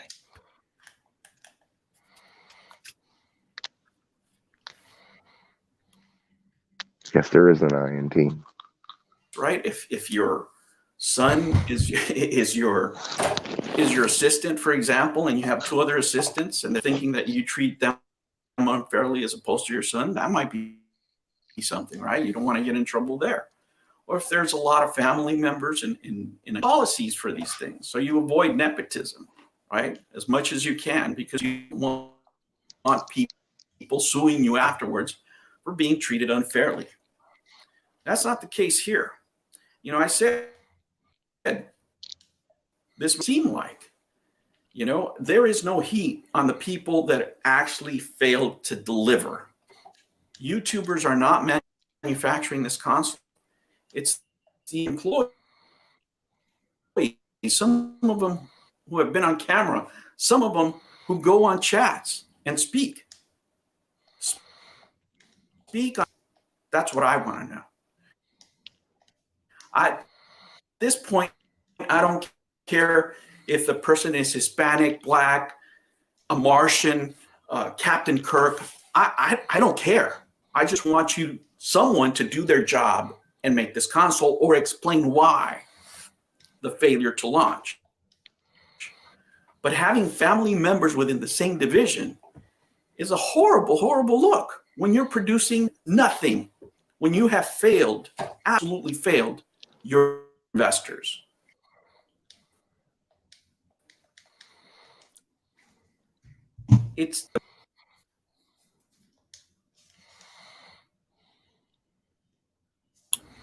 Yeah, you leave those YouTubers alone, Dean TV. What happened? What? I can't really hear nothing. Hold on. Let me exit this. Darn it.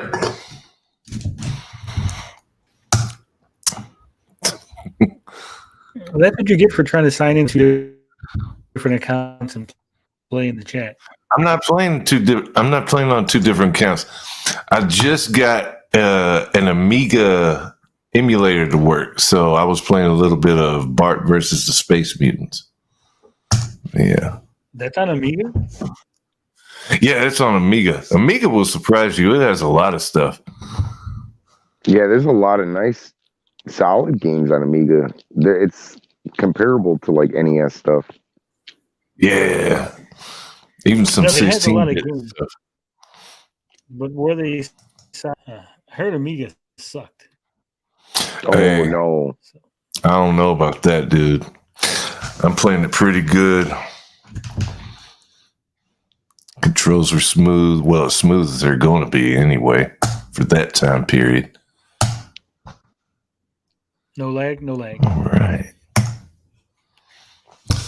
But what did you say, Tony, about bothering other YouTubers? Speaking of other YouTubers, Tony, someone said last night that you talked to the Retro Bro and he is not coming back. Can you confirm that? I can confirm that. He spoke to me. He said he's not bringing the channel back. Okay. I find that kind of surprising since you and Retro Bro have had your differences in the past, and I think he blocked you and stuff. So it's like, why would he unblock you just to tell you that? I don't know. Oh, he blocked me on Twitter, but we still talked on Discord. Oh, okay. Discord. Gotcha. He's really a good guy deep down inside. Everybody has a weird, like Saggy. Saggy gets mad at me, and then she's not mad at me, and then Retro Bro gets mad at me. He's not mad at me.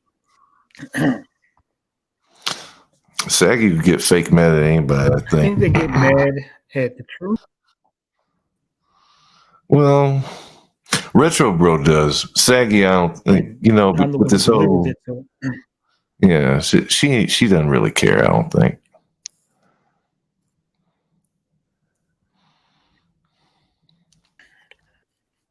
Either way,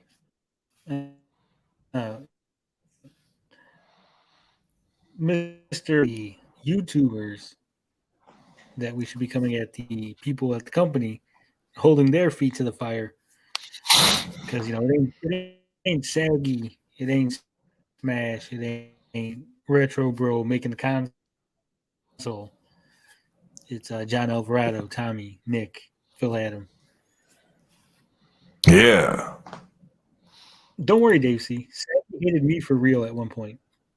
And now I think she wants to have my baby. Well, at least that's what Ninja Kitty said. She's gonna hate you after that. Let's get it.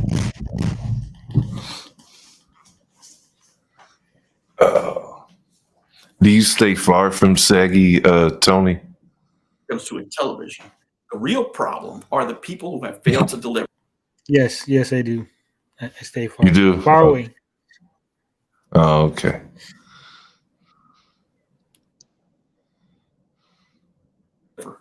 And they're all at the top.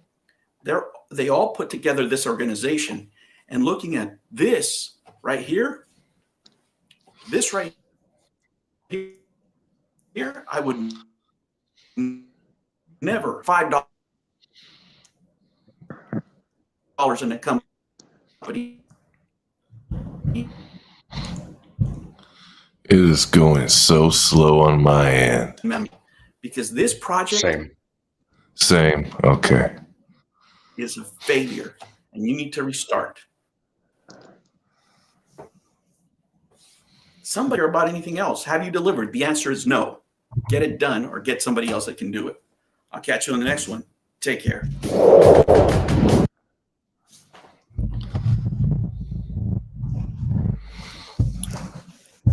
Just how Gen X talks. Gen X gamer. He's a boomer.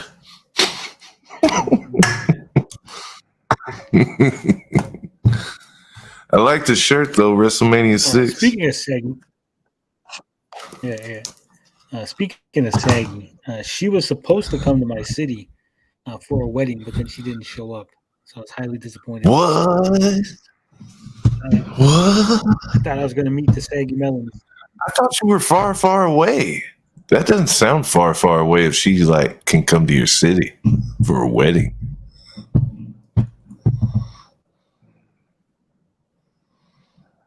They have a thing called an airplane, Dean. I don't know if you ever heard of the invention. No. Takes a lot of people through the air. Dude. This is a wedding we're talking about. So this person either has to be a family member or a really good friend. Now, does Saggy look like the type to have really good friends in their lives? I'm just saying. Yeah, actually, she does. Okay. I mean, but, she calls everybody her friend. DJC is her friend. Tommy Tallarico is her friend. I don't know. People get the word friend confused with confidant or associate. I don't know. This is a friend who has known her for years. Oh, years. Her real name and all that stuff. Oh, yes. Sky, but it is not Sky. Right. I don't know who Sky is. Oh, well, that's what people who doxed her claim she was, and she always says that she's not Sky. It's just some little girl on Roblox or something. She said it a bunch. I don't know. It's something like that.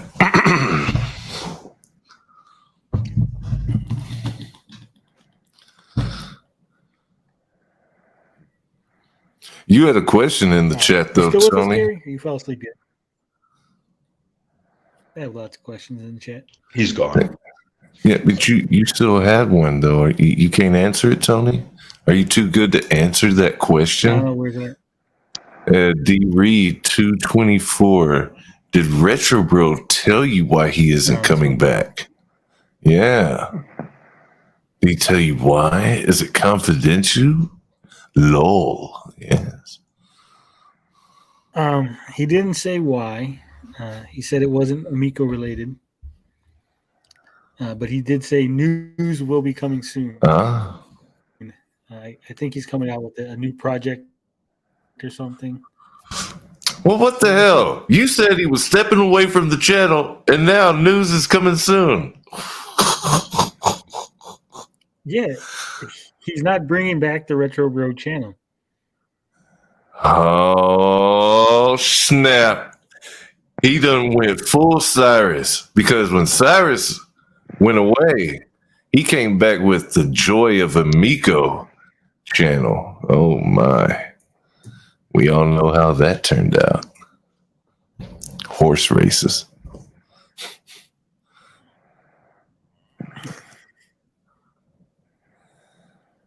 Yeah, what was up with that? I don't know. He was just playing Intellivision games, getting people in the spirit of Amico.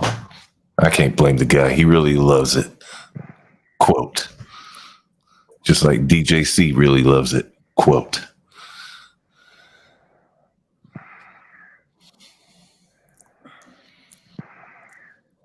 I don't know. It's very odd, the whole Amico love thing that people got going on. Indeed it is. You love the horse race streams? I never really seen one in full. Do you actually see a blue dot go across the finish line? Or is it more than that? I think they bet on it. They do phony betting. Oh, well, you can do that in GTA. That's more fun.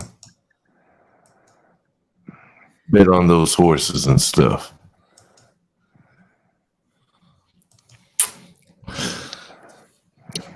I don't think these guys have any modern gen consoles. That's why they're lost. I agree. I don't think. I disagree. I think You they disagree. had bought some modern consoles. They just can't play them. They tried and yeah, I'm gonna play the new stuff. And we'll be like all the other guys and wait a minute, this is complicated and hard and scary.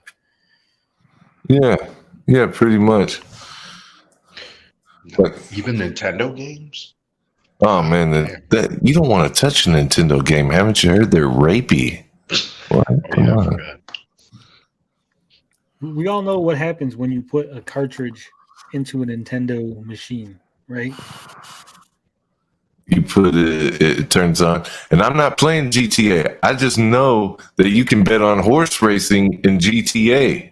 You can go to the casino and gamble on GTA. And it looks way better than whatever Intellivision put out many, many years ago. Seriously though, what happens when you play a Nintendo game? You get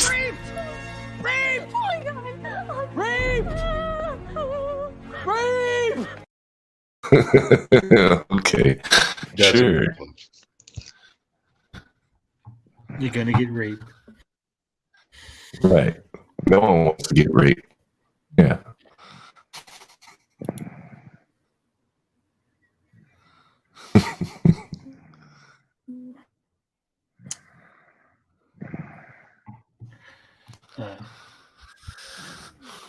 Any other Amico news?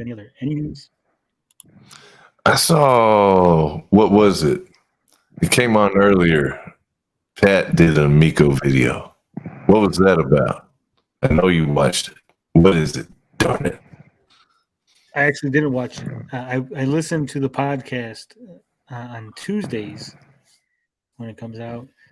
He was just answering questions from people calling in about the Amico and stuff. Oh, okay.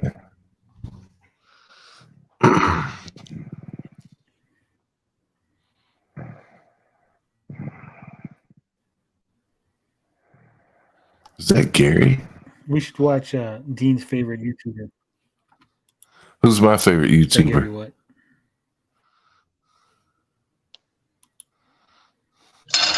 DJC. Oh yeah, DJC is the awesomest. What? I really, Tony, if you can find DJC track called "I Want a Blowjob for Christmas," please.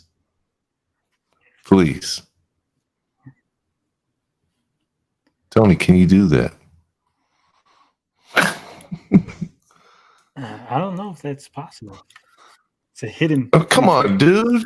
There's a lot of people that's unheard, and I'm like, how do these people hear it? Because I went to one, I think it was his Reverb Nation page, but that blowjob for Christmas song was taken down. See, even D. Reed has heard of it. I haven't heard of it. You got the link? Please share the link. Legend. It's not real. No, it's real. He even made a video about it, and the video got taken down. I know DJC's whole backstory. He used to have another YouTube channel, and they flagged it because I guess he had pornographic images.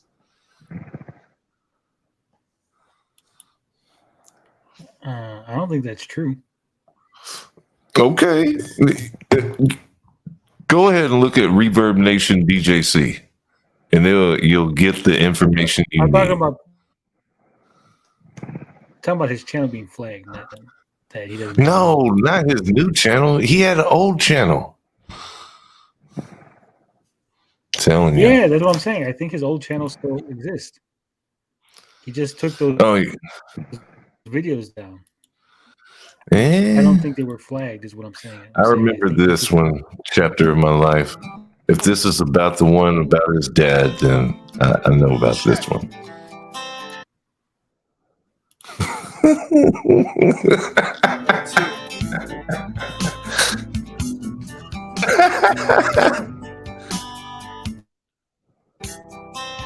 Another story and it's round in the bend. Another Why does he look like Guy Fieri?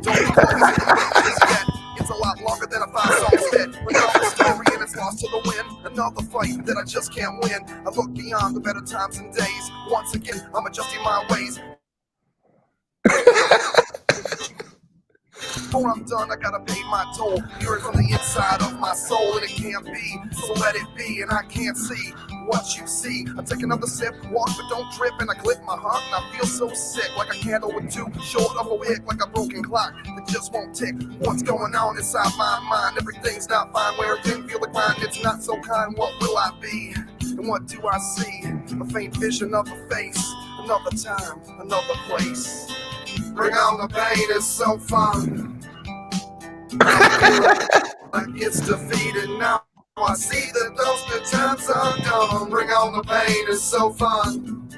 Although I feel so incomplete, another chapter in my life is done. With no silver lining, it's not what you say, it's just the timing. I'm not hanging around long like this. Your candles out, you can't make your wish. Waking up and keep the sun high. A best friend like you is hard to come by. God.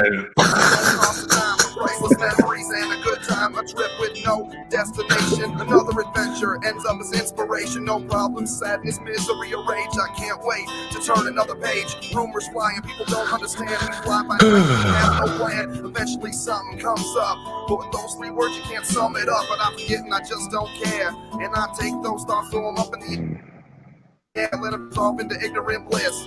Don't change the thing, I like it just like this. And a lot more fun to be had. And I'll take all the good, I'll touch the bad. Life is funny, but that's okay.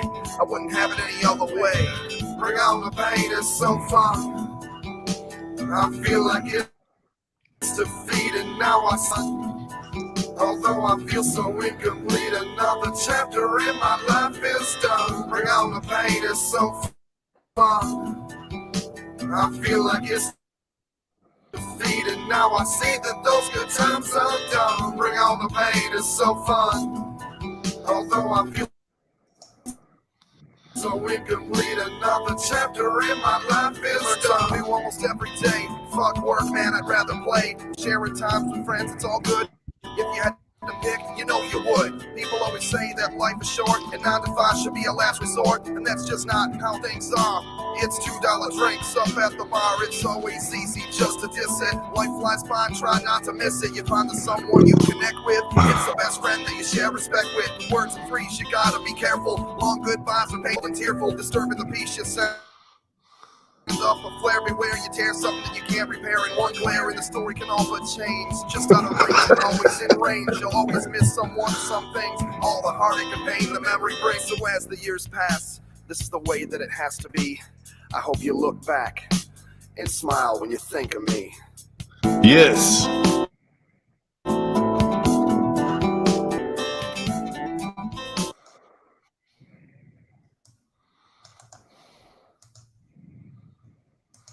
That wasn't actually bad. We are all smiling, DJC, and you're right. It was bad. When actually bad. How was it not actually bad? Tell me. It was decent. I thought it would have been cringier, but I mean, it's not my type of music, but I'll give him credit for that. Well, I look at it like this. DJC went to a location, he shot 3 scenes, and someone was holding the camera and actually had to listen to this, thinking, oh man, this man. The music video could have been better, though. Yeah. Yeah. Poor DJC. Yeah. Rip. Come on, Tony, you can find blowjob for Christmas. It doesn't exist. That song is a myth. It's a myth. Hey, come on, D. Reed. Share that to Twitter so I can share it to Tony. Tony, are you back on Twitter? When did I get off Twitter? Yeah, I read a post where you were getting off Twitter because of your birthday. No, I was just off on my birthday. I didn't do any social media on that day. That's it. Yeah. D. Reed gave me a fake link. Oh. Darn it, D. Reed. Thought you would be the MVP. I guess this video is a myth. Oh, man.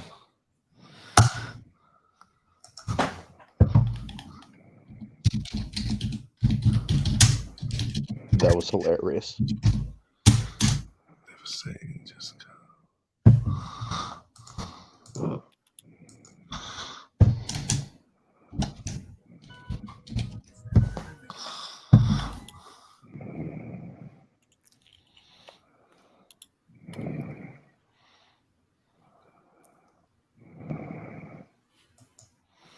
Someone is sweepy. I mean, the video is private on YouTube. I see that. You know what? Gary's knocked out cold. Poor Gary. He's had a lot of excitement today.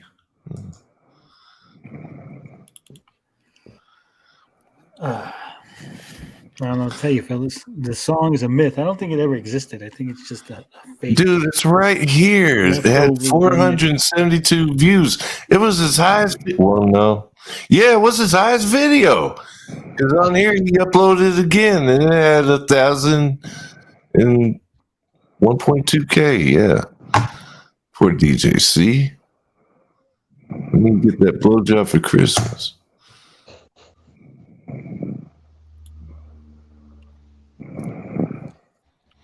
Oh, Tony. Have you seen this song by DJC called Tear That Taco Up Tonight? I've heard about it, but I don't think it exists. It's right here. Hold on. Let me see if this will preview. Oh, this album isn't available for playback. Fucking DJC forgets to fucking pay Pandora bill. Is Gary snoring? Yes, Gary is snoring. Heavy. He's sleeping. Someone's got to clip this. I'm going to clip it. I'll let you clip it, guy. I won't say nothing.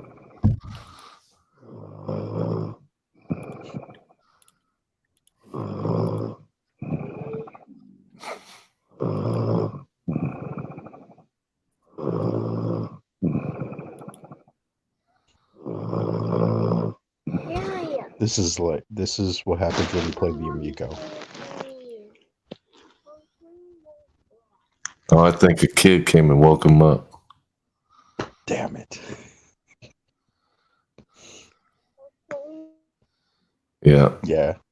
Yeah. Gary muted the mic. Kid woke him up. All right. He's going to be hella confused. All right. This Backlog Legends guy, he just said it is on Spotify. Tony, are you on it? Is it on Spotify? Yeah, you can get on Spotify easy. No, I mean, is it on Spotify? It won't let me play it. I'm going to look. Hey, look, I'm going to share this screen.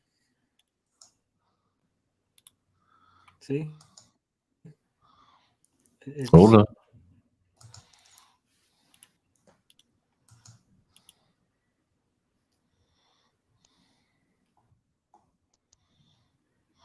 What the?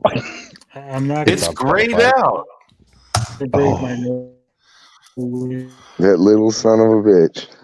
Man, DJ C sucks for this. Oh. I was almost there too. I got outed. I'm not gonna. You got outed. You were snoring, Gary. Yeah. I wouldn't doubt it. It was loud. Yeah, it was really loud. I guess the mic is right up to your mouth, so I guess. Well, I got my Apple headphones in, so.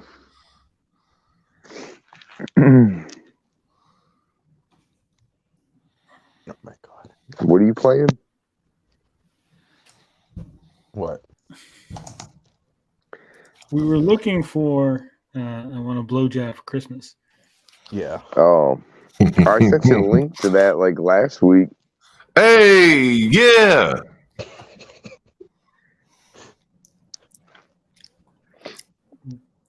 We want to hear it. Gone.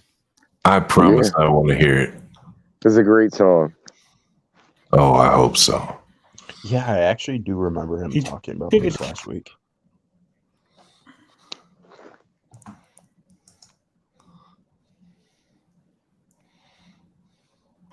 Maybe I'm tripping, but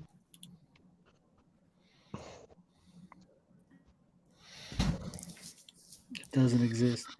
It's amazing. Oh. It's like you're playing. if it doesn't exist, why does it have a Spotify link?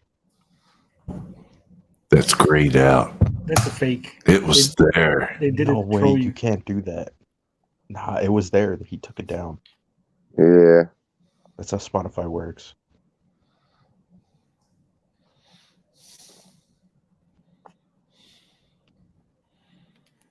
I'll tell you, fellas. No.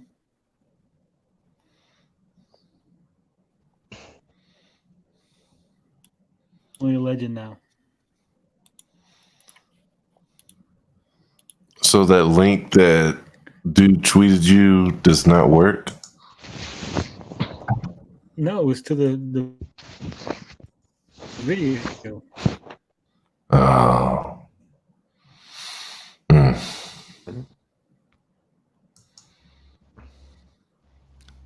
Someone out there, help us. Someone has it. Too many people have heard this song. Someone has to have that song saved somewhere or knows a link.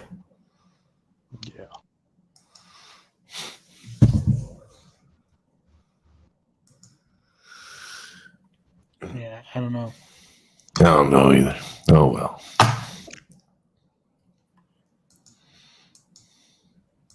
I'm surprised. Like I said, I'm on KK Box, some website I don't even know what the fuck it is, and he took it from there too.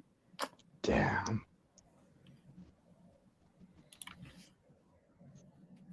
Just wiped it clean. Maybe it just wasn't family friendly. This is what we've descended to. 35 people watching us trying to find. I want a blowjob for Christmas. By the accomplished sounds of DJ C. Yeah. What does DJC even stand for? Is it Really? just like DJ. Devastating. You don't Just know? Cause. Yep. No. Yeah. What is it? Say it again. Say it again. I didn't hear. Devastating just cause. Oh. Tell him, Dean. I could see why it's DJC. Okay. Welcome back to DJC Game Studios. I'm this devastating Just Cause. Yeah, you got to say that whole mouthful. Yeah, I'm good. Yeah. I legit thought it was What causes this jockey, and whatever. What causes just? I think it's actually, just. yeah. No, I think Canadian Gamer broke it down the other day, talking about a just cause when you get a just cause at work, and then his just cause is devastating, so he is the devastating just cause. I think DJC was really just DJ Chuck. Just DJ Chuck. That's what I was thinking.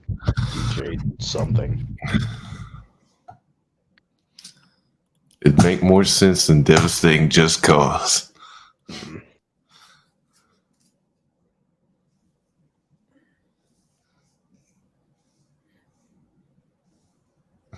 And there's no video. It's gone. Yeah, it's gone. Erased from the internet. There's a clip available, but you don't know if it's real. I'm going to copy and paste and take my chance with it. See if this is right.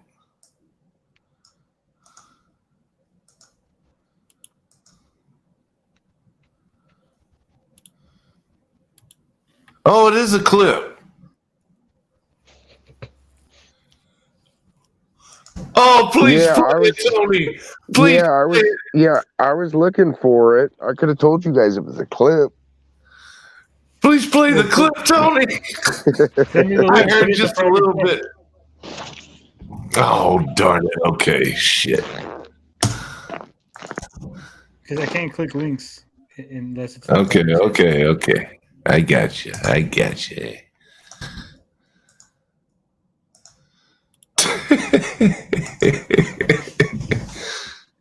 Gary even commented on it. Oh no.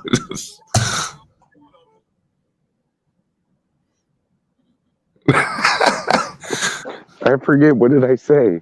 Even D Reed commented on it 11 days ago. And you said dedicated to Tommy Gary.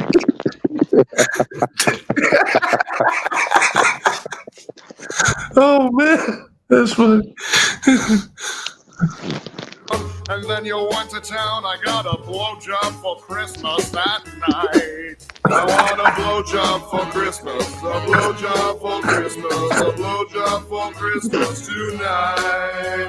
Under the mistletoe, as long as you can blow. It's a classic. I want a blowjob for Christmas tonight. Now you know that Santa's coming. We gotta get some sleep. Why? When you're stuck to suck, you always begin to weep. I think this is very fitting for him. Like, it's perfect. He's pretty good with Christmas music. What was that last line? Holy shit. When you start sucking, you start to weep? Start sucking, you start to weep. That means DJC is raping some chick. Oh no. Whoa. Like Nintendo. Yeah, I don't think we can't say that. Oh, you can't say that? Oh, okay. Wait, you were talking about Nintendo games and them doing that. I mean the context. Yeah, context. Kind of ironic, ain't it? Huh. Okay. That line is fucked though.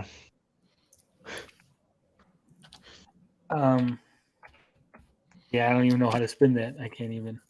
Can you not say the C word either? What's C word? The unt. Oh, cunt? You could say cunt. Can you say the C word with uck? Cuck? Yeah. Yeah. Yeah? Okay. But you can't say the R word with Gary says that all the time. No. It's what you say in context too. Yeah. Well, I mean, hey, when he pulls down his pants and she starts to weep, what are you thinking? I'm thinking DJC done kidnapped some girl and now he's about to have his way.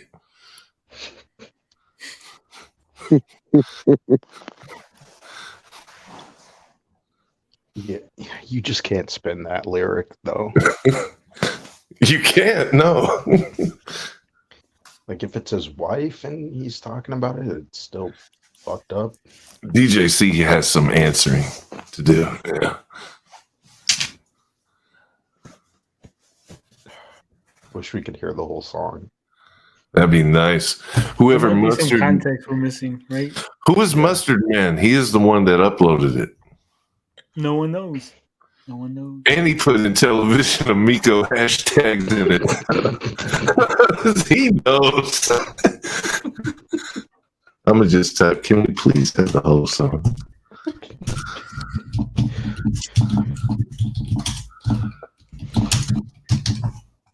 Maybe that was the only bad part of the song.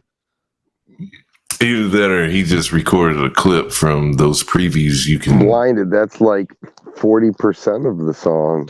It just plays in a loop. God damn. Who knows? Who knows? Hey, Tony, since Blinded has never seen Cyrus Martin, can you play that clip? What do you mean you've seen Cyrus? Well, if you The just White Claw clip. if you just type in Cyrus Martin on YouTube, comes up with nothing but troll videos. He has not one legit video. Everything is trolling with Cyrus Martin. No wonder why he's sad. I'd be sad too. Yeah, of course, yes. Oh my god.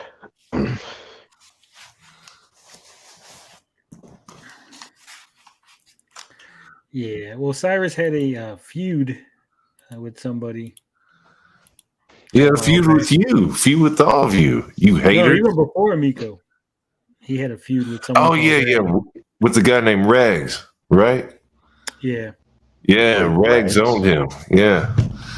Wait. The guy with the dog? Yeah, the guy with the dog. Yeah. Oh yeah. Yeah, I know that guy. Yeah. Yeah. Okay. Yeah. That's a big I one. know. You've never seen the Rags videos? He kind No, of owned Leo I've seen too. him. I've seen Yeah, them. he They're pretty does that. long. Yeah.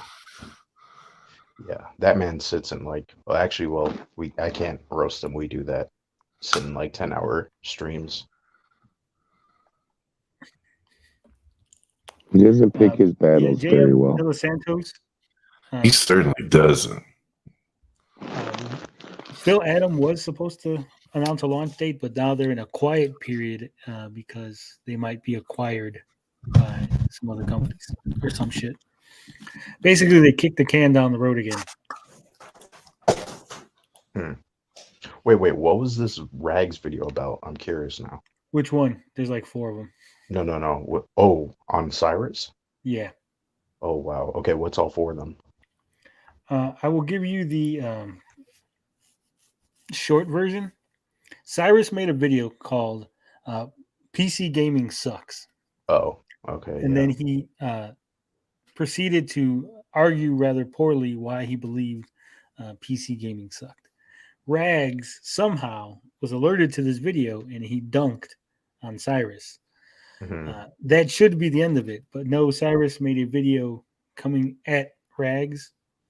So then Rags dunked on that video. So then Cyrus tried to come back again, and then Rags dunked on him again. one more time. And then Cyrus started trolling Rags' comment section and like harassing people, so he had to get blocked. And then eventually Rags went away, right? So then Cyrus Martin did a video about how YouTube is changing and it doesn't like harassers and trying to dunk on Rags without mentioning him. But then Rags found out about it and he made another video and he dunked on him again. Oh my god. Yeah, big And props. then to him. Leo, That's hilarious. because he was friends with Cyrus, he tried to interject himself in the argument, and then Rags dunked on Leo. Oh man. I wouldn't mess with Rags. He'll make like a 2-hour video on you. So, and he goes hard. Oh yeah, he actually didn't go that hard on Cyrus, which was he tends to go hard though. Like he had like a video that was like a response of a video. I mean, of that's the another point. How response. hard? That's the point. How hard do you have to go on Cyrus? Yeah. Oh man.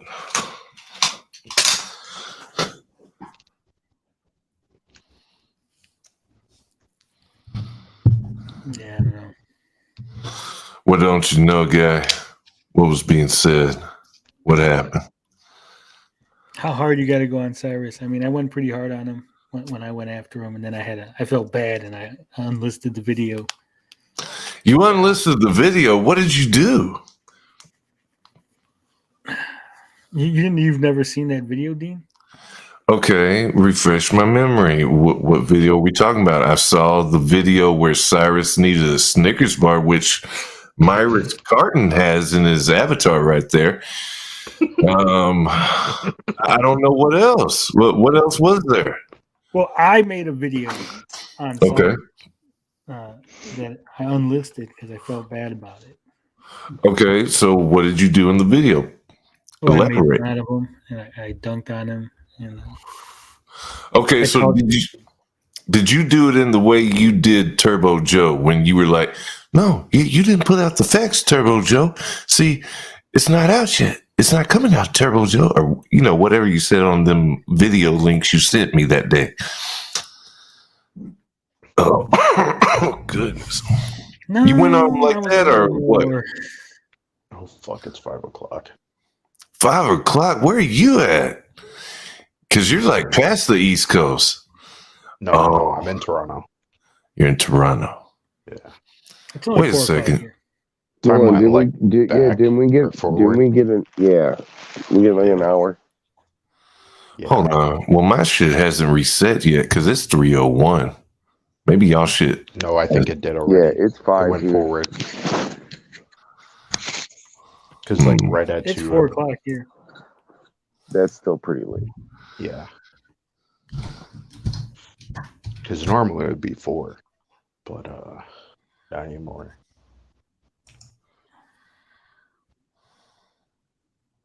Kind of sucks.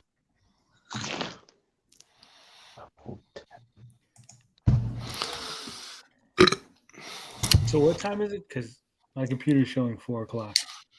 My computer's showing 3:02. Your computer's right, Tony, because it's 5 here. Yeah. So you're. Yeah. Man, why are we doing this? I shit think so late? that's why. I think that's why it feels like a little extra longer because. Yeah, we gained an hour, so that's why. Because I think right when it changed, I was like hella confused. I'm like, it's already 3 o'clock. Like, what the fuck happened? Thought I was just like sitting there for an hour.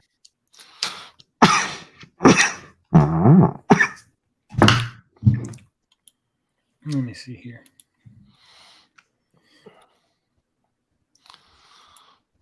Are you about to pull up your unlisted video?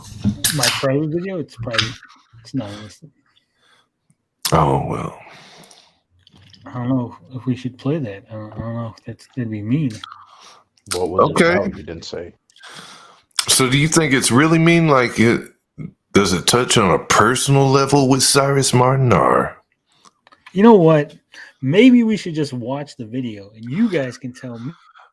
Okay. Yeah. I want to do that This is anyway. like the last thing before we sign out. Yeah. Okay. Oh, it's closing time. Oh, We're blinded. here we go. Listen, I don't want to see the sunlight. So I haven't put a disclaimer on the video. Oh, you got a part 1 though. Is there a part 2? The part 2 is just the when I was on Cyrus's channel, he took down that video. So then someone gave me the audio for that, and then I just put that, re-uploaded it. Okay.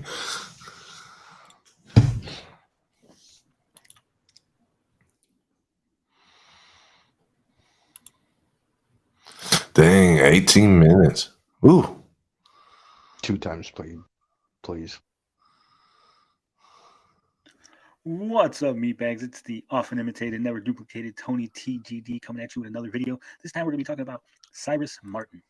Now, recently, I did an interview with Cyrus. We had a 3-hour discussion. A lot of people loved it. It was up on his channel. A lot of positive comments. People telling me how I was making great points, how I demonstrated that not all the haters were crazy, psychotic people, and that some of us actually had some very smart and intelligent things to say. Unfortunately for my fans and Cyrus's fans, Cyrus decided that he was going to take that video down. Now, I did contact Cyrus. I reached out to him via the comment section on Monsieur Tremblay's YouTube channel, and I said, "Yeah, why'd you take the video down?" He said that it was his choice. He didn't want the drama. He didn't want to deal with it. He took the video down. So I said, "Sorry." I said, "Send me the files. I'll put it up on my channel." I mean, it is 3 hours of my life that is somehow gone. So I'd appreciate it if you just send me the files. I put it up on my channel.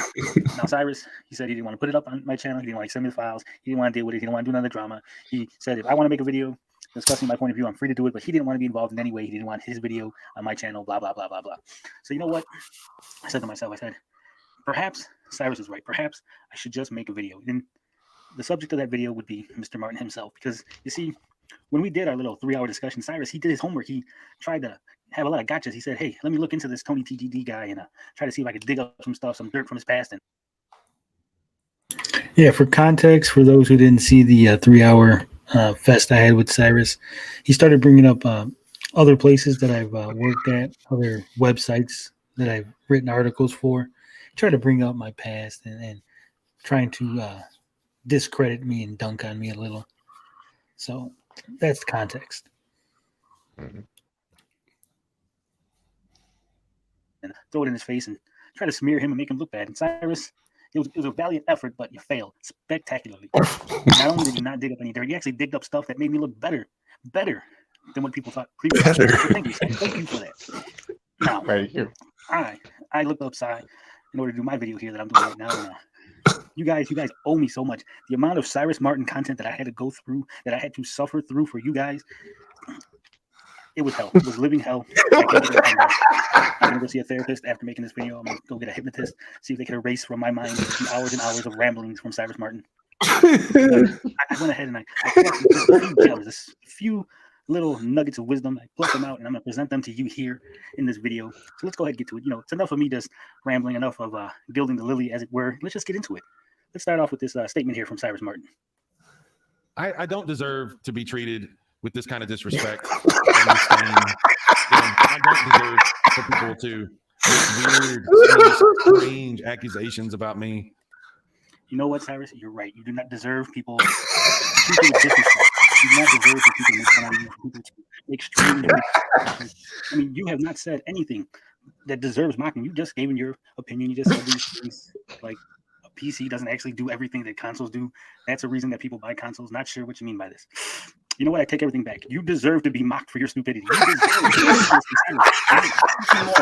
thinking that a PC and a console do everything the same. I am not part of the PC master race. I have a fucking laptop that's like 10 years old. Okay, I play primarily on my PlayStation 4, and yes, I know for a fact that PCs do so much more than consoles will ever be able to do. Ever. Yes. For you to make a statement like this just shows your ignorance and your inability to actually process information. Either that or you're just full of shit. I'm not saying this. We'll find it. We'll figure it out as we go through this little video. Oh shit. Oh.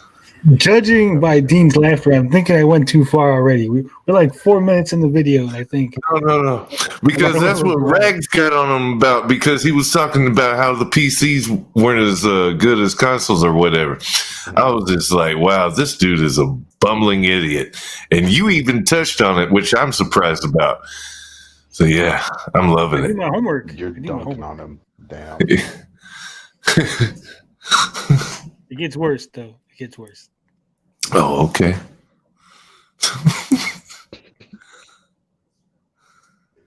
Now, December 2nd, 2015, Cyrus did a little video. Xbox One is here to stay. Deal with it. Now, I'm not going to bore you about watching this 5-minute video that felt like 5 hours. But Cyrus, he says that he's tired of seeing people online saying that the Xbox One is dead, that it's going to disappear, that Sony and Nintendo are going to dominate the market. He's sick and tired of these people saying that just because the Xbox sold half as many numbers as the PlayStation, that somehow Xbox is going to leave. He's saying that, Microsoft is never going to leave. They're here to stay. They've earned their spot. They bought their spot. They're not going anywhere. You know what? I had to look it up. I had to see, were people actually saying this? Were people actually saying that the Xbox One was just going to go away, that it was going to die, that this was the death knell for Microsoft? And you know what? I did find it. I did find someone saying that, and I got that queued up. We're going to go ahead and read that. At the end of the article was titled Xbox One is a failure. It says, I do not think things are going to turn around. I think the writing is on the wall. The Xbox One is on death row.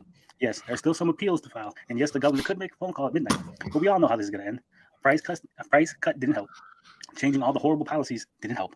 A big fancy show at E3 didn't help. Nothing has helped, and nothing will. We are watching the slow death of a giant in the industry. We are all witnesses to an execution that will drag on and on and on. Sony has twisted the knife in the Xbox One's back at every opportunity, but Microsoft won't take the Xbox One off life support. They just keep whistling past the grave, pretending like everything is fine. Everything is going well. All part of the plan, but we know better. Anyone with a functioning brain can see the end just now beginning to darken on the horizon. Microsoft has failed all its customers, all its partners, and all of us. I think it's about time we all said something. Basically, this article is saying that the Xbox One is a failure. It's always going to be a failure. There's nothing that Microsoft can do to save the Xbox One. Now, this was written in July of 2014, so it's a little earlier than Cyrus's video from 2015. But in this article, he said nothing. There's nothing that can be done to save the Xbox One. Now, the author of this article, Mr. Cyrus Martin, he believed that no matter what, that Microsoft's Xbox One was just going to go away. It was doomed. It was on its deathbed. They were going to pull the plug. That's it. But Cyrus Martin from YouTube says that Xbox One was never going to go away. That was never going to happen. People who said that were idiots. Now, Cyrus Martin, who is the same Cyrus Martin from the YouTube channel, he kind of contradicts himself, I guess. He kind of made a really stupid article saying that Xbox One was just going to die, that it was gone, there's a failure, nothing can be done to save it. And then a year later, he pretended like he never said those statements, like he never wrote this article, and anyone who thought he was an idiot. Good job. Bravo, Cyrus. Bravo on burying your past and pretending like you were never a journalist. Because let's face it, you were never a journalist. You were a failed journalist. You couldn't do it. So you ran off to YouTube. You started making little videos where you could just go up there. But you know what? That's not the only stupid thing that's wrote. No. See, Cyrus Martin would like you to know that the Wii U is winning. You see, the Wii U is going to be the console of the future. It's going to outsell everything, it's going to business around. Everybody's going to have it. It's just going to do amazing numbers. The Wii U predicted that it was going to take off. Man, this is a guy who's saying that the Amico is going to take off. He's also saying that the Wii U is going to take off. The Xbox One is going to go. His track record so far is 0 for 2. 0 for 2. Blows up on the fucking launch pad. Doesn't make it out of the gate. Doesn't do anything spectacular. Just kind of fizzles out. It's a little footnote on top of the biography. You know, it's a little. Hey, he also made this console that came out and no one really paid attention to, because as you can see, Cyrus Martin's not a good judge of character. He's not a good judge of the industry, of the trends, of what's going on. Sure he is. pretends to be part of it, even when he pretends to be involved in what's going on. He has no fucking clue. But you see, it gets better. It gets better because Cyrus Martin. He'd also like to let you know that there's this console called the Ouya, and it's the flavor of fun. That's right. It tastes great, less filling. See, that would make him 0 for 3 in his predictions. 0 for 3. 0 for 3. It's not looking good for Cyrus Martin and his ability to tell us what the industry needs to do, what the industry should do, and what the show says this motherfucker taking us through a journey through Internet Wayback Machine to dunk on Cyrus. That's right. Sometimes you gotta dig deep. What the hell was that? That's a hell of a got a quote. horse in their house? Who? No, I think that was Dean. Oh yeah, I was coughing. Yeah, that's all. I thought it was a horse neighing. I was like, damn, what the hell's going on over there? Oh my. Consumer is going to react to these things in the industry. Not looking good, Cyrus Martin. Now, the last thing that we're going to look at is just a little thing for fun. Just a little 5 games better on the PS4 than PC.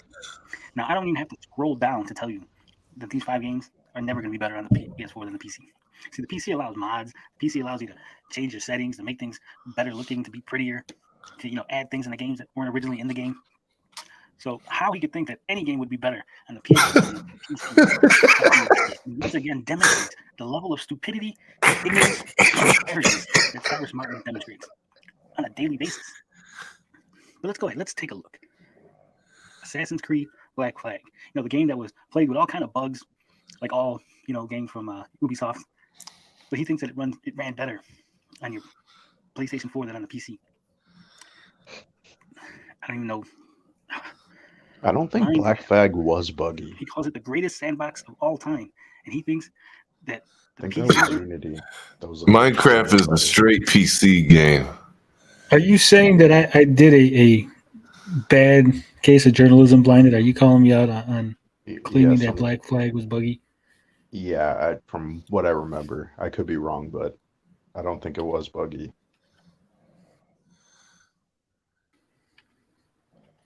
But anyway. I would just assume it was buggy because all of Ubisoft's I want to say it was buggy because I want to say in all Assassin's Creed games when they first come out, as well as Forza games, there's something up with the controller. Because in Valhalla, something was up with the controller, and then they fixed a little patch or whatever. Like all right, I feel like here we 4 go. wasn't buggy, 3 was. But game buggy as hell. Assassin's Creed Black Flag. All sounds are cutting in and out. So I got people reporting that it was buggy. Okay, then. Okay. Bad memory, then. Take the L. Yeah. It's a Ubisoft game. You should just be like, yeah, it's buggy. I just thought it was actually the better ones because I know 3 was buggy and then Black Flag was better. I don't know. Yeah. It's like all Bethesda games are like buggy day one. Yeah, like Doom. Yeah.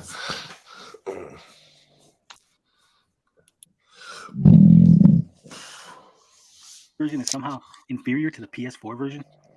He says it just looks better on the console. He thinks that Minecraft looks better on consoles than on PCs. Playing with the PS4 controller on a big TV is also a nice plus. Again, this shows the level of ignorance that Cyrus demonstrates. Your PC to a TV. In fact, my laptop, which has a busted screen, is connected to a nice big TV via HDMI cable. So what I'm looking at, the screen that I'm using in lieu of this broken laptop screen is a TV. And now you can do that with PC. You could hook up your tower to a TV, to a big monitor, to 6, 7 monitors, to whatever the fuck you want. You can't do that with the PS4. You can't hook up to 6 or 7 monitors. You can't hook it up to wherever you want. You have to only be able to hook it up to a TV. Just the level. Call of Duty Ghost. It says it runs better on the PS4 than on the PC.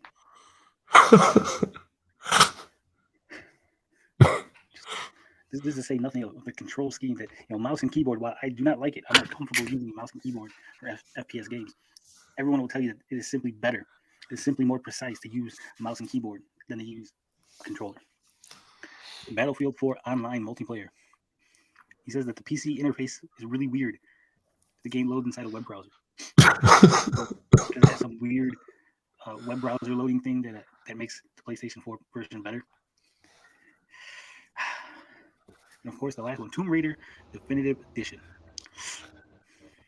It's not even available on PC. So how is this even a contest? How is this even something? I think now it is, though. I mean, I'm at a loss for words at this stupidity. It's like saying, hey, you know what? Super Mario Brothers Wii runs better on the Wii than it does on the PC. Spider-Man for the Coleco runs better on the Coleco than on the PC. I mean, it's like it's things that are available on one system, not available on the other system. Of course, they run better on the system that they're actually available on. Cyrus. Goofy, thumb-looking motherfucker. Wasted 3 hours of my life. And then you decided to hide the video because it made you look stupid, because it made you look like you were protecting Tommy Tallarico, like you were doing whatever you could. Like you could do no wrong. And people saw through that. So you hid the video. And then when I asked you for the video, you decided to be a jackass and tell me to go ahead and make my own video. Well, I made my own video, Cyrus. I made it. It's all about you. And so I hope you enjoyed this video. Hope you enjoyed a little trip down memory lane. I enjoyed it. Plenty more. There's plenty more trips we're going to take, Cyrus, over the You're on my radar now. You've aggravated me. You're that little bitch that I just can't scratch. But I'm gonna keep trying, Si. I'm gonna keep trying. We're gonna get through this. Me and you together. Me, you, and the fans. I'm sure they're gonna love it. They're gonna love hearing all about the stupid things that you've said over the years. All the stupid articles, the books that you've read, the books that you've written, poetry that you've written. Si, we're gonna go there. But that's all for now. You know how we do at this channel. Love, peace, booty grease. We out this bitch. You can hear the commas in Tony's voice as he continues. Yeah, and that's all freehand. That's all right off the top of my head. I don't write nothing down. That was pure savagery. I think you did write stuff down on one video, though, Tony. One video, yeah, you're right. You are correct. Yes. Just one. I knew it. I knew it. It was the Anderson video, wasn't it? Anderson? Yeah. When you were going through all the Anderson family of wrestling. Oh no, that video I didn't write nothing down. Yeah, you did. You didn't know all them Andersons off the top. The only video I've ever written anything down was the DJC poem video, because there was no way I could remember all that. Oh man. Y'all didn't hear the poem before? I don't think I have. It's hilarious. Is it? Yes. Also, Tony, were you capping when you were talking about, oh, yeah, Cyrus, we're going to go down many more trips? No, I don't know what capping means. I'm not hip. Okay, capping is like you're telling a big ball-faced lie and you're calling a bluff and all that stuff. No, I wasn't. But then Cyrus immediately threw up the red flag. He said, no, I quit. I give up. Leave me alone. So we didn't have to take no more trips. So, you got to start I'll play the using poem capping. video. It's hilarious. It is a hilarious video. Okay.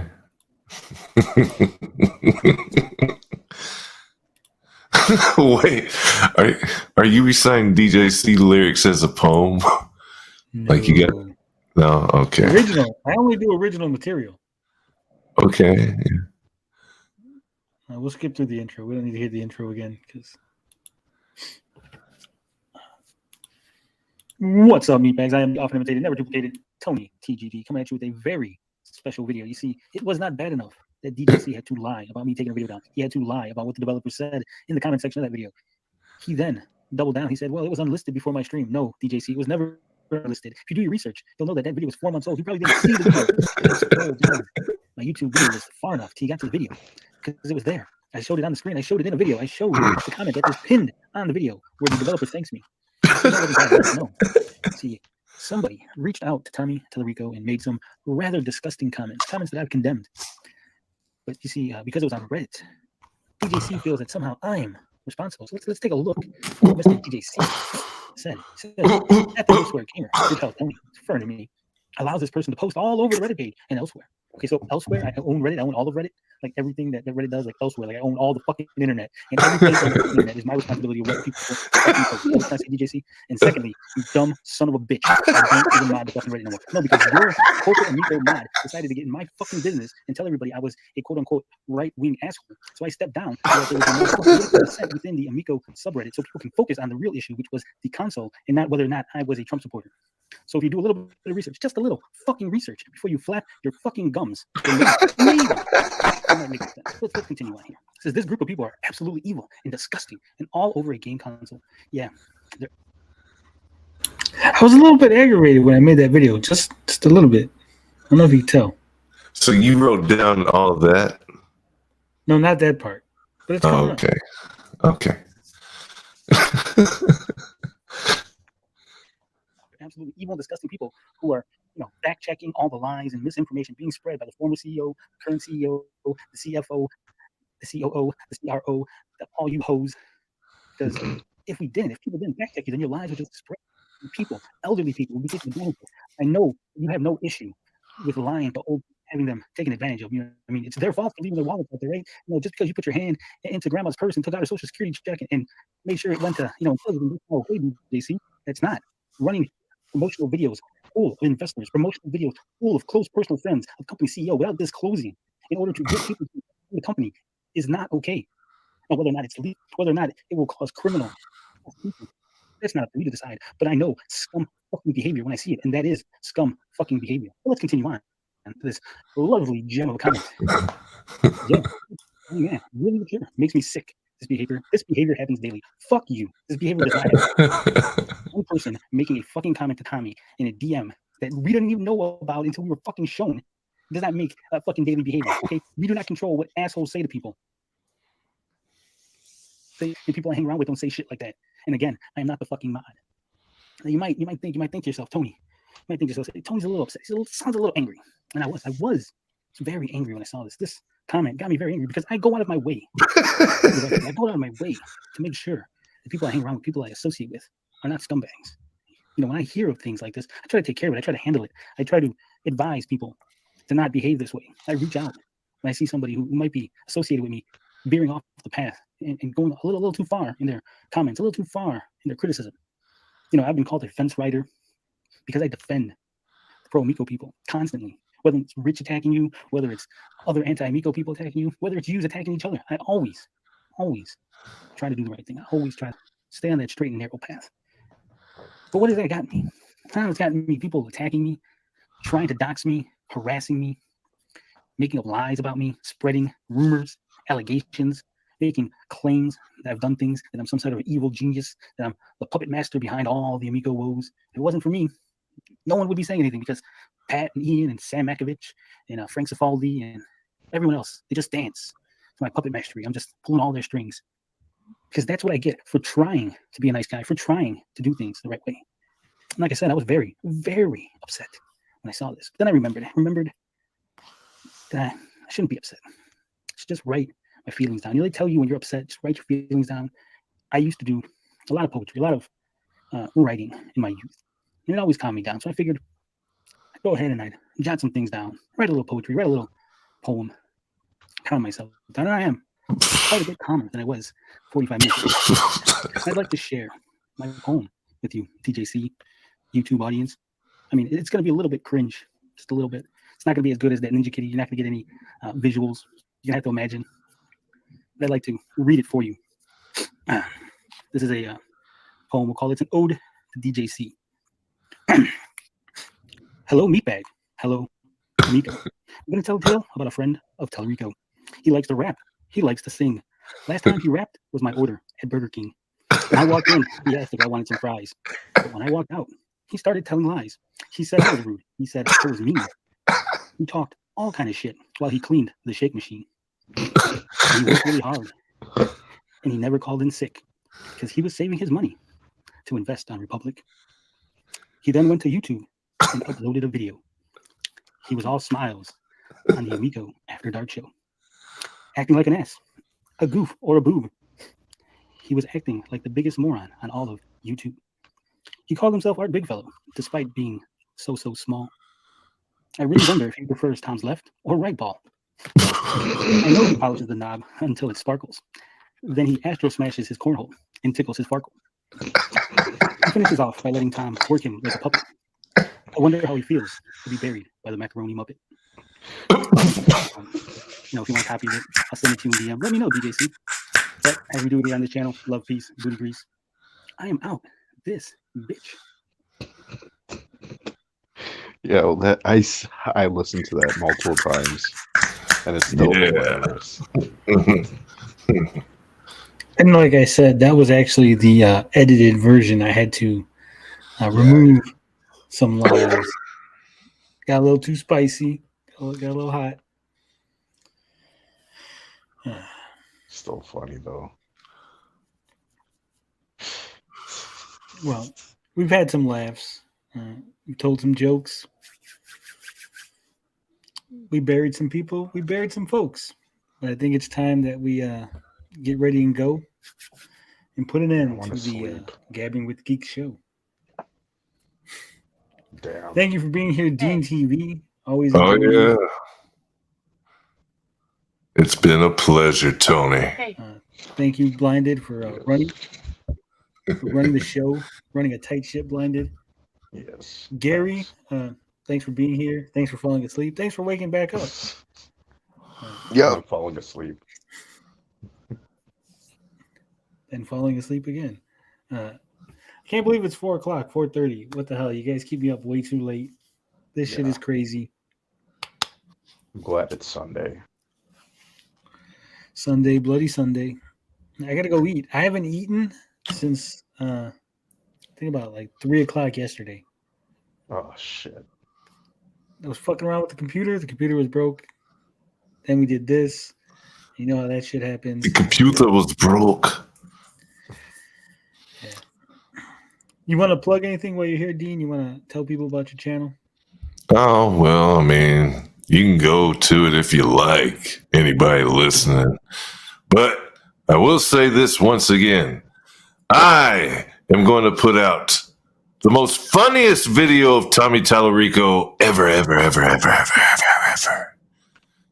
ever. Just you watch. We look forward to seeing that. I hope it lives up to expectations.